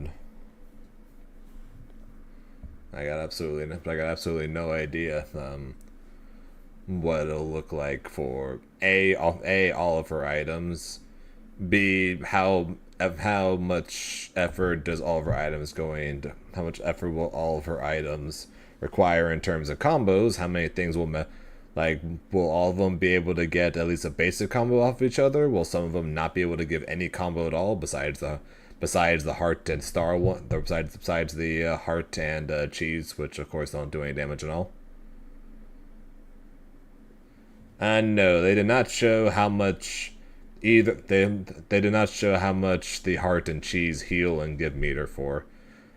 We just know it gives meter and heals HP, but we do not know exactly how much as of right now.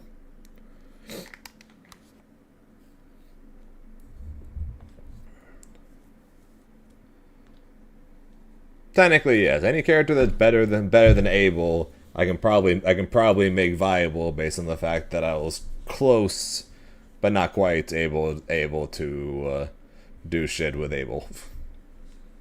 But yeah, there's many questions when it comes to Vikala, even after seeing gameplay and her breakdown and everything. Still got many questions. Just kind of nuts.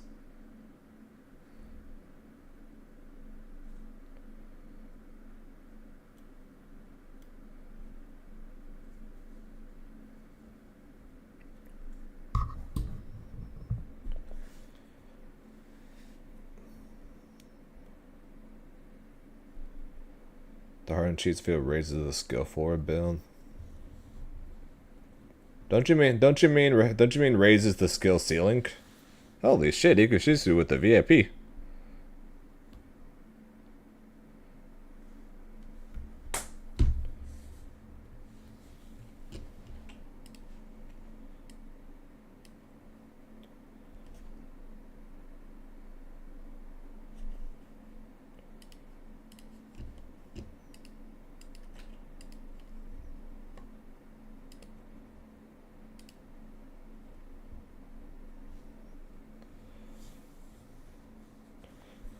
Okay, so you meant raise the skill floor then, not the. I mean, you mean raise the skill ceiling then, not the floor. Raising the skill floor would mean that it makes the character easier, not more difficult, or it would make the character easier rather than more difficult.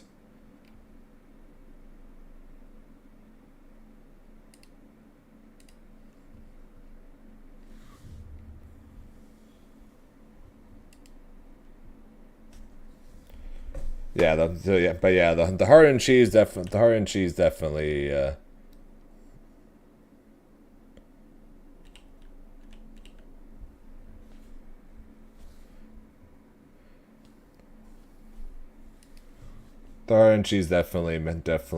raises the skill floor, and is going to make it where you can't just be like, oh, item tossing cannon, item tossing cannon, item tossing cannon, item tossing cannon.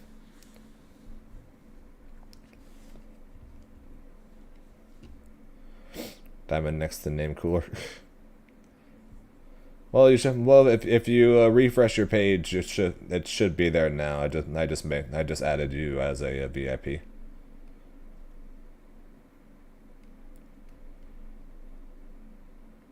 I have 67 VIP spots remaining before I gotta start removing VIPs.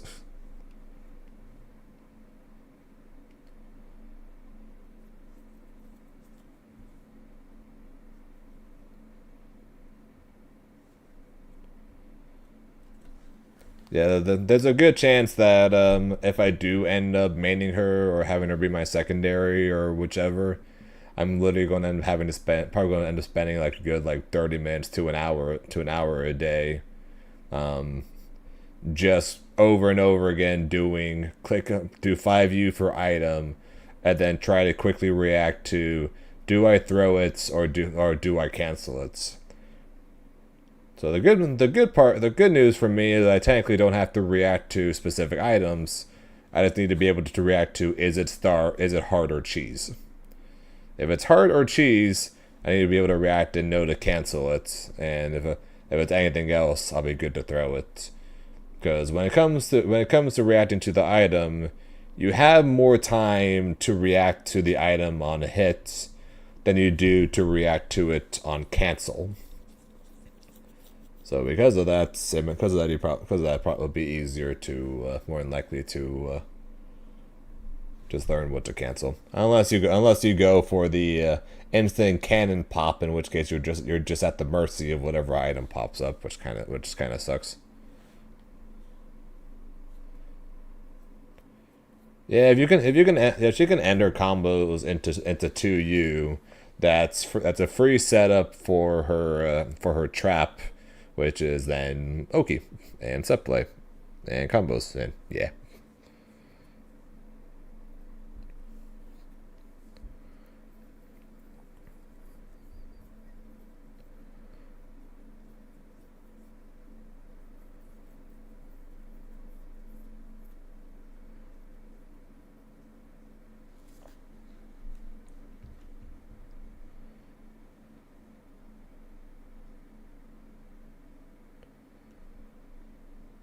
Hang on.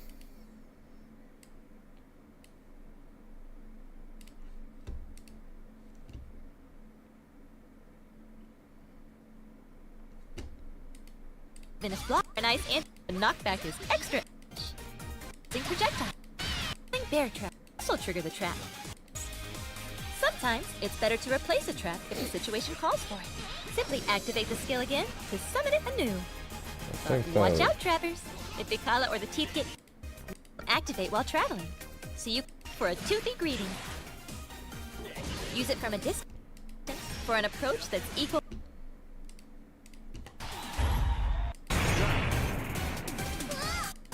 We definitely saw it in the death mat.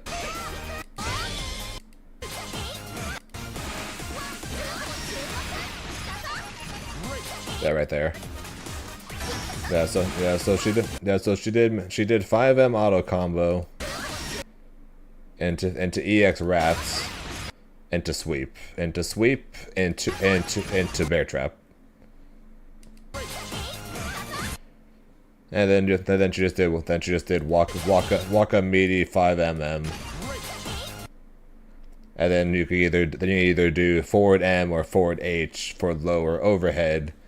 Whether or not the overhead combos is a different question, but the low very clearly does.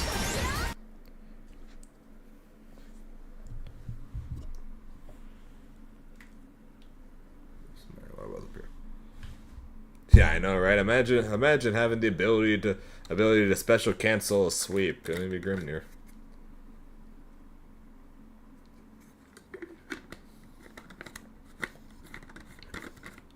But yeah, that's what Jumpy was referring to when they said ending the combos on sweep.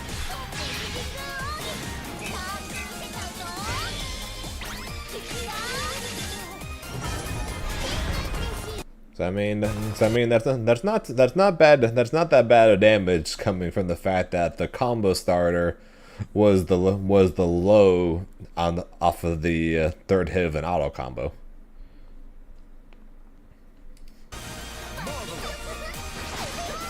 Oh, and Trunks, in case you haven't seen this, we can watch this too.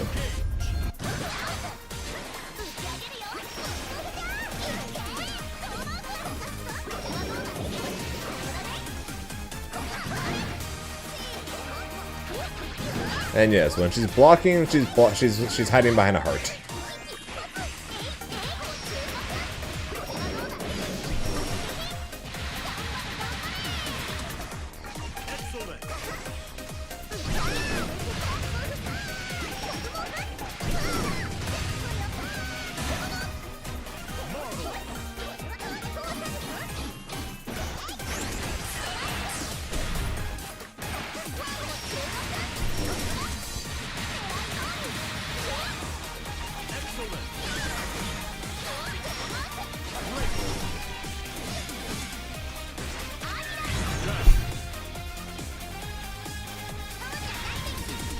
Seriously, the giant freeze frame on this for the down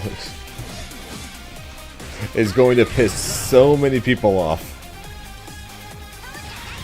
That's going to piss so many people off. Player one, win. Battle two, engage.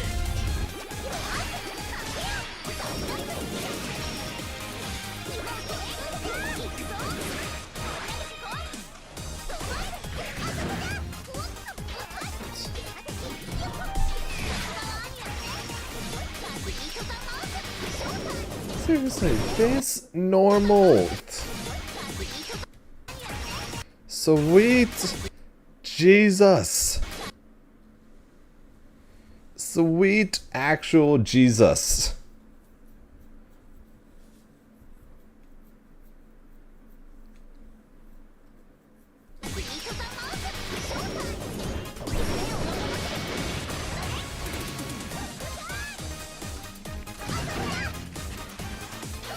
Rich pit.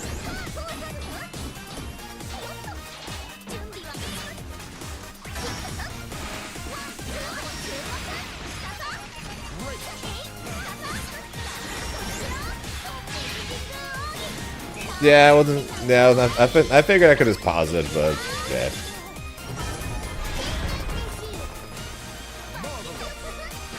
I wasn't trying to go frame by frame. I was just trying to get the screenshot of that.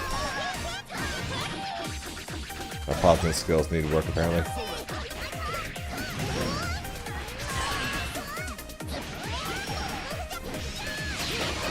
It is helpful. I was using it earlier, I think. I appreciate it though, Zambi.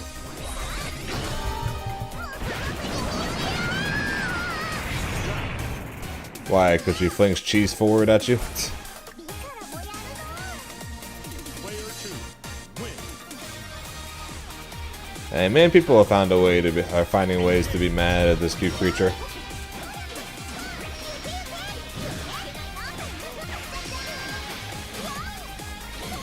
That's a 66H, smoke bomb.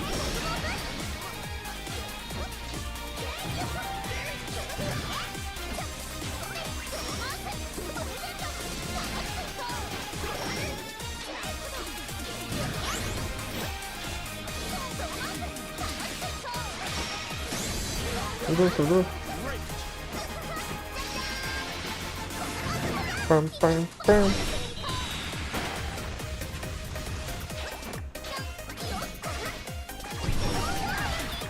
She is 14. And because she's 14, do not let the internet cook.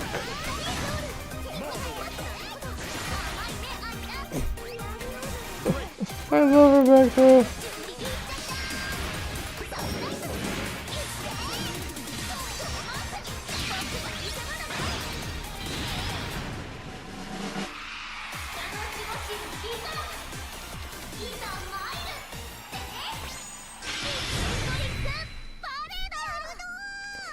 And that victory screen.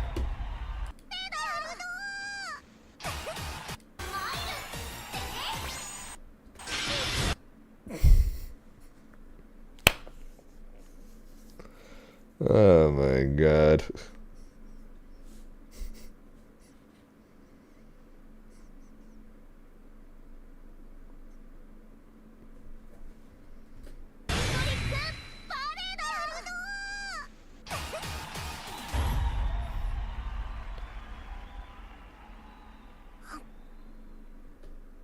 And then she's adorable.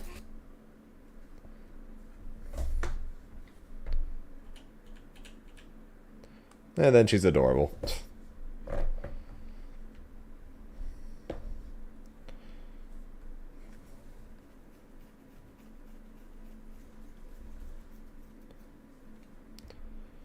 Yeah, too bad even if I do end up maining her or making her my secondary, whatever, too bad I can't play her next month.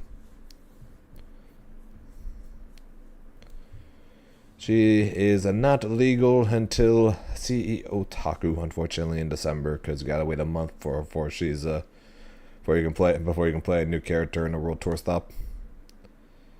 It's unfortunate.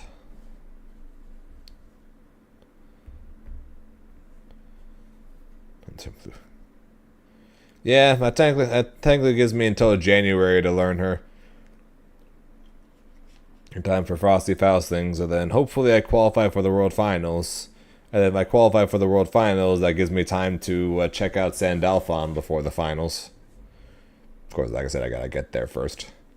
In order to get there, I'm going to have to pretty heavily be relying on the Grimnir till then.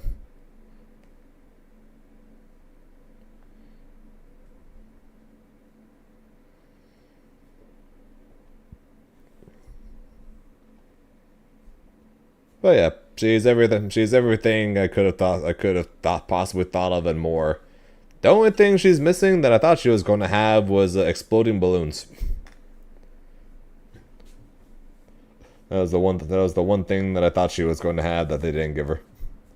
Instead they gave her a rocket. Instead they gave her a rocket powered. Actually, sorry, not rocket powered. A rad riding a rocket.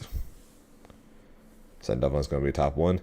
Well, if so, that means you'll end up seeing a lot of Sandalphon at the finals then, since he's going to be more than likely legal at the finals. Well, unless he comes out there's a chance he won't be legal at the finals if he comes out at the end of February.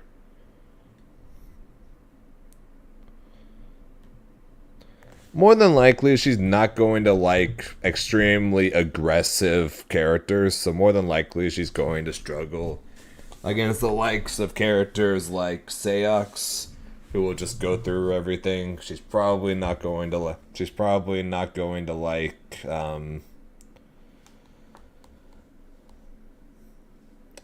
She's probably. What the hell? Did my internet die, by the way?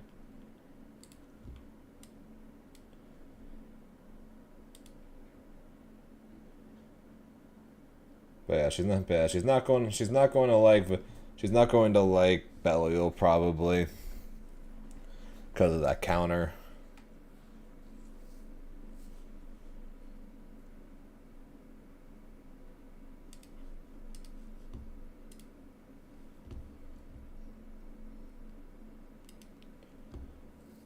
So yeah, more than likely that's the main two I could think of off the top of my head that she would probably hate. Sora's will either be really easy or really annoying, I guess. Uno probably would also end up being a pain, his projectile going through other projectiles. But she does have the option of doing air projectiles, which is good. It'll just come down to how his counter works against her. There's definitely a lot of weird situations that will probably end up happening in a Vikala versus Henri matchup. Probably a lot of weird shit that would happen to that. Trying to think outside of that who she might not like. She might not be a big fan of Avatar, funnily enough. The arrows might be kind of annoying for her depending on what projectiles come out.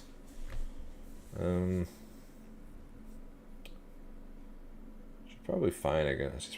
She's fine against Zoe probably. She's gonna have to watch out.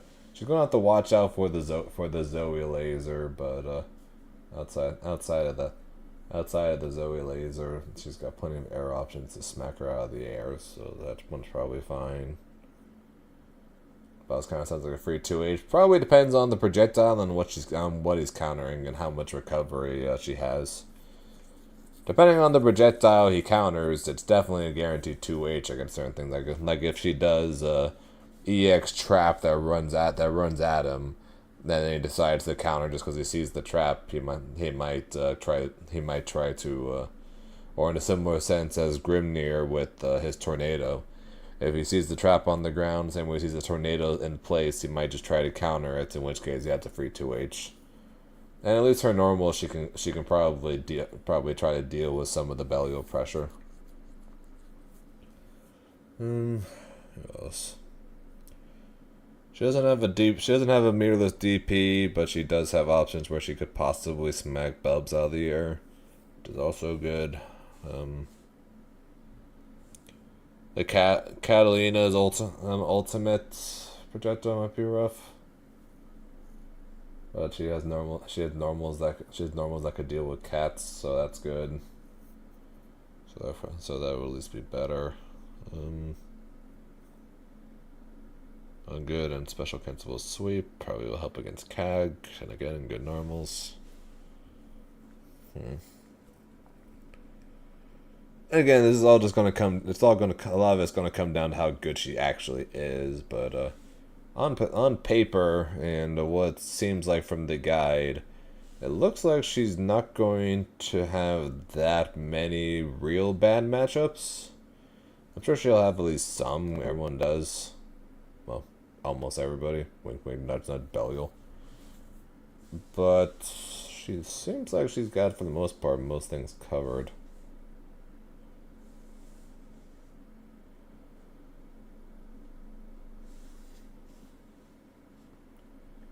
Exactly. Her kid is built around basically beating everyone except for ironically Seox.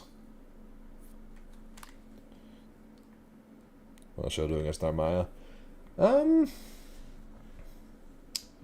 Either good or bad, depending on how well Narmaya can time her ultimate crescent. Because of the fact that the cannon appears right on top of her, has its own hitbox, and then of course the projectile afterwards. Narmaya can't just be like, oh, there's a projectile, I can just ultimate crescent now, because she'll probably get smacked out of the air. But she could probably ultimate crescent like the trap or her rat projectile. She could probably crescent those. Yeah, so Narmaya will probably struggle until she hits 50%. Then the Vikala player will have to be a bit more cautious, unless she stands on a trap, in which case the Narmaya player will just die guaranteed. That's possible too. Similar sense with Bubs, pretty much. You summon a trap, you stand on the trap, and you do cannon shit, and then Bubs teleports, he gets hit, and Bubs jumps in the air and tries to dive, he gets hit. Well, I'm actually not sure he would win there for either of those, because the trap goes away when when Vikala gets hit. So question is, what's going to happen first? Vikala gets hit, or they get hit by the trap, or will they trade? Things to test tomorrow, or Friday. But yeah, she's got a kit that'll work around a lot of things. She's got a ton of plus frames, really far-reaching normals. So she's good. She's got good ways to set up pressure, good ways to keep pressure. Her shimmy is probably going to be stupid because of how well she can confirm from the cannons. Her pressure from the cannons can be really good. Again, the RNG, God forbid. Which is good there. On defense, kind of sucks. She doesn't have a meterless DP. But her far-reaching normals basically makes it where that she's got probably one of the best ways to escape pressure, pretty much. Because if she ever gets an opening to basically throw any normal, pretty much, she can then do normal into cannon, and into item, and as long as you don't get a hearts or cheese, then you pretty much can just roll that into either back to neutral or take your turn or just get out the corner, pretty much, at least. So her defense kind of sucks because she doesn't have a meterless DP, but she's got at the same time the far-reaching normals and the ability to confirm the normals, or also the far-reaching sweep with the ability to cancel from the sweep, does give her decent ways to escape pressure that other characters with meter costing DPs don't have. So that part's good too. Her DP looks pretty garbage. I'll definitely say that. Her DP definitely looks terrible. But if that's the one thing that's terrible about her, then so be it. Grimnir's DP is terrible too, but so are his normals. That's the difference. Vikala doesn't have terrible normals.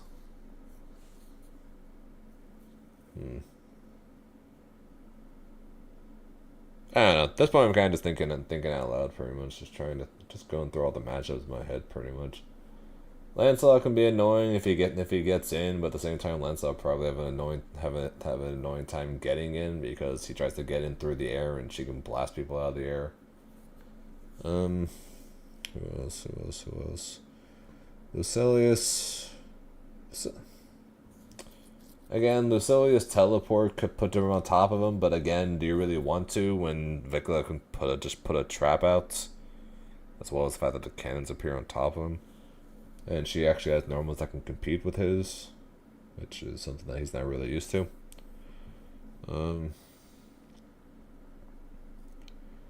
Yeah, 2B. Normals versus normals. Who's going to win? But 2B goes in the air, and Vikala just tosses rats up into the air to try to smack her out of the air. And then, of course, cannons. Cannons of fire upwards, so. She's got ways to get her out of the air, and she's got normals that can try to compete with 2Bs. Sounds good. Have a good night, midnight. I'm probably going to be hopping off in a minute too, after I finish my rambling, as I go over the matchups in my head.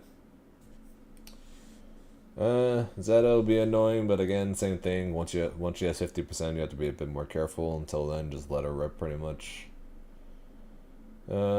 Beatrix. It all comes down to how will her 2/2 buttons work against her. Otherwise she'll have an annoying time getting in too. And also Vikala's got good low normals with her 2. Assuming her 2M's a low, and her sweep.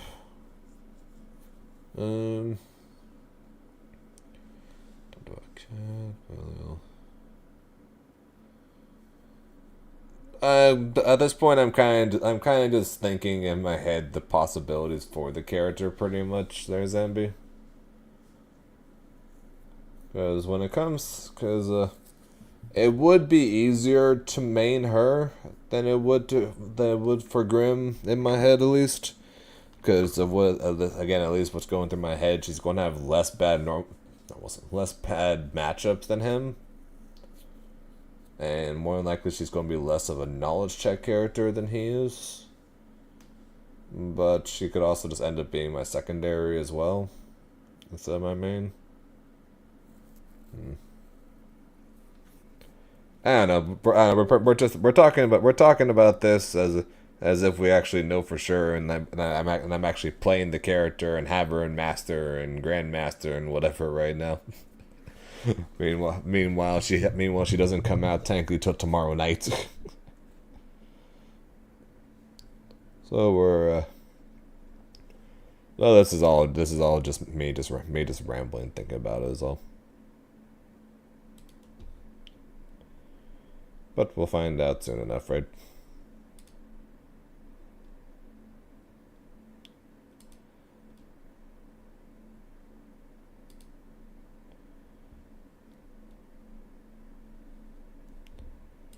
But yeah, when you think you're convinced of it, Chloe. So here's the thing. I think because of the fact that she's not going to be legal for either of the upcoming tournaments, because of the fact that I waited to find out whether I was going to like her or not, I pretty much have put myself in a hole of I am going to have to solo run Grimnir through the next 2 tournaments. So I kind of dug myself into a hole in that sense. So technically, I'm not sure when I would know for sure that Vikala will be my secondary or my main. But because of the fact that I can't play her in the next 2 tournaments anyways, I technically don't have to rush it, since I wouldn't technically be able to use her in anything worth points until January. Unless I somehow end up going to see Otaku, then I won't be able to use her until January anyways. So technically, we got time in that sense. since I waited too long, and I'm now locked in basically on solo Grimnir for Mexico and SoCal. So we got time to figure out, but if we even make it to master with Vikala, then I would say there's at least a possibility of it. Since the last couple of characters we tried and we never made it to master.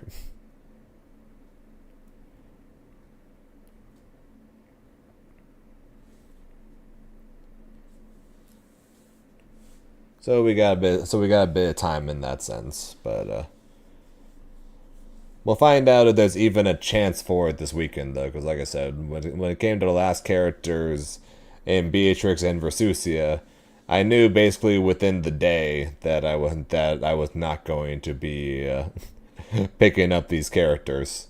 So more than likely it'll be the same. It'll be the same with Vikala, where when we play her on Friday, I'll know by the end of the day whether there is a chance or there's no chance. If I'm still playing her and I take her all the way to master, there's at least a chance. By the end of the day, if I end up giving up on it, then you know there's not a chance. Yeah, because of the fact that she's got a playstyle that's very annoying, lots of ideas, lots of tools to mess with, lots of possibilities. She's definitely a character that I would probably like playing. So I'd say there's at least a decent chance that I would end up playing her. I won't say for sure, because I'm not going to promise anything. But I think there is at least a decent chance that there's a possibility that she will end up being either my main or my secondary until we see what happens with the big patch for patch 2.00 and Sandalphon's release. So more than likely, if we do like her, her and Grimnir will be my two going into season 2, where we'll find out what's changing at that point, and then we gotta throw everything out and and look again, as is the case with every massive patch. But that's something to worry about in that's something to look for in January or February, though, when we actually get patch 2.00 and Sandalphon.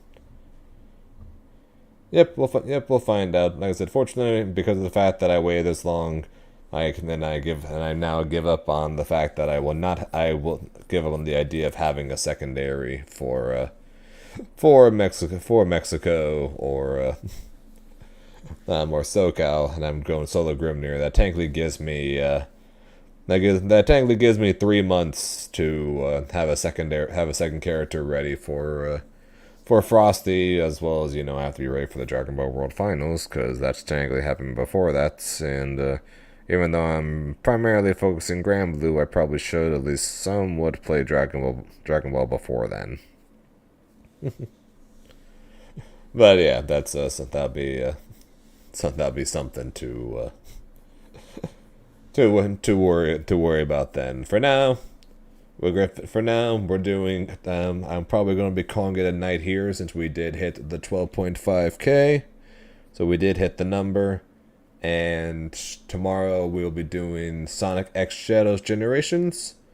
I will mess around a bit with Vikala tomorrow night when she comes out, and then Friday will be all day Vikala, or at least that's the plan.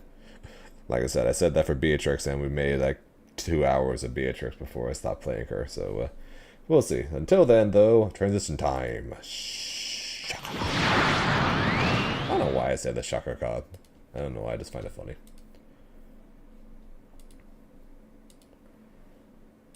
But yeah, like I said, that is going to be it for me. So thank you guys, though, for watching. I appreciate it. Before I go, though, quick shout-outs, though, as always, to the Trunks with the couple of gifted subs. You are still way too ridiculous, man. On top of Tega with the raid, the Tsukino with the tier 1. As well as Shevas with the rate of 7 as well as Shinku and Kuro with the subs as well. I appreciate the support, everyone. Like I said, that's it for me. We'll be back tomorrow, though, like I said, with Sonic X Shadows Generations. I think we're finishing up Shadow Story tomorrow, so depending on how fast we do that, maybe we'll do a random speed run just to see how long it takes, or we'll go do Sonic, one or the other. And then for those guys who primarily just care about the fighting games, which I know is most of you guys, we will be back on Friday with Vikala's release, where we will be playing a bunch of ranked, and just in general seeing what this rat is about. Until then, though, I hope you guys have a good rest of your day, night, or time for you guys, because time zones, as I will always say, are a very weird thing.